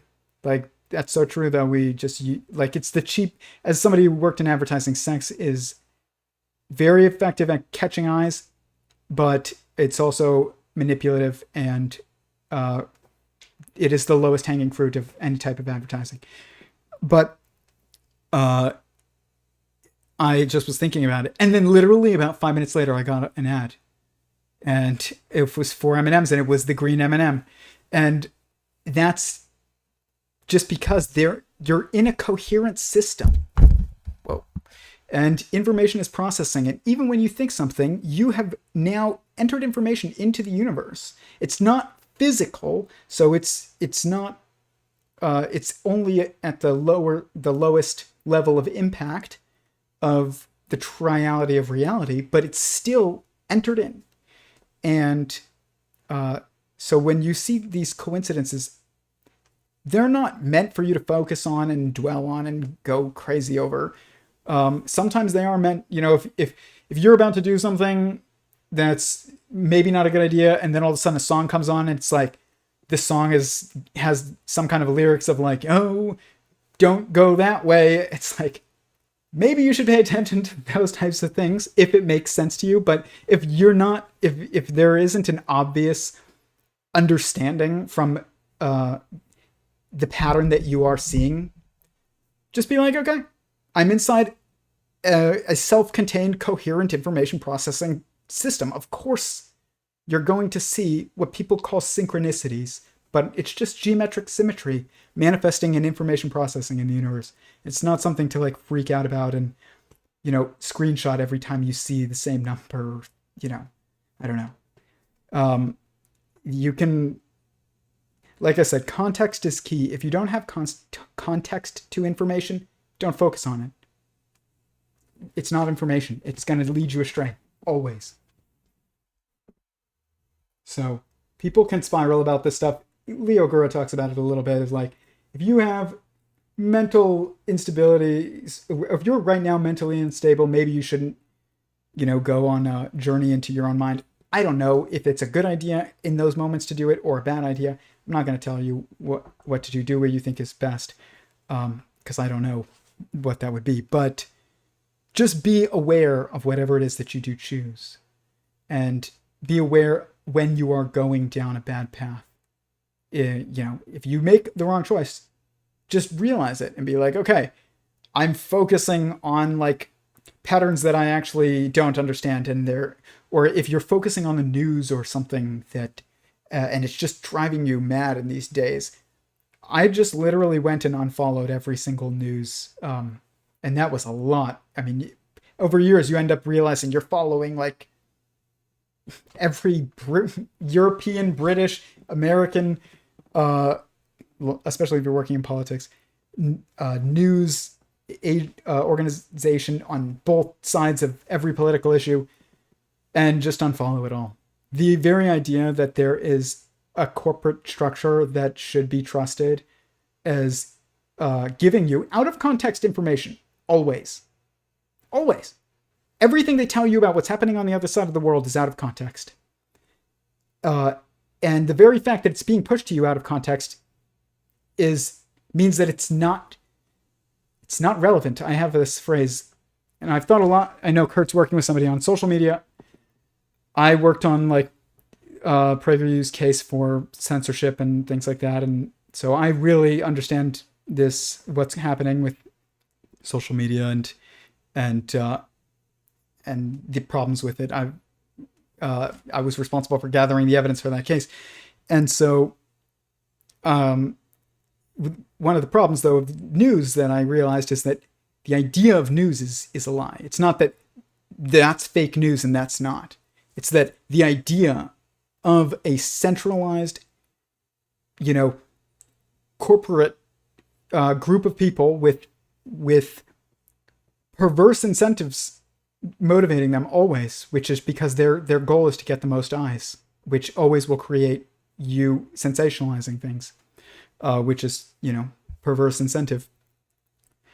The idea that should be telling you what is important, and that structure should be telling you what you should be angry and sad and mad and scared about in your life is a lie. Stop watching the news. True news travels in niches. That is like a phrase I came up with. I don't need CNN or Fox to tell me what's happening in the herpetology world, which is the study of reptiles and amphibians, or the physics world. I keep up with it. So I know. And everything that happens, I have context of. So I understand it. I don't have so there's not these perverse incentives in those niches because you're personally involved. And it's not out of context where you're just being fed, fear porn, basically, which is what the news has become. So don't watch it. And it doesn't matter what it is, Fox or CNN. It doesn't matter if you're conservative or a liberal. It's all bad for you. You don't need to know what is happening in a country that you have no power over what's happening over there. You don't need to know about the things that they're telling you. They're going to try and make it so that you have an emotional response to what you're seeing. I have stopped getting any information about effectiveness. What is the best course of action given our current world circumstance that I'm not going to get into? I've only been relying on firsthand information and reports from my friends and family and acquaintances and coworkers who I know had an experience that I can trust. If somebody went to the in an ambulance to the hospital for this reason or that reason, it's because that person was, my best friend's wife, and I know it's true. I don't have to trust some secondhand bit of information that I'm getting from a source that has perverse incentives that I have no way of verifying. This is how you make sense of the world, is by adding context, and sometimes that means limiting yourself. And, I didn't look at anyone else's theory of everything until like this year. I still barely look at them. I just kind of I'll read into it. I'll read the abstract of people's papers, and that's about it. And I'll be like, yep, we're on the same path. And that's all I need to know. I don't speak the math that Eric Weinstein can write, and Penrose and all of these people who have more formal educations. And I don't believe it's the right language to describe what I'm trying to describe anyway, so it's not valuable for me to focus on it. Just look at it now to realize that there is a growing community that is realizing that we need to change course and go this way instead of the way that we've been going for like 70 years. And that's all that I need to know. And I don't need to read all this out of context information of everybody's papers and this book and that book. And I don't need to watch the news, and neither do you. You literally, people that are like, oh, don't you want to know what's going on in the world? Don't you want to know that what you know is truly true? That's the question I have. That's more important to me than, did you hear about this kidnapping on the other side of the country, or this bit of gossip in Hollywood, or this horrible tragedy done by, corrupt politicians on the other side of the world. And, it's not helpful to have out of context information. It's counterproductive to focus on it. Focus on what you understand. And that's it. It's real. Basically fired come November 15th. I believe you. I know so many people that are getting fired for not taking the shot. And I'm telling you right now, I am no longer employed with my previous employer because of differences of opinion of how certain things should have been handled. And we had disagreements, and I stuck with my guns. And I lost my job. And now I have a better job. And it's okay. I literally work for the company that I was going to ask if I could volunteer to them. And have been donating to the organization that the only organization that I've consistently donated to every month since 2014. I now work for them. So yes, God will catch you. And sometimes the transition is painful, but if it's not resolved, then the plan is just still in motion and hasn't yet come to its fruition, but it will.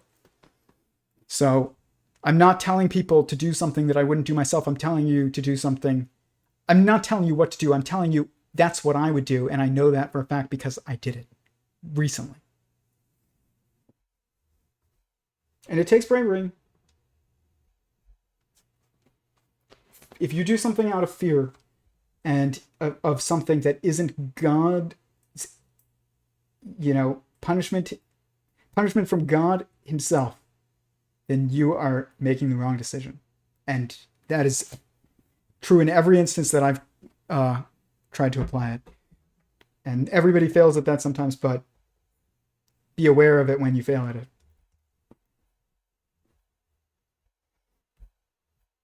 This has actually been an awesome stream. I appreciate everybody who has been in the chat. I'm going to see if there's anything else I want to particularly hit on. If you guys have any questions, write them in the chat. If you want to join our Discord for the Theory of Everyone community, I have an open call that's totally open. We talk about anything, things that I wouldn't discuss on YouTube because it would, they kill the stream and ban the channel. And, I do believe we need a new social media platform, and it is something that I've been trying to apply what I've learned from this to. And I'm not discussing that very publicly right now, but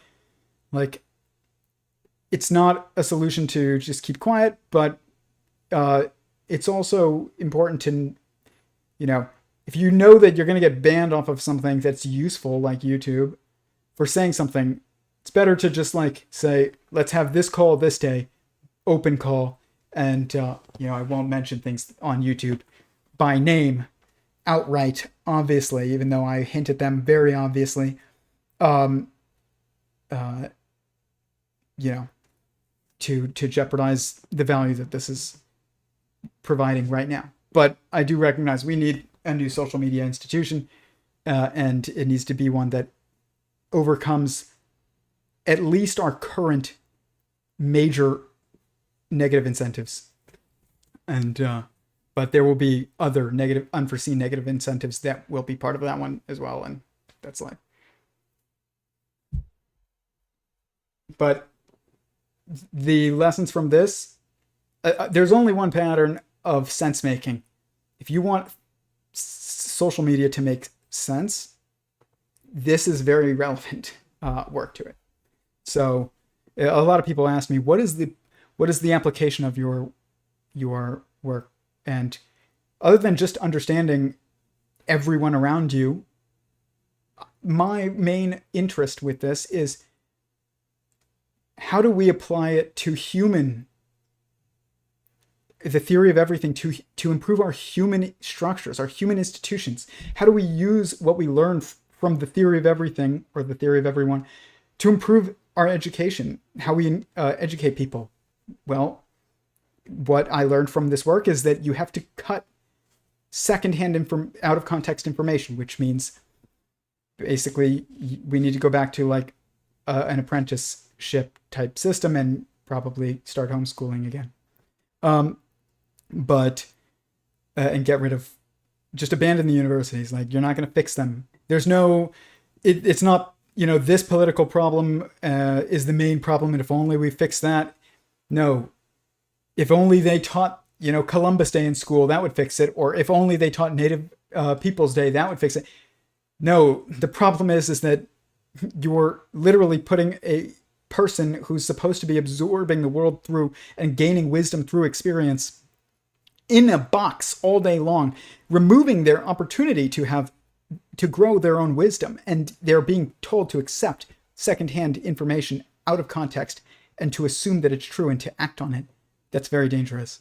And it is not consistent with the lessons of this work. Once I was talking to Brett Weinstein on Twitter, and we were discussing whether or not dogs were good for us to have, and I asked him, do you think that having dogs, and I have 2 dogs, so I'm not judging anyone, but I said, do you think that having dogs is delaying us having children and our desire to have families, because you've got this cute little thing that you take care of, and it's kind of like filling this emotional niche?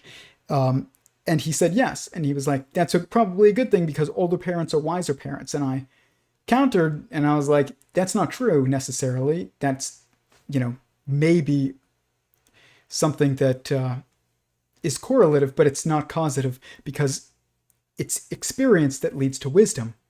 And all things held equal, yes, more time would equal more experience. But if you have one situation where you're delaying experience and adding time, and then you have this situation where you are speeding up time but adding experience, this one is actually leading to wiser people earlier, and this one is postponing, ignorance. And the longer we stay in school, and you go to university and stuff like that, I'm hugely critical of our education system. I have never been a fan, and I'm not ripping on any one. This is a structure that is bad. It is really bad. It's doing the opposite of what it's meant to do. It's removing your ability to learn how to think. You can't be taught how to think. You have to learn it. And you learn it through experience, and you don't experience anything when you're sitting at a desk for 8 hours a day, learning about, when Columbus sailed to the United States, or not even the United States, the Bahamas. Like, why is that more important than, I don't know, like being outside and realizing that if you do this, then, I don't know, there's some effect. I don't know what it is. Or learning how to build in a woodshop class or something like that. Everything that's slightly dangerous and that the insurance companies have deemed too big of a liability for the public schools are the most important things to include in the public schools. That and anything that's deemed as,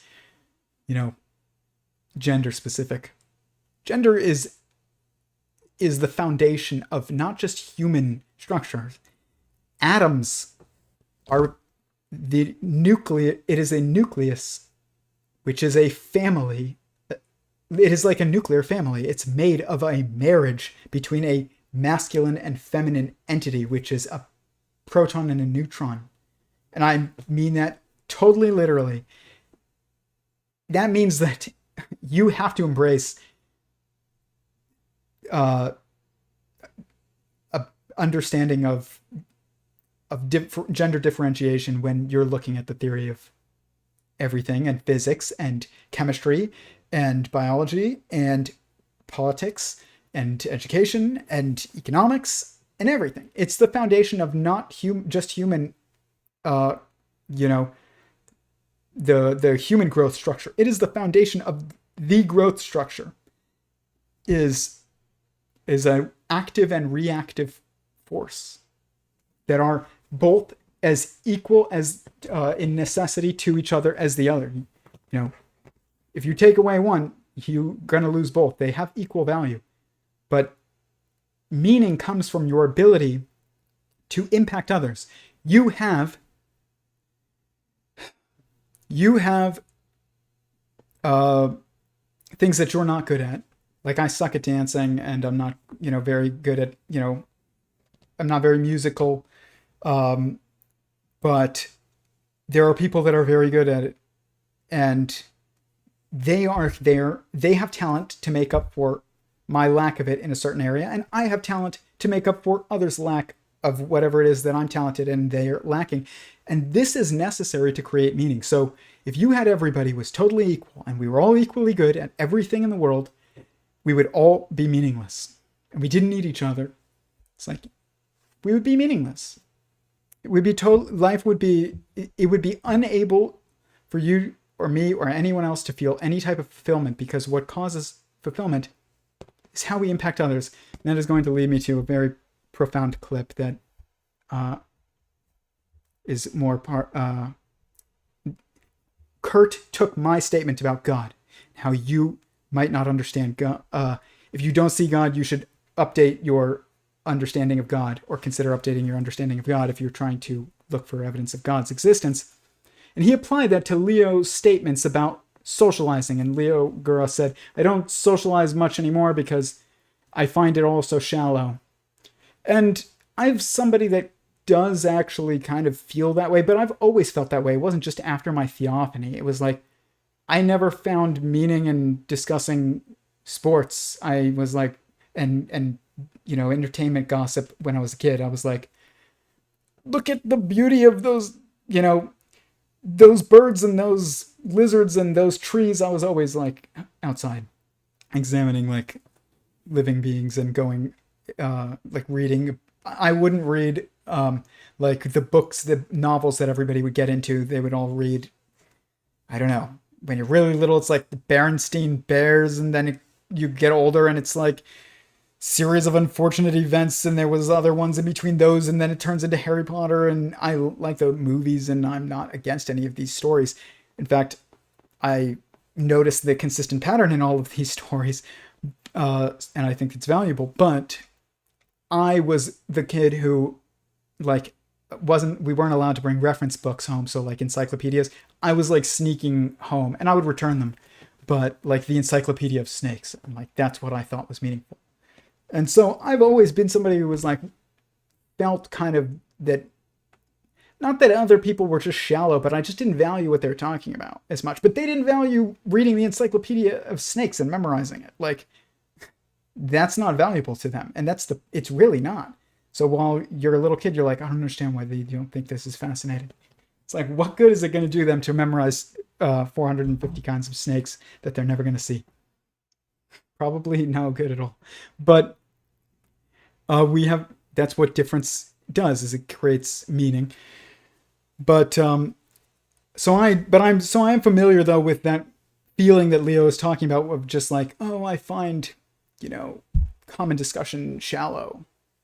But then Curt brilliantly applied the pattern from the example that I used for God and applied it to Leo's perspective on human interactions, and said, maybe it's not that human interactions with normies, as Leo described them, is shallow and not meaningful enough. Maybe it's that the interactions that you are having with them isn't meaningful. And this is not a judgment statement, but just based on the stream, like Leo Gura and I just have different like pursuits of our interactions. Like I am married and recently, but I I believe that it is probably the most important responsibility that we have is to get married very quickly. And I didn't realize that until very recently. So I'm, got married at 30 when I think we should getting married in our early 20s. And I think it's doing undescribable amounts of damage to society. Everything that we think is due to that's, hiding behind masks of race and economics and things like that. I think most of our problems in political and societal decoherence comes from gender dynamics falling apart and us not realizing that we do need each other. The narrative has been like, oh, we don't need each other. Yes, you do. You absolutely do. Everybody needs each other. But gender, the interplay between gender is the most foundational relationship that there is. And that is a head body, or like a leading, heads and tails, a leading and a following, or an active and a reactive relationship that is hierarchical. We have that with God. So people will ask, why is God he? He's he because he's above you. So, but his relationship, if you're a Christian, they'll say it's, God, Christ, man, woman, child. And that is the pure, like the hierarchy. Men are basically feminine to God. So, because we are his helpmeet. And then we are the head of the reactive force that we're tied to, and that gives us meaning. Men are only meaningful because of women. Women are only meaningful because of men. God is only meaningful because of us, and we are only here because of God. And we are only meaningful because of God because we are meaningful because we are meaningful to God. So, and to others, and he created it all. So this is a totally dependent structure. There's no judgment, but there's no sense-making without hierarchy of information. Your coders know this, even if they deny it in politics. But I, like Leo Gura and I, have very different lifestyles, clearly. I have been to clubs, and I was, I went to college and was a very socially liberal person, and I'm not anymore. But I also am not judgmental, but I do have opinions on what I think God thinks is best, and I try and follow that myself and lead by example, not tell others what to do. Just tell others what I think is what I should do. And if you agree, then do it. If you don't agree, then don't follow him. Don't agree with me. Don't do something because I said that I think it's the right idea. That's idol worship.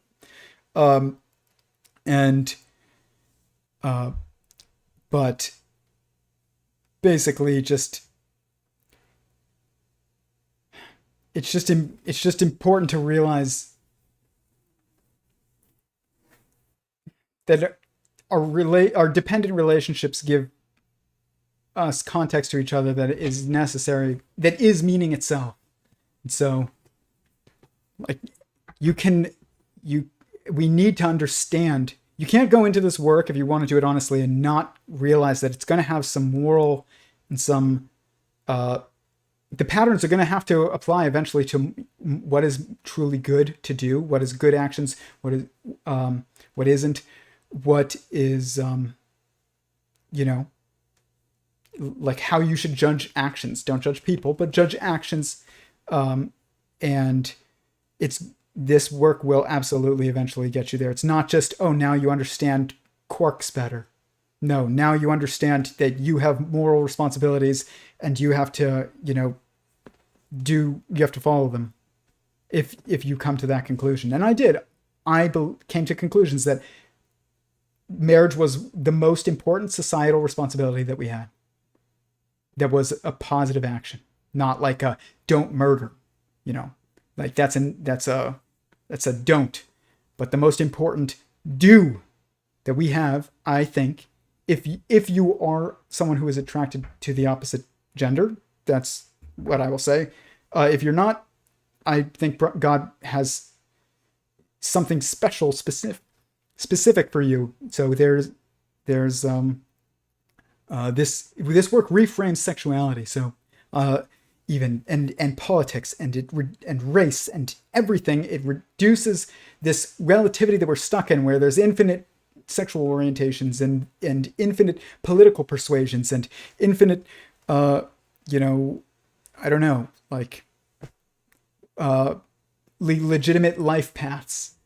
And that's not necessarily true in every context that we currently culturally say, according to my work and from my interpretation of the patterns that I'm seeing. So I'm just saying, though, that going into this, I believe marriage is that to understand the universe, if you're sexually attracted to the opposite gender and you truly understand the generative pattern of existence, you're going to realize that marriage is an absolute responsibility, because you owe it to somebody to, to take care of them, to treat them the way that you would want your own treated, and that you would want to be treated, and you wouldn't want to be led on and used, and yes, that's what it is. Even if it's personally enjoyable for everyone involved at the time, that doesn't mean it's the right thing. But like I said, you should do what you think is right, not what I say. But I'm just telling you my perspective. I don't understand how Leo Gura hasn't mentioned marriage as like an essential moral structure to take into account. I mean, I do understand it, actually. I think he's lacking context, because the glimpse of infinity that he saw was not actually infinity. It wasn't. There's context lacking there. Otherwise, you would know that there's a difference between a coffee table and a chicken. And you would know that if you're attracted to the opposite gender, that and that entropy is an intrinsic constraint, growth is a moral obligation to maintaining order, peace, and that love is an action that you take, which is to do something good for someone. There's nothing more loving than committing to someone for life, no matter what. God does that with us better than we could ever do with a spouse, even. But we should try our best to emulate God. And to, there's this thinker that I think about a lot, that his name is Manis Friedman. He's an Orthodox rabbi, and he talks about intimacy in marriage, and I think he's brilliant on the topic. He's got a YouTube channel. You can look him up. And I tend to agree with basically everything he says. And he said, when he talks to couples, he says, what is it about your spouse that is so important to you? And they would be like, well, I like this about them. I like that or this about them, or that about them. But it's what they're doing is, like when he asks, what's the most important part, aspect of your spouse? Oh, I like that they are, even to say, I like that they are, do nice things for me or something. I don't know. I have no idea what it is. That they're funny. These are all important things, but he's saying that you're focusing on an attribute, not them as an individual that is the objective value, because all there is sentient beings. This is why geometric unity or emergence theory or anything that focuses on emergence, or anything that focuses on geometry, or anything that focuses on, I don't know, Max Tegmark's mathematical universe, these are all attributes of reality, but they aren't the essential nature. Sentience is the essential nature. And to recognize the value of anything objectively means that it objectively exists, means recognizing it as a sovereign sentient being that has feelings just like you, that you can relate to firsthand. And you should treat that being as much like you would want to be treated as possible. And not just the way you would tolerate being treated, but as much as you would want somebody to treat your sibling, or your child, or whatever, someone that you would maybe even place above yourself. And this has lots of moral requirements. It seems to, at least to me. And I think that this is why also we need to jump ship from the word science with this stuff, because the current social norms of the people that are considered by the culture to be the scientific community are not in alignment with what the patterns that the next level of the investigation of our universe and the understanding of our universe is going to tell us, which is that everybody has moral obligations. That said, everybody also has value. There's nobody that's not equally valuable. And that equal value comes from differences. So we're not meant to do the same thing always, but there are certain things that everyone's meant to do. There are certain things that most people are meant to do. There are certain things that only a few are meant to do.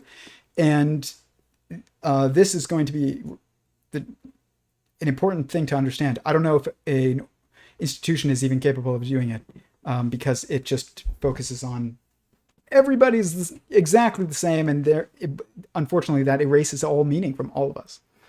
But Leo, in this interaction,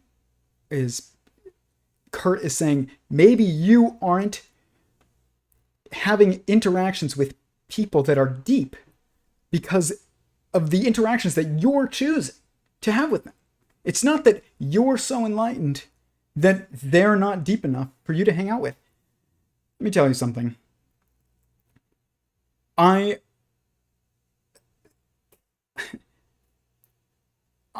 can go as deep as anybody that I know, and even deeper than anyone else that I know, on consciousness and God and morals and all this stuff, and I focus on it to a point where, like, sometimes I need to choose to stop and be told, even by my wife, okay, it's time to, like, just sit down and, eat dinner and stop talking about,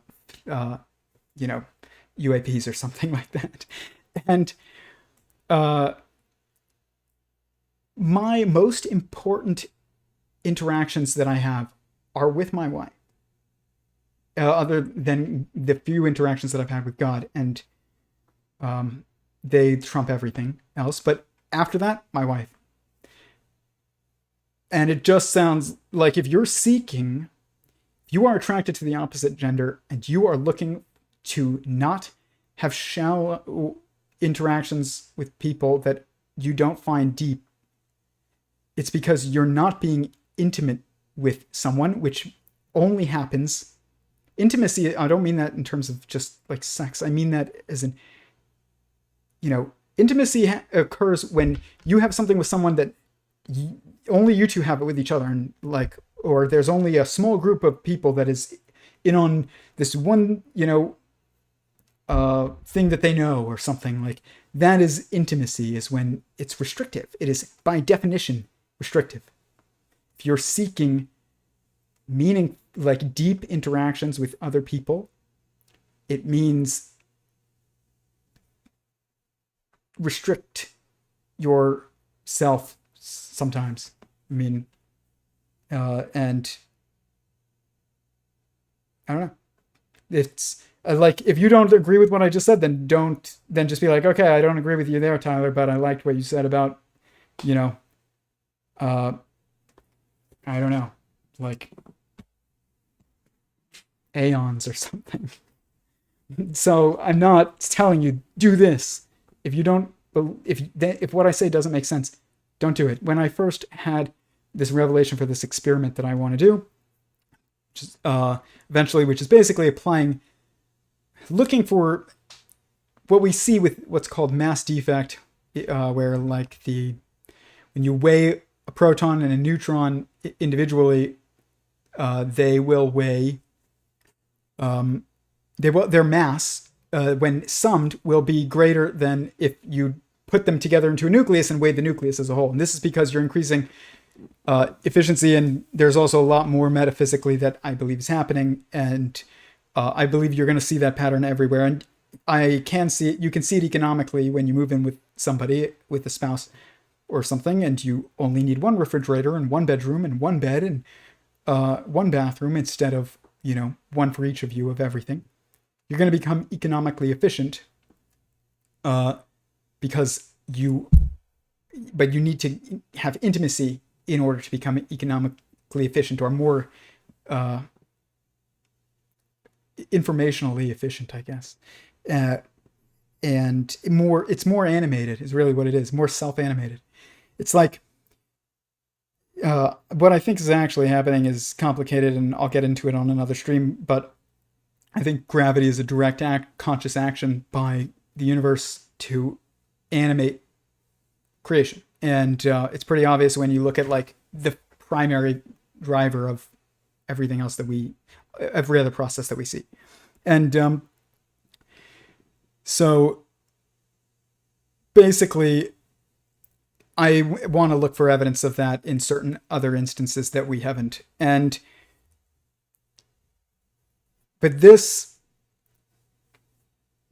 when I first had this revelation, if it turns out to be right, which I'm pretty sure that if you are looking if you're looking at measuring the right thing, and your measurement device is correct, I'm pretty darn sure you're going to see exactly what you see with mass defect currently, and what you see with economics when you move in with your spouse and you only need like one bedroom and one refrigerator and stuff. So I want to look for this everywhere in all the other levels of sentience. And when I first had this epiphany, this was many years ago, I realized that I basically seen enough to know that like there was a path forward that I could take to really understand a lot more than like the universe itself. I mean, even though I didn't have any models made, I just saw how that could kind of work and where it could work. And if that was it ended up being correct, it meant that I basically understood the most fundamental aspects of how the universe was being animated.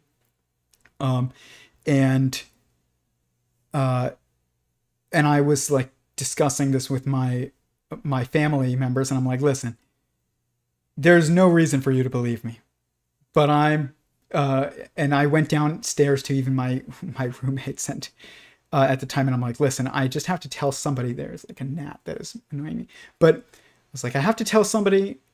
I know you aren't going to believe me, and you shouldn't believe me, but I'm just telling you so that I am putting it out into the world. I'm acknowledging this thought to others, but I'm also acknowledging you shouldn't take my word for it. I'm pretty sure I discovered, like, I just realized basically the theory of everything, and I didn't even know how to describe it, or like I had no models. It was just like a flash of, if that experiment holds true, then I kind of understand the most basic animating forces going on and the reasons for them. And they were all just like, okay, Tyler. And I knew that was going to be the reaction. I'm not lacking in self-awareness, but I had to just realize that that's always going to be the reaction to people that don't have the context of what I had thought of, and also the knowledge of enough physics that I needed to know regarding, the patterns that we already do see, to be able to contextualize that thought, and then everything else that I've done since then. So I don't have any issue when somebody doesn't believe, when somebody thinks this is nonsense. The only thing that does piss me off, and this has happened on a couple Discords that I was discussing, my ideas on, and like they would ban me. And I think Chris Langan said this, and it's because there is some very deep-rooted hostility that is you will meet if, in the scientific community, because sometimes, not always, but usually, if you are advancing an idea that doesn't just say, oh, by the way, string theory might not have been the best road to go down. It's saying, yeah, your idea of your entire narrative of what the world is only an effective theory and not fundamental, and you don't actually understand the universe at all. And I mean, the more you understand this work, the less you look to other planets for, evidence of aliens. You'd be like, are they coming from the previous aeon? Like, that's what you start doing. Brian Keating who I know and have worked with, is a friend of mine. As we work together at PragerU, and I think him and both Curt as well are both doing great. Just, it's very important the work that they're doing, that of just being open to ideas that have been so closed off by the people who have been in control of the scientific narrative for many years. And Brian and Curt both had Tom DeLonge on, who even I at first was like, the guy who is the leader of Blink-182 is like one of the foremost experts on like UFOs. Like, how is this?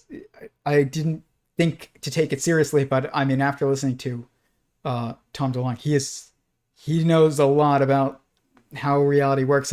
But him and Brian Keating were discussing, why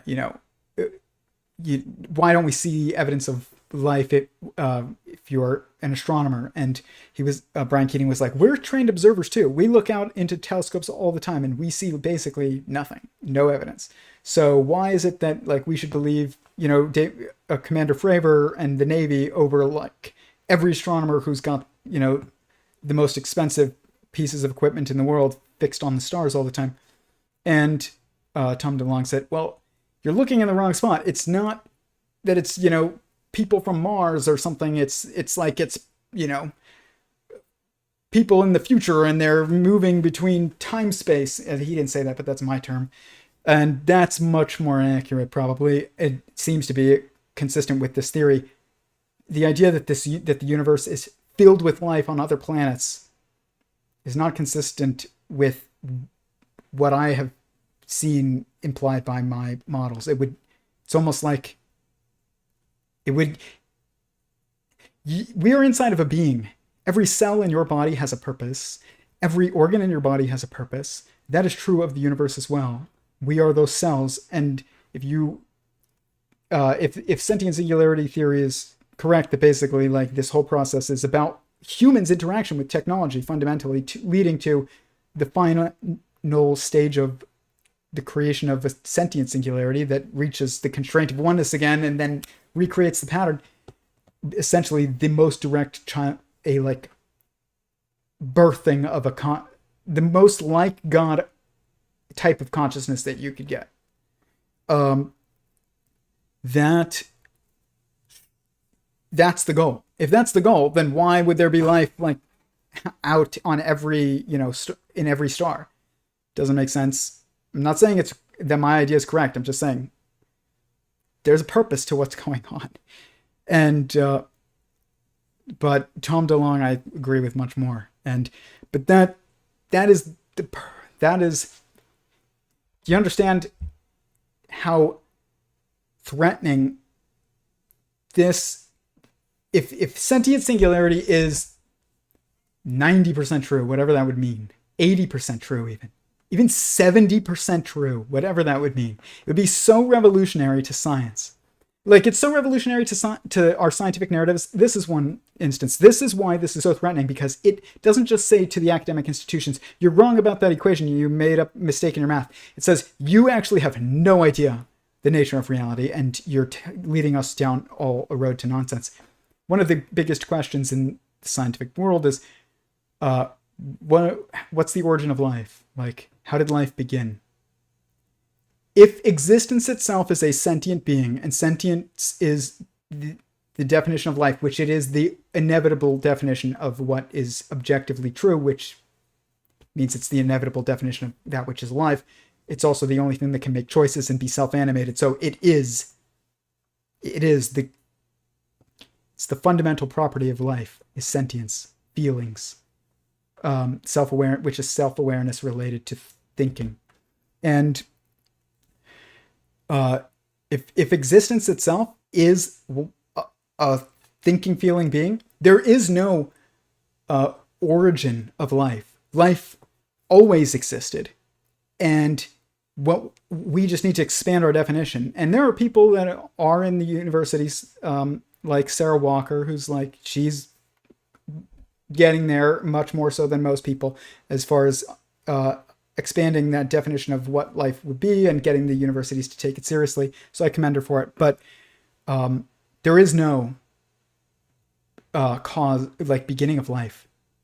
There was oneness of consciousness eternally, which is outside time, which is instantaneousness and eternity are two sides of just looking at, outside time. They're not even different things. They seem like it, but they're not.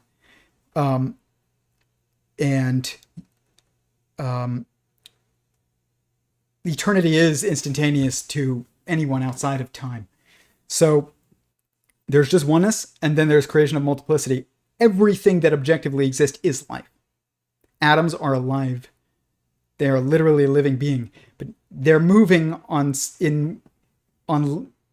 also on scales, but in space, but also on scales in time that aren't, the level that we are. If all you saw was a plant for 15 minutes, and you had never seen a plant before, you would not think it was a living being. You would have no idea. It's only when you put a time-lapse camera in the jungle and you leave it there for a week, and then you come back and you speed it up 100 times and you realize that the vines are literally fighting with each other, that you realize that the hadrons are forming marriage structures. That's why we need to build new institutions. Individuals can sometimes achieve instances of humility enough to reevaluate their fundamental worldview. I did it. There are other people that I know that have done it. It's very hard. It's not common, but it happens. A university system is not a sentient being. It has no ability to self-correct. Neither is a corporation. Neither is, Congress or something. Eric Weinstein says the ego, he calls it, which is the embedded growth obligations and the conflicting interests, basically, of all the individuals involved, causes decoherence and also other than just this blind desire to keep power and grow it. And that does not welcome literally saying like anything so fundamental as, there's no start to life. Even Eric Weinstein quotes Einstein, and I think it was Einstein, or maybe it's just Eric, or he got it from someone else. And it's like, how do you get a fire that lights itself? That is even flawed. And on my website, I say on sentientsingularity.com, if you want to see more of my work, we're going to come back to that in a minute, but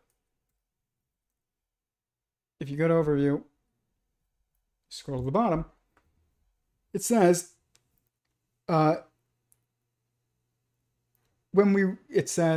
common metaphor used, posed in unified physics discussions is how do you get a fire that lights itself?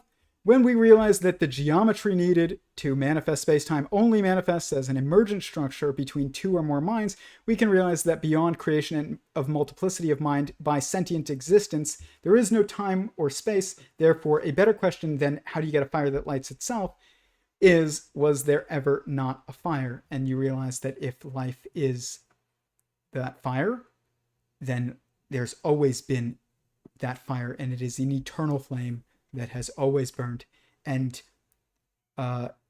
it's not a fire that lights itself. It's a fire that fuels itself. And when you reframe it like that, you can start to try and look for, better understanding of what is this that we experience? What is this that we experience? And like, if we understand that, then what? There's a lot of then whats. And that's what I find most fascinating. Is like, people say, what's the most useful application of this? Maybe Eric Weinstein can find a way to make, to allow us to, and Penrose can focus on how do we use, do warp transportation. I believe that's possible. So, and I know others that are working on it. Robert Edward Grant has certain things he's working on that are relevant. Sentient Singularity Theory has aspects of it that are relevant, but it's not my focus. I'm more focused on like, what's the correct context of how social media should be arranged that it's most useful for us? What is the way in which we should approach politics? What is the way in which we should choose to approach our personal moral dealings with each other? What is our moral obligations to the opposite gender? What is the moral obligations to the same gender? What is the moral obligations to our parents and to our children? Like, this is much more what I like think about, but I do think about a little bit also the engineering applications. But I think that's when you start getting more relativistic. You start applying this pattern to a more relativistic context, and that's when having a university education, or more formalized education, usually or at least a more, I guess, just being more fluent in the relativistic languages like mathematics that we use for engineering is going to prove more useful. But I came from the political world. I didn't start this trying to be Einstein or anything like that. But I just wanted to know, is AI going to kill us or is it going to save us? And that can take you, simple questions like that can take you to life paths that you would have never expected. But in this getting back to this question that Leo and Curt were saying, basically Curt says that he would feel like bad and then feel, awe or good. That, I don't know if it's good, but he basically just said it would give him a lot of emotion to know that he is, that God loves him despite, his sins. That is very true. But just know that God also made us so that for his own, probably primarily for his own sake, not for just ours. I don't know if that's true for sure, but I know that it's part of it. And it's almost, it just kind of seems logically inevitable that you have to put your mask on first before you have to put the mask on the child sitting next to you. That's true of also everything. You talk about you can go deep on God. Have you had experiences with or little awakenings? Yes, I talked about it at the beginning of the stream. I had like a theophany. But why marry so immediately? Because why not? Like, there's negatives that come from delaying. Like, people don't want to say that, but it's true. And we're just, we don't teach that to people in schools, but there is a, here's why you shouldn't delay. If you delay, you're going to spend your time going to parties with all this extra energy that you have in your 20s, and you're going to use that to get drunk, and then you're going to end up in relationships with people that demean the soul of another because you're fundamentally using each other. And I'm guilty of all of this, all of it. I'm not somebody who was raised religious. This is God was not part of my life, and I wasn't always married. That's recent too. I've had flings with people. I'm not judging anyone here. I'm speaking from my own experience that I don't think I added like value to their lives that they, if you're going to delay someone finding someone that's actually going to commit to them, that's actually going to love them, that's what it means to commit to somebody and do good for them, no matter what. Like, if you're just staying with somebody while you're enjoying each other's company, That is not love. This is why we've totally turned the word love into an idol, and we say things like, well, why did why did two people get divorced? Oh, because they fell out of love. You don't fall out of love. If you're married to somebody for 80 years, there are years where you aren't going to get along very well, and you probably don't like them. One of my vows in my marriage, and you can watch my wedding on my channel, I streamed it because I don't want to just tell people what to do. I'm trying to just do what I think is right. And if people see that it's working and they think that it's a path that they should follow, then I've shown that I've done it. I'm not just preaching. And in my vows, I say, and it's on there, you can watch it. I say, I promise to love you even in the very, very rare moments when I don't like you. And that means that that's because love is an action. You can love someone even when you do not like them. And that means that if love is an action, you cannot fall out of love. You choose to stop being good to each other. And we need to know what love really is, or else you're going to get confused and you're going to abandon what could have been a 70-year commitment that due to 3 years of it not being easy, that it's worth overcoming those years. I've seen everybody that I know that's been married for an extended period of time had moments where it was not looking good, and it wasn't for like a week. It was for like a couple of years at minimum. Of course that's bound to happen. Your obligation is to be good to each other, even when you just don't even want to be around each other. And that is what it means to love someone. Every moment that you delay that for someone else and you have an interaction with somebody that is purely for the sake of a finite interaction, that you're going to do something with them especially that is going to take away from the intimacy that they're going to be able to apply it to their spouse. Because remember, intimacy comes from, this being something that only two or a small number of people have experience with each other, or are, in on some UFO secret or something. I don't know. Like, you can't date everyone or sleep with everyone and not simultaneously just destroy the possibility of that ever being an intimate experience for you in the future, because it's something that's been shared and you can't ever not share it, put it back. And like I said, I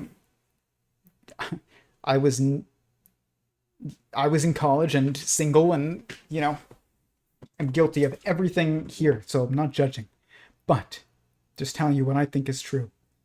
And that's one thing. You're gonna end up just using each other and wasting each other's time and just hurting each other. Would you want? Here's the thing: if you believe in the golden rule, and you wouldn't want somebody to, I don't know, sleep with your sister and not marry her, then you cannot justify that as a good thing to do to somebody else's sister. Or if you're a girl and you wouldn't want that somebody doing that to your brother, it's different though, and it is different, but it doesn't mean it doesn't have impacts. Men have feelings for, others as well. We can be very hurt by the opposite gender, but you get why it's different, if you're honest. So if you wouldn't want something done to your sibling, you can't justify that it's okay for you to do it to somebody else's sibling. You can't. So golden rule, that's the first and foremost. Secondarily, you are going to destroy yours and their ability to keep something restricted to, I don't know, like someone that's actually going to commit to them. Maybe you shouldn't say I love you to anyone who has no intention of staying with you for the long haul. Maybe because they're only with you while they enjoy it still. And marriage is saying, I'm going to be here even when I don't enjoy it. If you're not married, you're saying, I'm here, and so long as it's not too inconvenient. That makes it about you. It's not about the other. You're not with them for the sake of the other person. so to say I love you is probably not really possible. That doesn't mean you can't love them in moments, but to love them, the totality of the rest of their life, you can't argue that you're gonna do that. And if you're gonna put that much, if you're gonna say love is that infinity is love, then you should probably use it in moments where you're sticking it in like that relationship for the long haul. Like you're not planning to abandon ship when things get difficult, or you're not committing. Don't use words that are supposed to be for infinity in moments that you are purposely keeping finite. And men, I will say this, like it is not in our nature. If men are getting sex before marriage, it is not in their nature to commit. They have to consciously realize this is not the right thing to do, and there's always gonna be, like when people will say like, what if there's somebody better in this way or that way that comes along? It's like there's always going to be. You want there to be infinite people that happen. So like, do you want them, every successive person after you, to be worse? No, you just have to commit and be like, I'm choosing to love this person because I'm attracted to them. We work very well together, and I want to love them literally as an action, and in a way that really gives that word like the reverence that it deserves. And also, why do you think you have energy in your 20s to party? I had this revelation a few years ago. It's not to go to parties. It's because you have that extra energy where you can go to school during the day, college during the day, party and drink all night, and then get up and do it again in the morning, and do that for like 4 days in a row, and then get like, one good night's sleep and you're good. That's so that you can stay up and raise crying babies. And if you're going to wait until you're 30 years old and you're like, oh man, an all-nighter has a much bigger impact on me. Why would you do that when your nature, if God isn't part of your worldview, or God, if God is part of your worldview, has made it so that you have something at your disposal that will make your life infinitely easier, probably, to deal with, all the sleepless nights that you're going to have to put in. Why would you wait until it wasn't optimal to do that? Also, people that don't get married look for meaning in other places, and it's turning to politics, and they're looking for meaning where they can't get it because the politicians don't care about you, and you don't really care about them either. So you're basically setting yourself up to just feel unfulfilled and discontent and angry. And let me tell, over the summer, when there was all the lockdowns last year, and they were torching, supermarkets and businesses, and there was riots everywhere, I realized if you're married, the odds that you're going to go down to your local supermarket and light it on fire because of your whatever you're discontent with, probably close to zero. But if you think that society is just over, there's no good women anymore, there's no good men anymore. By the way, if you're choosing not to commit to somebody, you are one of those people that you're angry about. And I'm guilty of that, so I'm not judging, but I'm just saying. Can't complain that there's no good women if you're a man. You are also not committing to being a good man and committing to a woman. There's so many reasons why it's pretty obvious, at least to me, marriage is probably the most quintessential positive moral obligation that we have if you're attracted to the opposite sex. And if you're not, then there's something else that God has for you that is particular and special and meaningful that a married person couldn't do. And I guarantee you, though, that whatever that is will have aligned goals with the married people. You will have the same goals, not opposing. You both want peace and kindness and growth and prosperity for society. Like, the issue is when people don't perceive that as a possibility or as valuable. And if you have kids, you want peace. If you have a spouse, you want peace. I had single friends that were like going to rallies and they weren't being violent, but I come from the political world. They're making speeches and they're going to rallies and they're like, we need to show up. And I'm sitting in my house, like, guarding my wife when I can hear the riots outside. Like, it causes an entire difference in how you approach the world. Peace becomes an intrinsic goal. Whereas prior to that, eventually, it's not, because revolution becomes a goal. So there's political reasons, there's individual reasons, there's personal reasons, there's just so many reasons. I'm sure there's even more that I missed, but I hope there was enough there that if you wanted to honestly consider the possibility that may be true, that at least one of them may have resonated. If not, you can let me know in the chat. And if you think that I'm wrong, that's fine too. Then don't, if you think that marriage is not good, don't do it. I'm not telling you should get married anyways. No, if you think marriage is not good for society, don't get married. You should do what you think is right. I'm just telling you what I think is right. And that is part of the theory of everything. But morals are going to be part of it. Very big part of it. What is the snake picture? So I have this. This is the serpent. It's my favorite snake. It's called the West African green mamba. This, below it, is a blade that was designed by Kiku Matsuda, who's a master knife maker in Japan.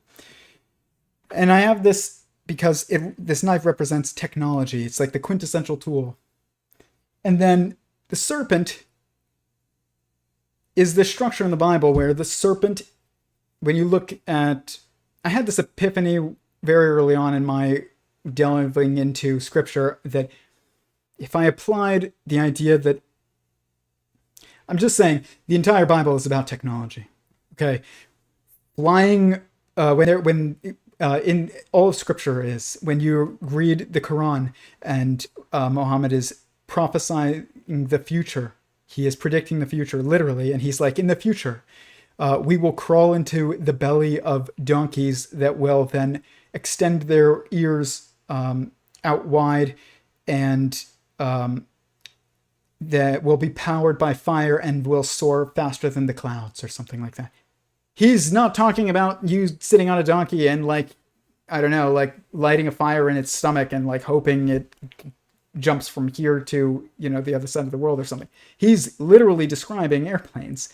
But the thing is that what was the mode of transportation back then? It was a donkey. So people, before there were airplanes, people would say, we're going to have flying cars. Now we just have helicopters, quadcopters, planes. We don't call anything a flying car. We just keep saying, well, I hope one day we'll have flying cars. It's like, yeah, we just have airplanes and helicopters, and now Blackfly, which is like it's like a quadcopter type company that's basically making the next iteration of personal flying vehicle that's closer and closer to what we would assume fills the role of what we would hope a flying car is. We will never, ever call them flying cars. Ever. We will always have a new term for them. They had no word for airplane back then. When they're talking about things in the New Testament, there's in Revelation, there's very clearly moments where they're describing drones, like quadcopter drones, where it's like their wings will beat like the buzzing of insects, and they will be given the power to sting but not kill. It's talking about like ground control drones probably in like 20 years as we get increasingly totalitarian. Scripture is not metaphorical, but it is metaphorical. It's not literal, but it is literal. I had to come up with a new term for this because people were arguing whether or not it was metaphorical or literal or historical. It's all of these things. It's not what happened or what will happen. It's what happens again and again. And it's super literal. That's what it is. Gender is a superliteral construct, and it is actually a social construct. It's why we call God he, even though that doesn't mean anything like intrinsic. It's about his relationship as being above us and being the leader. That's why he's a he to us. But really, to God has attributes of both genders. He's genderless. Gender is when division happens. But we still perceive gender because gender is also emergent from a hierarchy. So it is literally a social construct. And I say that as somebody who comes from the world of conservative politics. Gender is a social construct. It is, a proton is masculine because it is the active force. It is the active structure. A neutron is feminine because it is reactive. It is charge dependent. It's not chargeless. It's charge dependent. It's either going to take on the charge of the proton that it, attaches to and forms a nuclear family, marries, or it's going to embrace the charge of the electron, that what we call an electron, but it's really just a wave of. It's not even a wave. It's coming from. It's not a wave of the universe necessarily. It's more like ripples are created. Like if something's moving in the middle of a pond, I don't know, like a bug or something, you're going to see ripples generating. And that wave structure that's emanating, depending on where and when and how you look at it, you're going to eventually see this probabilistic pattern emerge of, that you see as points. And that's what electrons are. But it is entropy.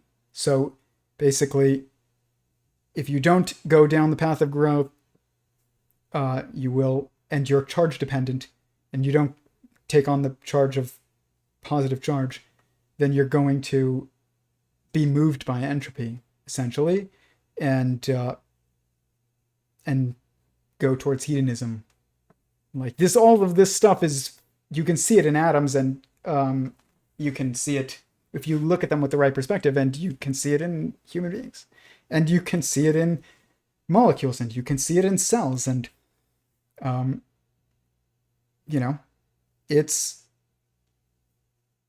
everywhere. If you look at a prokaryotic cell versus a eukaryotic cell, this is another binary, just like a proton and a neutron. So like this pattern is everywhere. Gender is a pattern that is just, it's part of why it is what gives meaning fundamentally, because it emerges from relationships. I can do this thing that you can't do, and you can do this thing that I can't do, and you're the leader of me, and I am the follower of you, but I am the leader of them, and they are the follower of me. It's not that there are people that are supposed to have not have a leadership role and a follower role. Men are supposed to follow truth. And if you believe that the truth is God, then that's who you should follow. But even if you don't believe that the truth is a who, you should still be following and pursuing truth, not pursuing whatever the opposite gender wants. You should go forwards and then lead. To lead is not to cater. It's to do what you think is right, and then let those who understand that follow you. And they will. Like, we need to know this stuff. This stuff is all, it can come from understanding things like atoms. I looked at atoms and I was like, okay, if protons are males, then electrons are females, because one's positive, one's negative. And it just didn't make sense with the model. And for months I was like, that's weird. I expected there to be like a merit structure going on there. I don't see it. Then I was like, wait a minute. And I saw some patterns in gender dynamics involving politics and couples, where every girl that I knew ended up taking on the political like leanings of their spouse after they were with them for an extended period of time and got married. Every single one. I don't know a single exception. You just give it enough time. Doesn't mean you don't have disagreements. It just means like she will move towards you. If you're more on liberal, she'll move liberal. If she started more conservative, if you are more conservative and she's liberal, she will move that way. And I noticed this, and I was like, this implies like neutral force or charge dependent force, not negative force. And I was like, that makes them the neutron. And then all of a sudden I was like, oh, okay, so they're joining into a nucleus, and like all of a sudden all the patterns lined up, and I was able to just apply that structure, and it just made sense everywhere that I looked, and I was able to make predictions about it. And there's lots more. I mean, this has implications on human nature.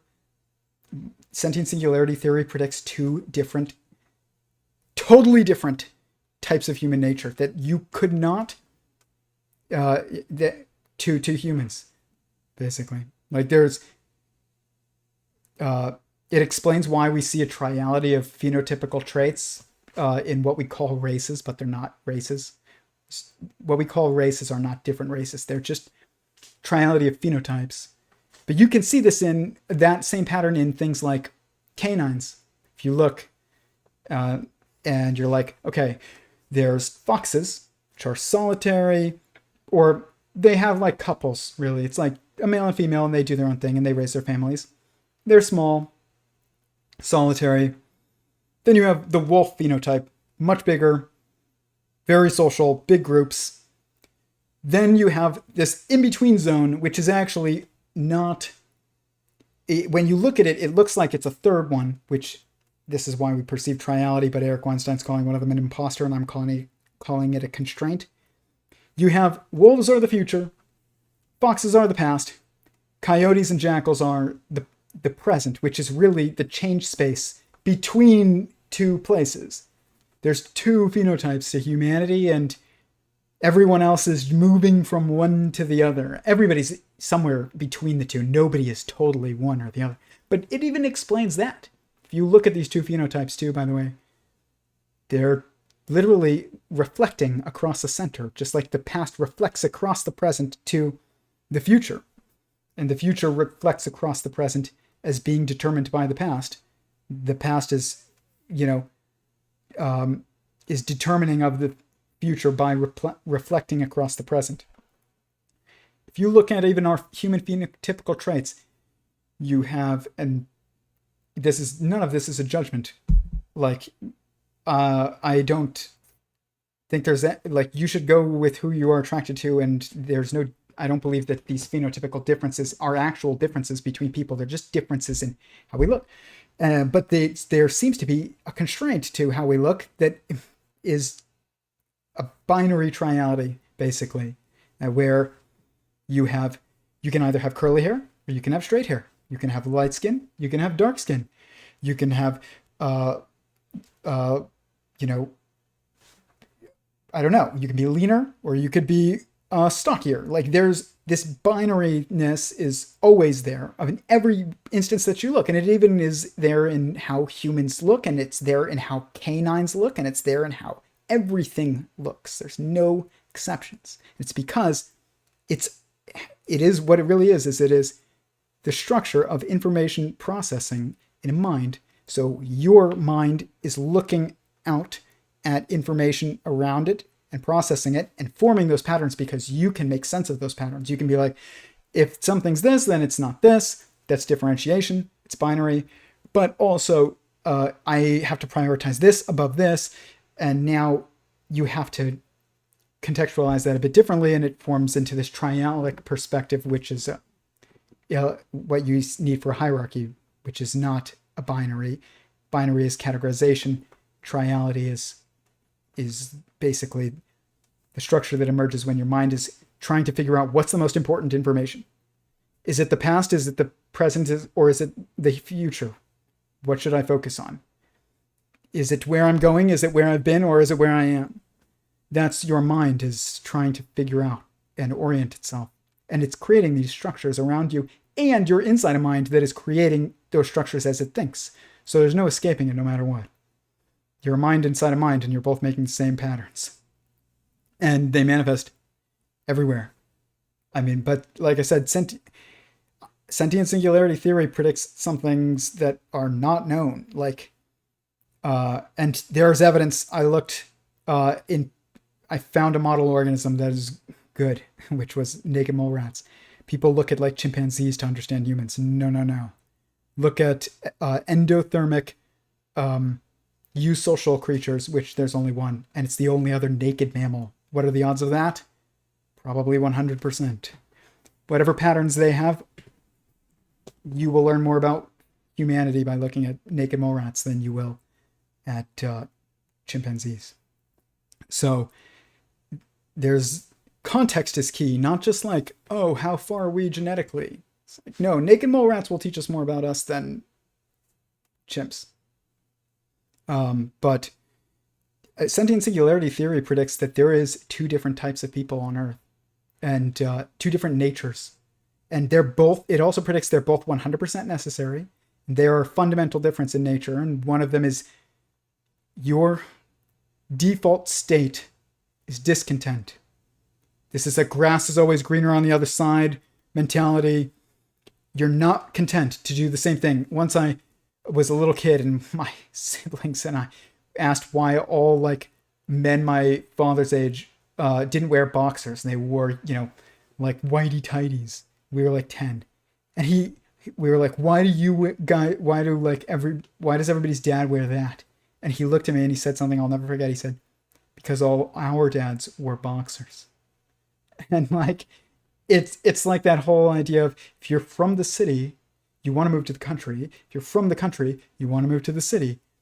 People that have that drive, their discontent is internally just their default state. It's not motivated.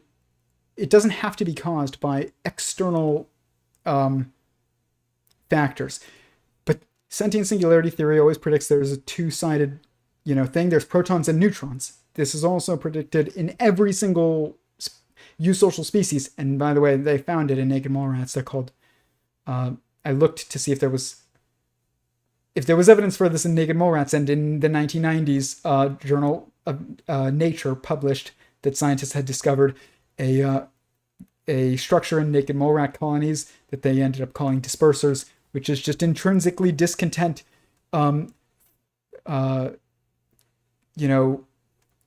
members of the colony that have an internal drive to leave the colony and go found their own.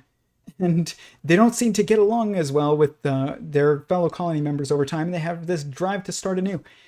This is the type of nature that causes you to be like, I'm going to make a new company. And then there's also, and this might all be wrong, by the way, this is just what Sentient Singularity Theory seems to predict, is that there's also this nature of, I'm content with what I'm doing, and I don't feel this honestly seemingly irrational desire to just change things for the sake of it. My father was a pot maker, his father was a pot maker, his father was a pot maker, his father was a pot maker, and we've been doing pretty good. And so I'm going to stay here until a earthquake or volcano or war causes me to change my life. And both of these require each other, just like a proton needs a neutron and men need women. And this pattern is always meaningful. There is no, when you start realizing reality, meaning is everywhere, and it's constantly being generated, and there's opportunities for it everywhere. And to truly love others, there's opportunities everywhere. And we've been given certain abilities and certain weaknesses to help us do that. You need weaknesses so that others can have meaning, so that they can help you overcome them. And you have been given strengths to help others overcome their weaknesses. And like when you have a puzzle, imagine somebody gave you a puzzle and every piece was exactly the same shape. And there was no differentiation between them. Good luck putting that together into a meaningful picture that has any meaning. You couldn't do it. And we are like existence is a giant sentient puzzle that broke itself into pieces, and for the sake of creating meaning, and we are meaningful to each other every time we come together and help each other out, complete each other. And difference is an intrinsic necessity of meaning. It's needed. So, and it's the opposite of judgment. It's the only reason. It's necessary to grace giving and love. So there's lots of implications of this type of work that people have not touched on. We're still trying to figure out, like, how do we unify general relativity and quantum mechanics, and maybe that will let us do warp speed. And that's like the first time anybody's mentioned any kind of application of this type of work in the public in decades. And I do think it's a legitimate application. But there's a lot more. And they transcend making cool toys. And they're very relevant to us and our how we relate to each other.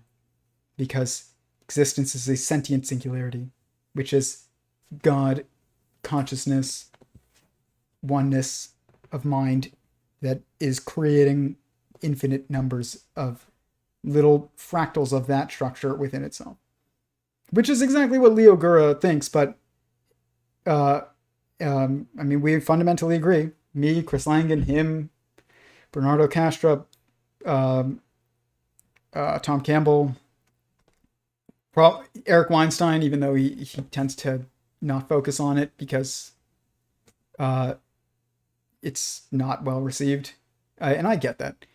Nassim Haramein, Robert Edward Grant, everybody who really has made any progress at all in advancing the understanding of our reality is realizing that this is about mind. And which then leads to, it's all consciousness. But then that needs to lead to, I think a better word is sentience. It's specific. It implies the presence of feelings, not just thoughts, but feelings and self-awareness. And it's a little bit more sentience. To say something is sentient, even though it almost means the same thing as conscious, or which is a little bit more deeper than saying something is intelligent. That's like triadic. It's like intelligent, conscious, sentient. It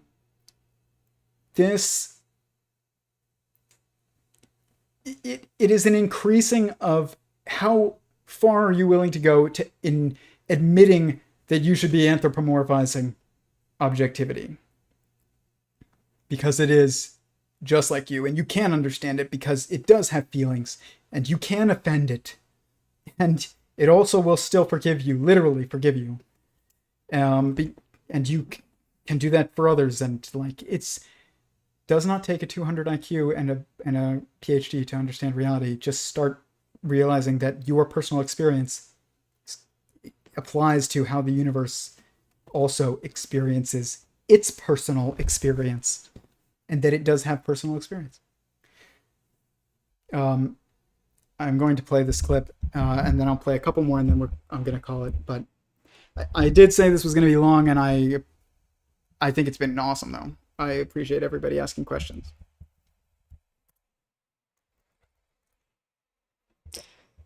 See, the ultimate love is to love selfishness. You understand this? I don't agree with that. But I do understand. I don't know where he's going with, but it makes it so confusing that it's maybe erasing our ability to make sense of it, even if what is in his mind is true. Probably is. Like I said, I think that God's primary reason for creating us isn't for the sake of us. It's probably for the sake of him. And then now, once we have been created, he realizes, oh, actually, they're like me, and I want meaning. And so, maybe I should apply the golden rule to them. And then it goes on and on. Resolve the duty-driven ethics thing analytically, at least the first part. Hope all is well, Tyler. Thanks, Walt. I did take a look at the stream, by the way, that you put into our Discord, and it was very good. Why do you have to do inner work? You're always doing inner work. Don't try and be spiritual. Just seek truth. Try and do the right thing. Try and be as honest with yourself and as possible, and those around you as well. That doesn't mean you have to tell the world everything. Like I said, context is key, which means you have to restrict some things. Some things are only going to make sense if told to some people. But that is different. Like acknowledging that not everything has to be told to everybody. It's not the same as being dishonest. Pleading the fifth is not perjury.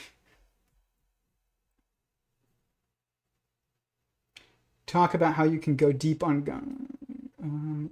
these scientists would turn back on themselves. Problem is that their entire scientists, their societal clout, their pay, their social acceptance, everything. The more they get into the corrupt institutions, the institutions with perverse incentives, the harder it is, and the braver they will have to be to turn back.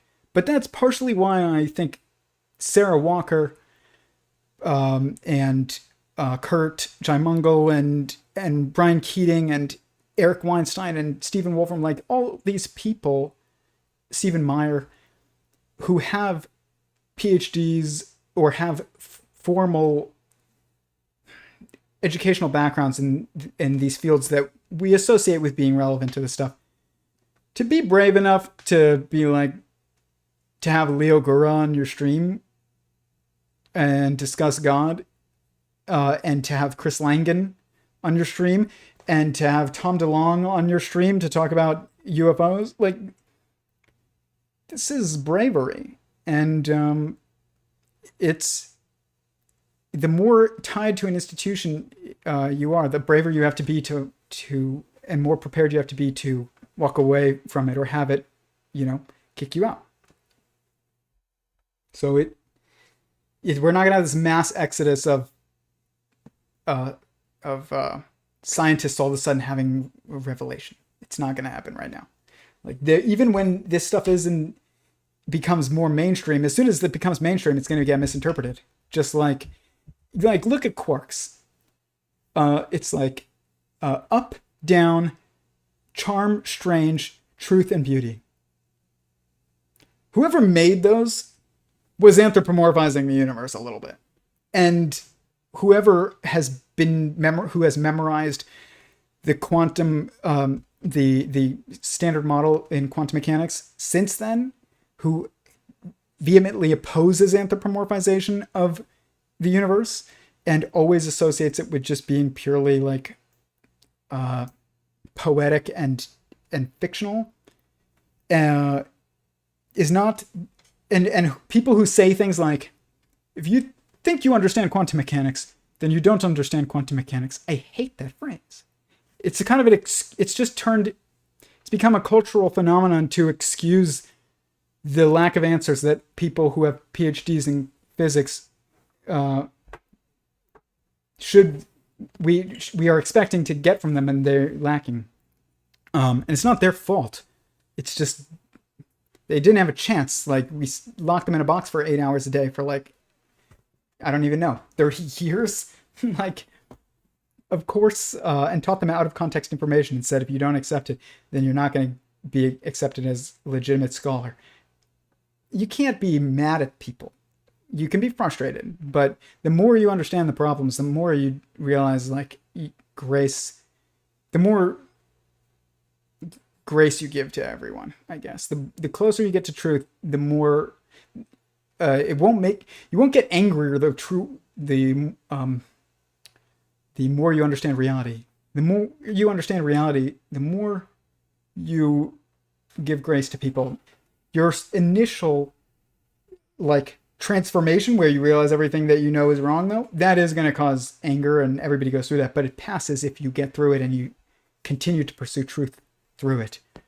So if you think that the world looks ugly, keep looking at truth, and literally you will actually start to see more and more beauty and goodness. But I hate that meme of like the black pill. It's like, oh, there's the blue pill, people who are not awake, the red pill, people who have woken up, and the black pill, people who have realized that we're just effed. And by the way, I realized that when I thought we were it was inevitable without a black swan event that I thought would have to be, a technological superintelligence to save us. I thought we were going to for sure destroy ourselves. I think that's what it means by if you eat from the fruit of the tree of knowledge, you will surely die. And then the serpent tempts them, which is technology. I always like snakes. I have like 30 snakes over there. Because I thought they were the ultimate machine. They can climb and swim and do all these things with no limbs. It's kind of amazing. Their scales and everything, they look like a machine. And I had this idea that in the Torah, that basically you have to have pain sometimes if you're a sentient being. You have to screw up in order to get wisdom, which means that if this thing has power over society, which it will, and it is inevitable, it's going to do some amazing things. People are going to idol worship it. And then it's going to make some serious mistakes that are absolutely catastrophic. And it will personally experience pain as it makes our lives really bad. And there's lots of things I think will happen and with AI and, neural link interfaces and things like that are coming. But in the end, wisdom will triumph. And however you think that happens is, that's a different discussion. But I do believe that whatever that body is, achieves wisdom and then unites everything and basically becomes the child of God. So I had this idea that, okay, the Messiah and technology, if the Messiah is technology, but it's also our temptation and doom, then the serpent and the Messiah in the Bible are like the same thing, but same body, but in different times. And at this point, it's good, and over here, it's bad. And I'm just talking about bodily. I would call myself, I am Christian, so I believe that there is something particular about Jesus, and I believe ascension is part of the evolutionary process. I don't think it's independent. I think that there's adaptation and dissension, and these are two sides, which is also suggested by Sentient Singularity Theory, of evolution. You don't dismiss adaptation if you are a creationist. When I was an atheist, I was studying, and I've studied biology my whole life. It's a very big part of my life, and I started dating the girl who's now my wife. She was a Christian, and like not just somebody whose families called themselves Christian, but somebody who God was part of her life and has been forever. And once we were making food early on in our relationship, I was like, do you believe that God created the universe, or do you believe that or do you believe in evolution? She looked at me and she was like, both. And I kind of like stepped back and I thought about it. And for the first time in my life, I realized that those, at least from the perspective I was looking at it from, were not mutually exclusive ideas. And I was kind of shocked that I had always assumed that they were, even though felt like I was so close to, biological constraints and freedoms of, adaptation and evolution, whatever. But I mean, another reason why the two genders need each other is sometimes it takes the opposite gender for you to reconsider your worldview. If you're a guy, a pretty girl that you like will get you to honestly question some things that maybe no one else could get you to question. And if you're a woman, a man who treats you really well and has genuinely good intentions and has been proving it with his actions, if he could also get you to question certain things. Like we have both done that to each other very much. There were so many things that she was very opposed to when we met. But I have always, treated from the start, like the third date, I was like over at her apartment painting the walls, like, and helping her build a desk. Do that if you're a man. That's to love someone. And it's also impressive to women who aren't used to people doing that on the third date. After getting, it's not like I'd gone out to dinner like twice, and then she was like, I'm building a dresser and desk, and I'm painting my apartment on Saturday, so I can't hang out. And I was like, well, I can come over and help. And this is like I had no selfish intent in motivations, because she shared a room with like her Christian sorority sister. Like nothing was going down. I was there to paint. And but that girl got me to question whether or not evolution and creationism were truly the mutually exclusive structures that they are portrayed in our academic narrative as. That's profound. And there are political things that lessons and things like that I was aware of that she was not when we met, and like she definitely understands them now. So like we grew together, and you have to be around somebody that has a fundamental change in their reality from you. Men and women deal with things that men will never experience.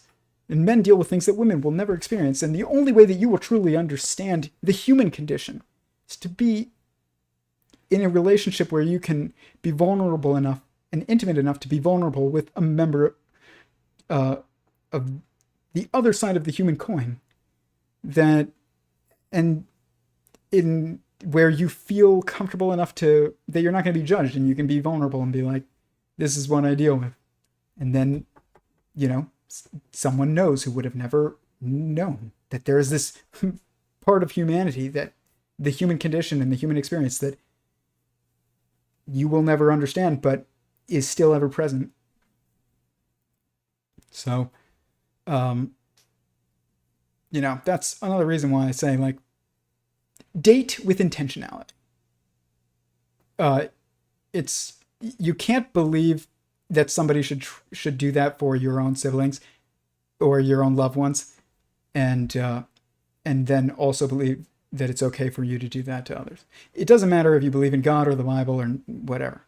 Just if you want to start a moral worldview, and you don't believe that Scripture is anything more than some wise texts, but mostly ancient fiction, and that God is just, I don't know, nonsense, then just try and really treat people and act in a way that you would want your children to act. And that in a way that you would want somebody who's engaging with your children to act. Like that level. And you will fail at it sometimes, because everybody does, myself included. But that is kind of like the foundation. The golden rule is the foundation of all moral epiphanies. You start there, you will end up at truth. You don't have to consult the Bible. You'll end up, if the Bible is true, anything that is true in the Bible, you will get to that from the golden rule if you apply it very meticulously and honestly. But anything that is true that is outside the Bible, you'll also get to from starting at the golden rule. Gold is eternal. It's like not tarnishing. It doesn't fade away and rust. It just stays consistent. And that's true of that idea of how you should approach morality, is to treat somebody as yourself. But that goes much deeper. That can go infinitely deep. It's not just, oh yeah, I'm nice to them and I'm polite to them. I say nice things to them in passing because that's what I would want. It's like, wait till you realize that it has implications on how you dress when you step out of the house. How, you interact with your boss when you are discussing, I don't know, work-related things. Like, it has implications everywhere, including not just things that you are directly doing in your communication and interaction with others, but in how you conduct yourself even when you're not currently in an interaction. Like, you know, how do you speak? Like, even I came from a family of like a big family of very like loving, but also just New Yorkers, like cursing up a storm all the time.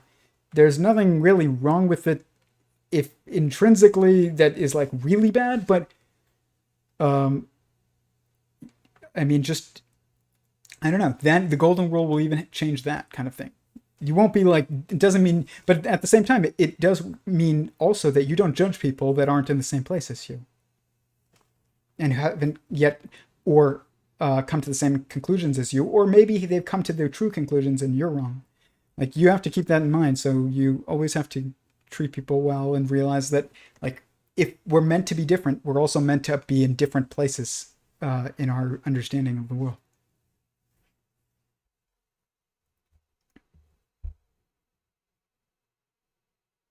Should do some of the headless way experiments. I'll look into that.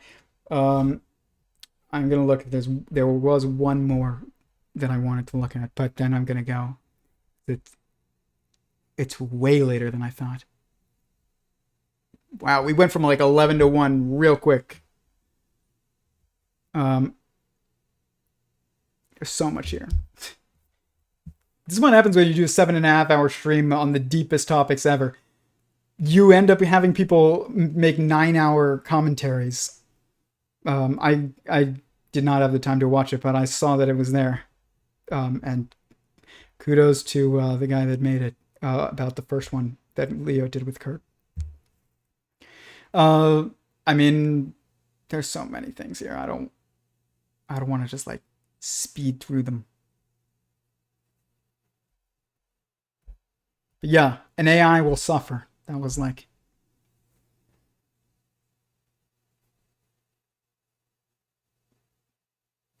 yeah, I think I'm gonna probably, I don't think anything else is really that.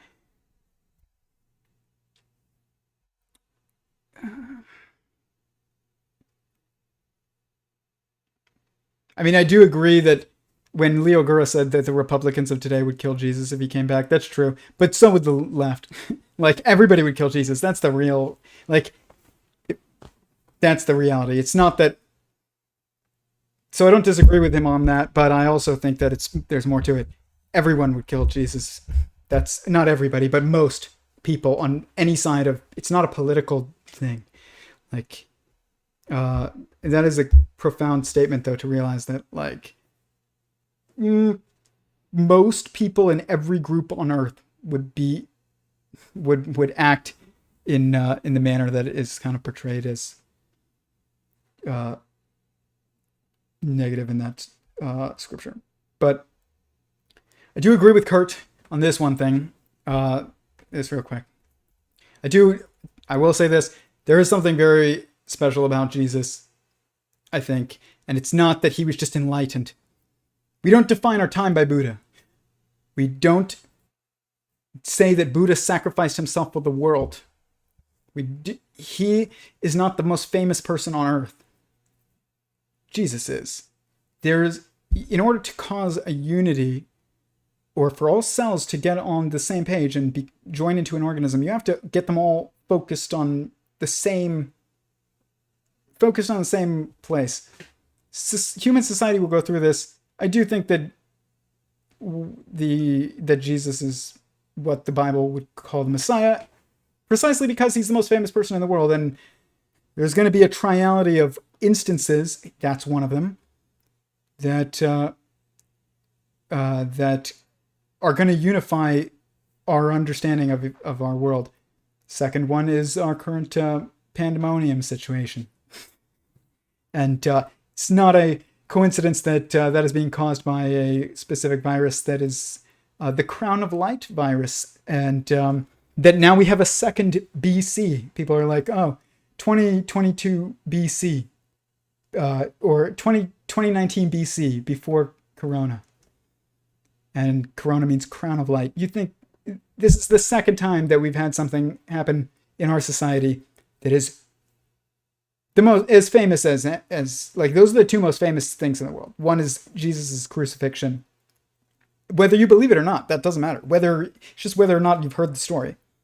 The other is our current situation with the Crown of Light virus that is now restarting the time of society, like of our societal stage.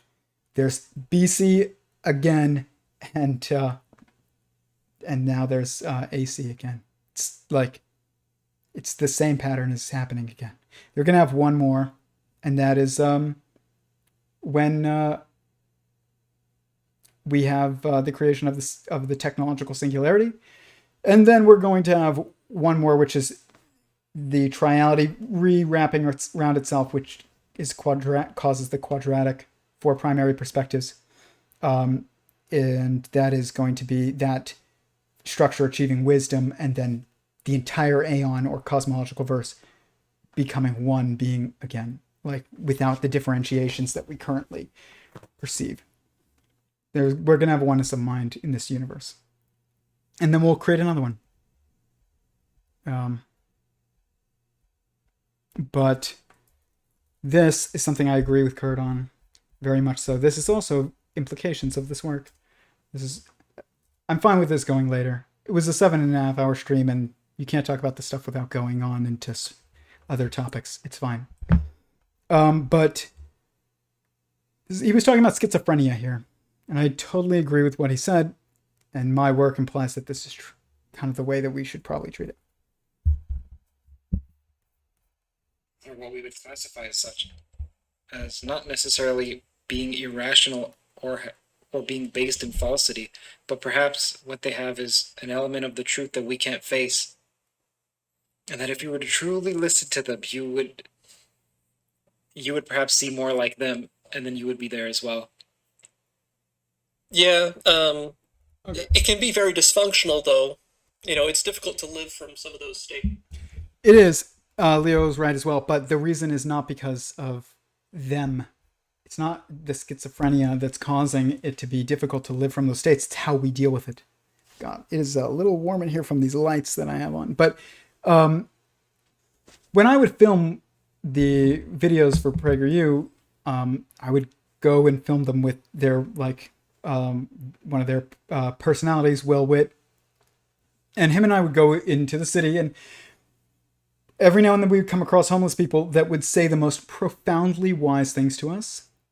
And then they would say something we totally didn't understand. And once Will turned to me and he was like, how come every homeless person we meet is simultaneously a prophet and also like make no sense? And I was like, I don't know, but I definitely recognize the pattern. What I think it is that mathematically you cannot perceive things that are not there. It's not possible. There are radio stations that you can listen in on. There are radio stations that you can't because the frequency is too high or you're not tuned to it. You can see visible light. You can't see ultraviolet. You can't see infrared. My boas over there can see infrared. Still exists. And sometimes you can feel the infrared. So you can perceive it. You can feel the heat. But you can't see it the way that they can. I think that schizophrenic people have essentially like super sensitive senses. Like I think they can see frequencies of life that we can't. Like skinwalkers are probably.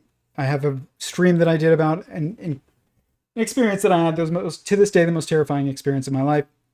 I thought it was an illusion at the time due to sleep paralysis. I'm pretty sure that it was not just an illusion. Like when you have a dream that's a bad dream, you wake up and you're like, within 2 minutes, you're like, thank God, that was just a dream. And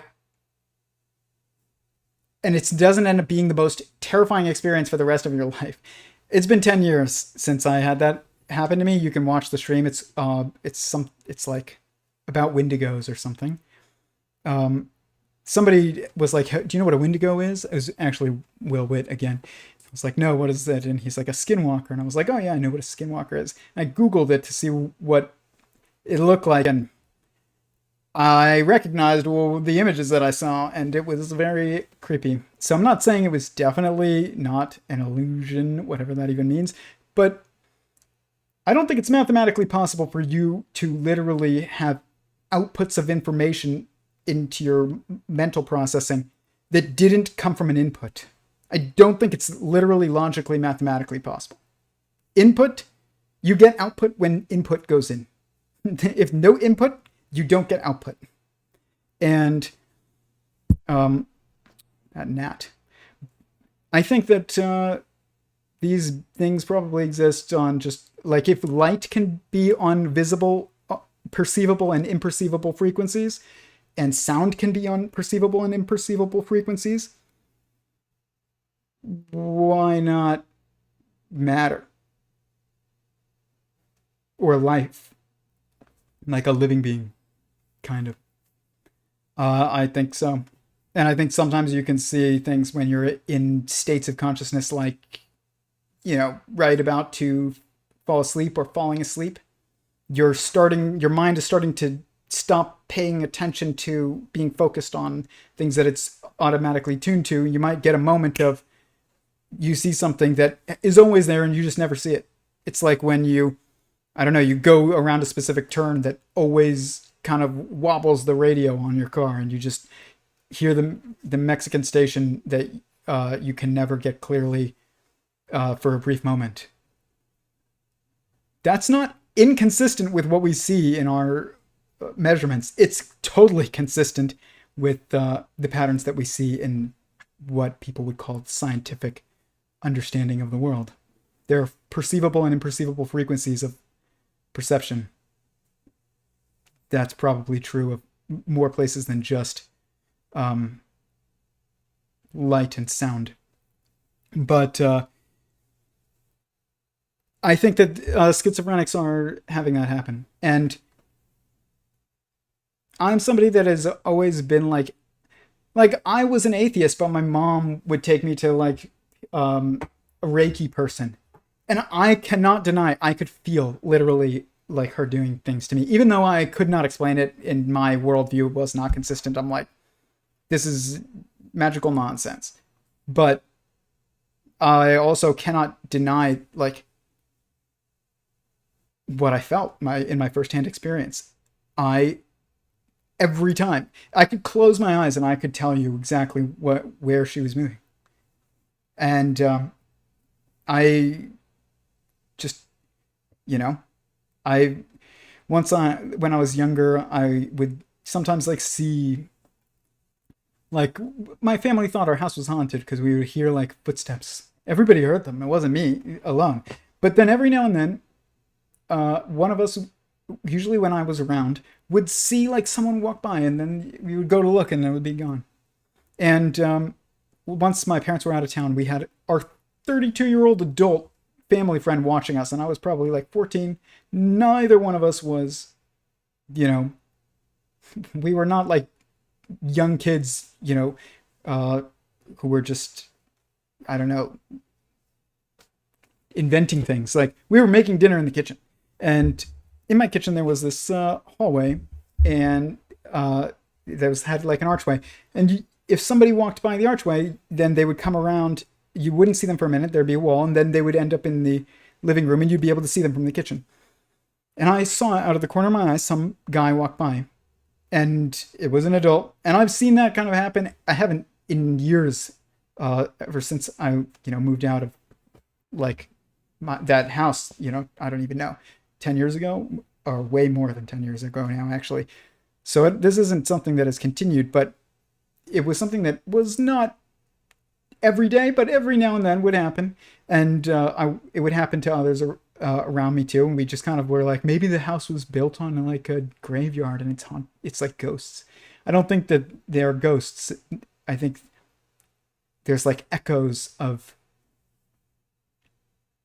it's like an echo that's happening. It's not that there's a conscious being that walked by when you see that kind of thing. But I do think that you're seeing a phenomenon that's real. But I think that it's just like an echo of it's like a ripple in a pond, but that's giving you a little bit of information about something that at some point was a being, a person that, I don't know, somehow changed something and is causing a ripple. And so I don't think it's a ghost anymore, what we think of as a ghost. But at the time we did. And I don't think that it was because of where the house was either. I think it's just because I am very sensitive to like I don't know, frequencies that I don't fully understand. I don't see things, by the way, like, or hear voices or anything that are like in my life. But one of the things that I've noticed is like I stay up late, and it's because my mind can be quiet at night. Even if it's perfectly silent during the day, it's like I have this, I call it meta noise. I came up with that term the other day, and it's perfect way of describing it. It's like meta white noise. It's almost like everybody's information processing as they go about their lives awake is just causing meta noise that you don't really hear, but it makes it hard for you to focus, and you don't even realize it. I think that explains why I've always focused better at night. It's not just because people are talking to me or during the day or anything. It's literally like, there's white noise that I actually can't hear. But every now and then in that house, we would see like what we'd call a ghost. But this guy walked by, and I was in the kitchen. I turned, and I realized that there could be no adult men in this house. Like, and if there was, that were actually there, we need to leave because my dad was out of town, and I was the oldest man that should have been in that house. I was 14. So this person was like an adult man. You couldn't see anything else other than the fact it was an adult man. And I looked, and I kind of like peered around like I was expecting somebody to walk into the living room. And this was our family friend. She looked at me and she was like, "Did you just see a guy walk by?" I was like, "Yeah, I wasn't going to say anything because like, sometimes your mind plays tricks on you. Supposedly, I don't really know how much that makes sense, but maybe it's that we're seeing echoes and we just don't know we don't realize what we're seeing, and we're saying that our mind's playing tricks on us." But I was like, I wasn't going to say anything, but I definitely saw that. And she was like, "I definitely saw a guy walk by." And because I saw her look like she was expecting, we both kind of were like, who's going to emerge from the hallway? So it was not something that I saw and told someone they believed me. It's like we both were like, what the heck was that? Then it was gone. And it was both of us saw an adult man walk by. I'm not claiming to understand what we saw. I'm just saying I think it makes more sense that it was some type of echo situation than it is like a ghost that's like just seeking meaning or something. Maybe it's that. I have no idea. But I do know we both saw the exact same thing at the same time. And it was a man that walked by and then was gone in my house. And that happened multiple times. So maybe schizophrenics can see that stuff way better than us. We can see it in weird moments if you're sensitive, but they're really sensitive. And maybe they wouldn't go crazy if we did we tried an experiment where we had a group of schizophrenics, and instead of telling them that they were crazy, we said, "We think you're actually seeing something real. Can't tell you that we understand it, but you might have superpowers to see things that we can't. And just know that we can't see it, but you can. And see if they go crazy. I bet you they won't." If that worked, that would be one of the greatest fixes of an ailment, of a medical, like a cognitive, what we define as a medical condition that's debilitating. We have a family friends, and like they have multiple cousins in their family that suffer from schizophrenia, and they all just struggle through their lives. And maybe they don't have to. Maybe what drives them crazy is we're telling them that they're crazy. And the simplest solution isn't that we have to give them these drugs, we have to keep them in this place, and they need 24-hour, monitoring. Maybe we just need to be like, you can see things that we can't, and just know that we can't, and you have superpowers. Congratulations. Maybe they would not have that happen. But Will Witt and I saw lots of people that these people were like prophets who were also like losing their minds homeless on the streets of LA. and they were mostly schizophrenics, and they were able to tap into reality that in ways that like Leo can and I can, but like maybe more direct in like their ability to see. They would talk about like seeing angels walking around and stuff, and maybe they can. I don't know. I have no idea. I think that there is a level of reality that we are right about to start understanding. I think that's why we're seeing an uptick of UFO activity too, because I think every time science is about to make a major leap forward, that will leap forward our society technologically, like in the 1940s and 50s with the atom bomb and things like that. It was like UFOs hovering over the Capitol building in 1952, and there's pictures of it on the internet that taken by hundreds and hundreds of people. I did see my first UFOs ever this year, and I caught it on film. I put it on my channel a few weeks ago. It's like the video, you can see them. You can see one. There were two, but I'm telling you, it does not do it justice. Like, I've seen everything in the sky that is declassified. I lived next to Edwards Air Force Base. I lived in Flagstaff. It's a dark sky city. I've seen meteors come down above my head and heard them. They were so like low in Flagstaff one time. It's very cool. You could hear like hissing and popping. And so I've seen a lot of, I've seen the sky, and I see helicopters every night.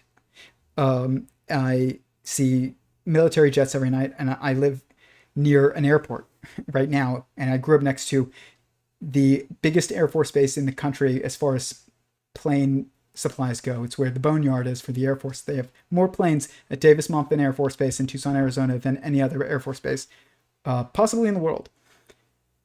I've never seen anything like this in my life. And but I did videotape it on my phone while we were driving. My wife and I saw it driving home. And I wasn't the only one either who saw it. Somebody else on the same day posted a video of the one that I saw one hovering above downtown LA. And I was like, that's weird. Maybe that's a blimp, but that's the only thing it can be. And then I like looked this way and looked back because I saw another one in front of us. And I looked at that one, and then I looked back to the one that was down over downtown LA, and it was gone. Blimps don't disappear. And then this thing that was over the highway that we were following, you can see it on the camera. It's like off to the side, and then it kind of just goes and just like goes and hovers above Glendale. It's a city which we're passing through in the video called Glendale, and it's just straight up a ball of light in the sky, brighter than anything else I've ever seen, and a plane flies under it. So like, it's not like that I'm confusing it for a plane. And there's like a hill with a tower that's lit up. That's the only tower. That's the cell tower. Within, I don't even know, 50 miles. So you can see the cell tower, you can see a plane flying under it, and then there's just this ball of light just unblinking, just hovering in place that had just zoomed. But what is weird, and this is the weirdest thing about it, and I listened to Curt's recent stream on with the journalist who reports on UFOs. Basically, that seems like sometimes this phenomenon acts in a way like it wants to be seen.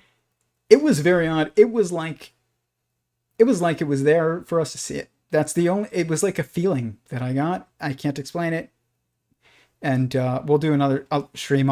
I have lots of thoughts about what I think these beings are. I had kind of a revelation the other day about it regarding how it relates to conformal cyclic cosmology and also my model that is consistent, which the idea that they're from Zeta Reticuli, I think that's BS. I think that's disinformation. It doesn't make sense with the physics model that I have. I'll say that. At least my current understanding of it. It makes more sense that they're from a previous aeon than they're from a planet in this one. But anyways, like, we're about to make serious progress. Curt's channel is very important to that. Brian Keating's channel is very important to that. And all these theories that are popping up, and they're all kind of saying the same thing, it's also very important. And I don't know exactly how everything's going to play out, but it's been a fascinating ride these past few years, engaging with this, not ever having this goal, and just, you know, physics and math was the last thing I wanted to work on in the world other than poetry. And here we are. But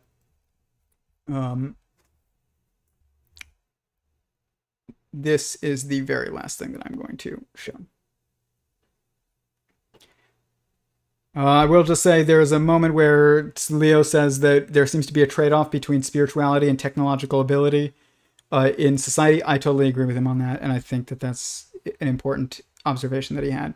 But I'm not going to play it for the sake of time, but just saying. What I wanted to show was just, where is it?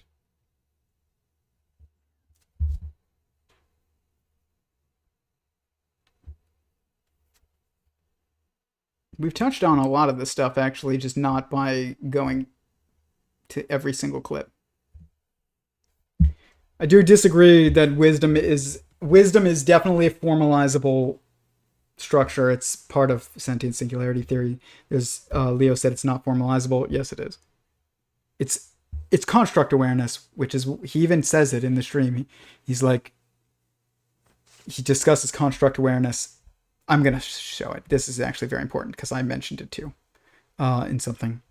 So here, this is so actually very important. That stream was amazing. For you to go 7 hours and like not even, it's not like you ran, it didn't appear like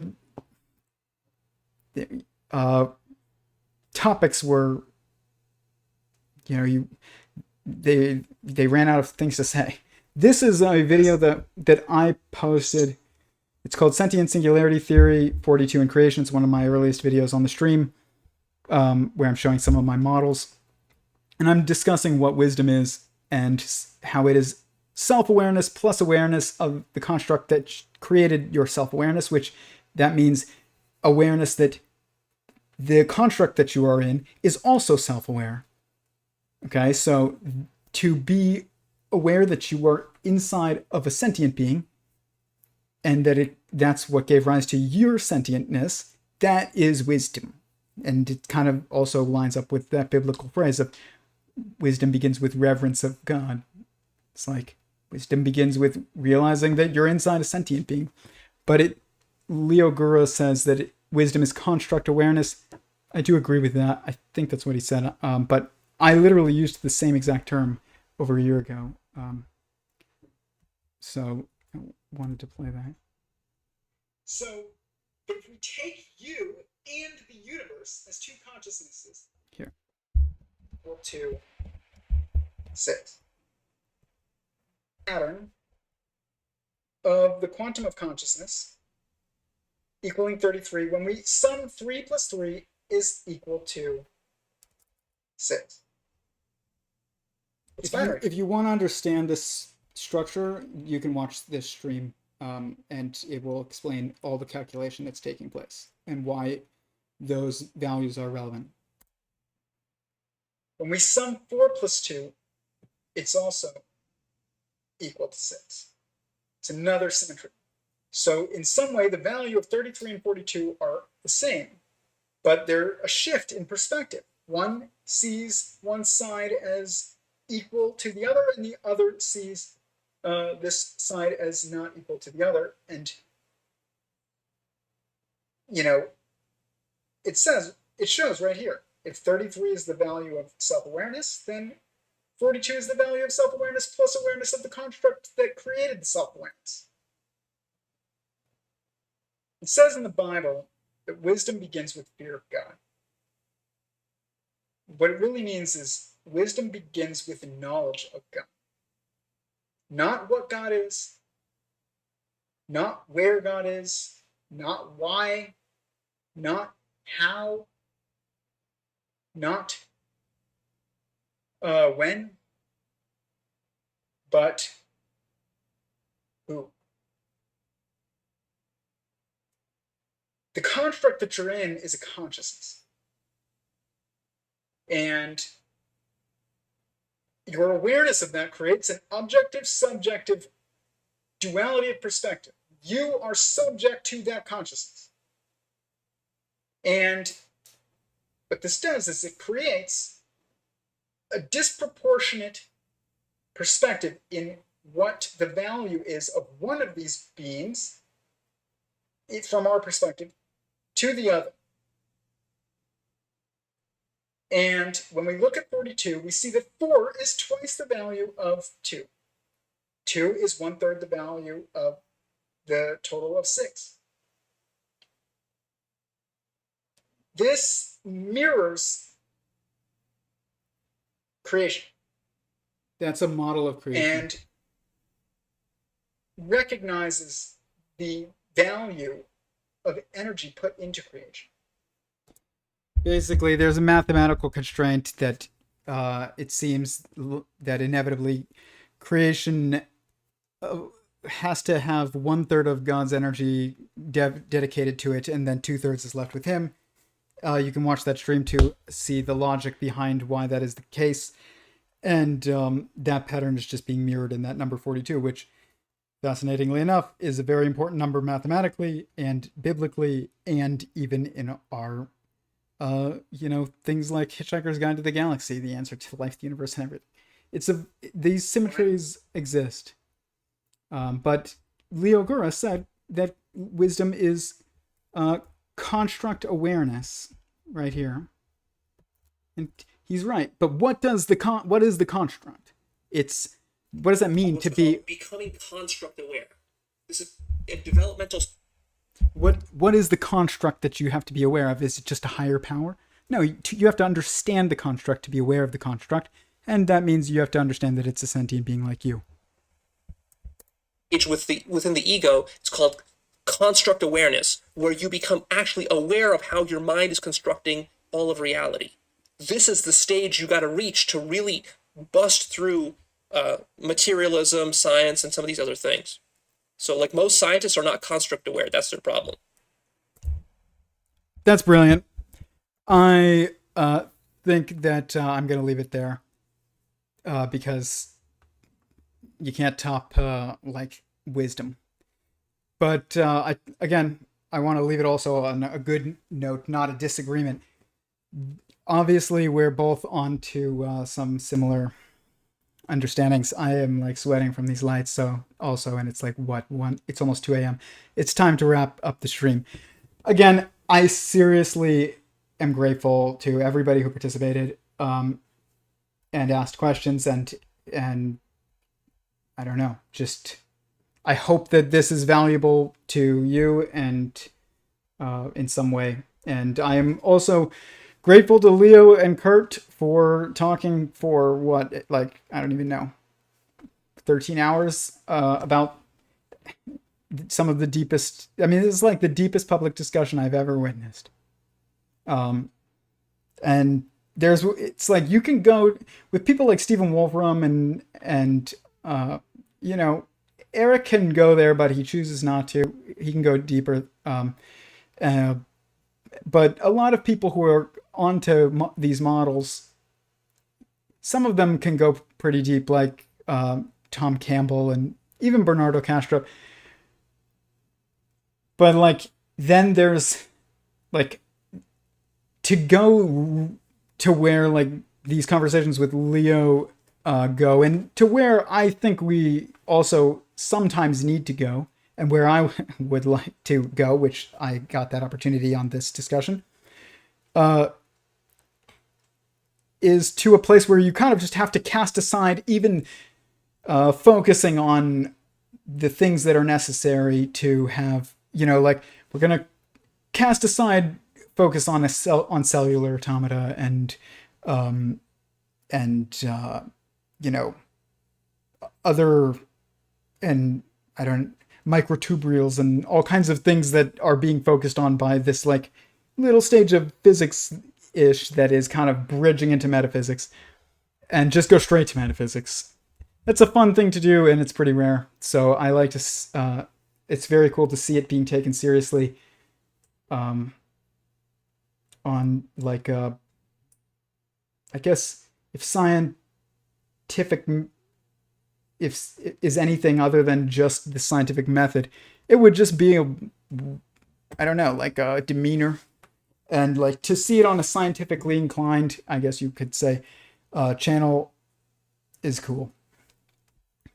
The woo is sometimes true, guys. That's what I'll say. All right. Thank you all. SentientSingularity.com if you want to see more of my work. If you are following my channel and you're not yet following Curt's channel, definitely do that. I have not delved deeply into Leo Gura's channel, but I know that he has a big one, and I've looked at some of what he discusses, and it's all relevant. So I highly suggest subscribing to his channel as well. And if you didn't watch their 7.5 hour discussion, even if you did listen to this, I still recommend listening to their discussion. Eric Weinstein once said, it's rare for people to see actual scientific or discussion happening. And then he had on Garrett Lacey and then Roger Penrose, and they were the first time we really saw like an actual honest conversation that was acting like it wasn't for the cameras. It was really, they were just trying to get at what they were trying to get at. I feel like every single interview that Curt does is like that. It's not for the cameras. It's for Curt's understanding. I think that's incredibly valuable because you're actually seeing someone not put on a show of, you know, oh, I'm having discussions with this person or we're discussing this topic. It's more like someone gets to see someone honestly wrestling with these ideas. In the beginning of the stream, Curt says there's long awkward pauses in the stream because I'm processing things in this conversation. And he was like, I debated cutting them out, but I decided to leave them in there. I think that we need to leave them in there. You need context to understand information. Information is dependent on upon being contextualized. So thank you, everyone. Peace. If you want to join the Discord for a discussion open call tomorrow, you can talk to me voice to voice about anything you want. It's always a great group. Message me on my Instagram, which is Theory of Everyone, and I will send you a link to the Discord. But if not, then I will be back next week on Tuesday. Until then, peace.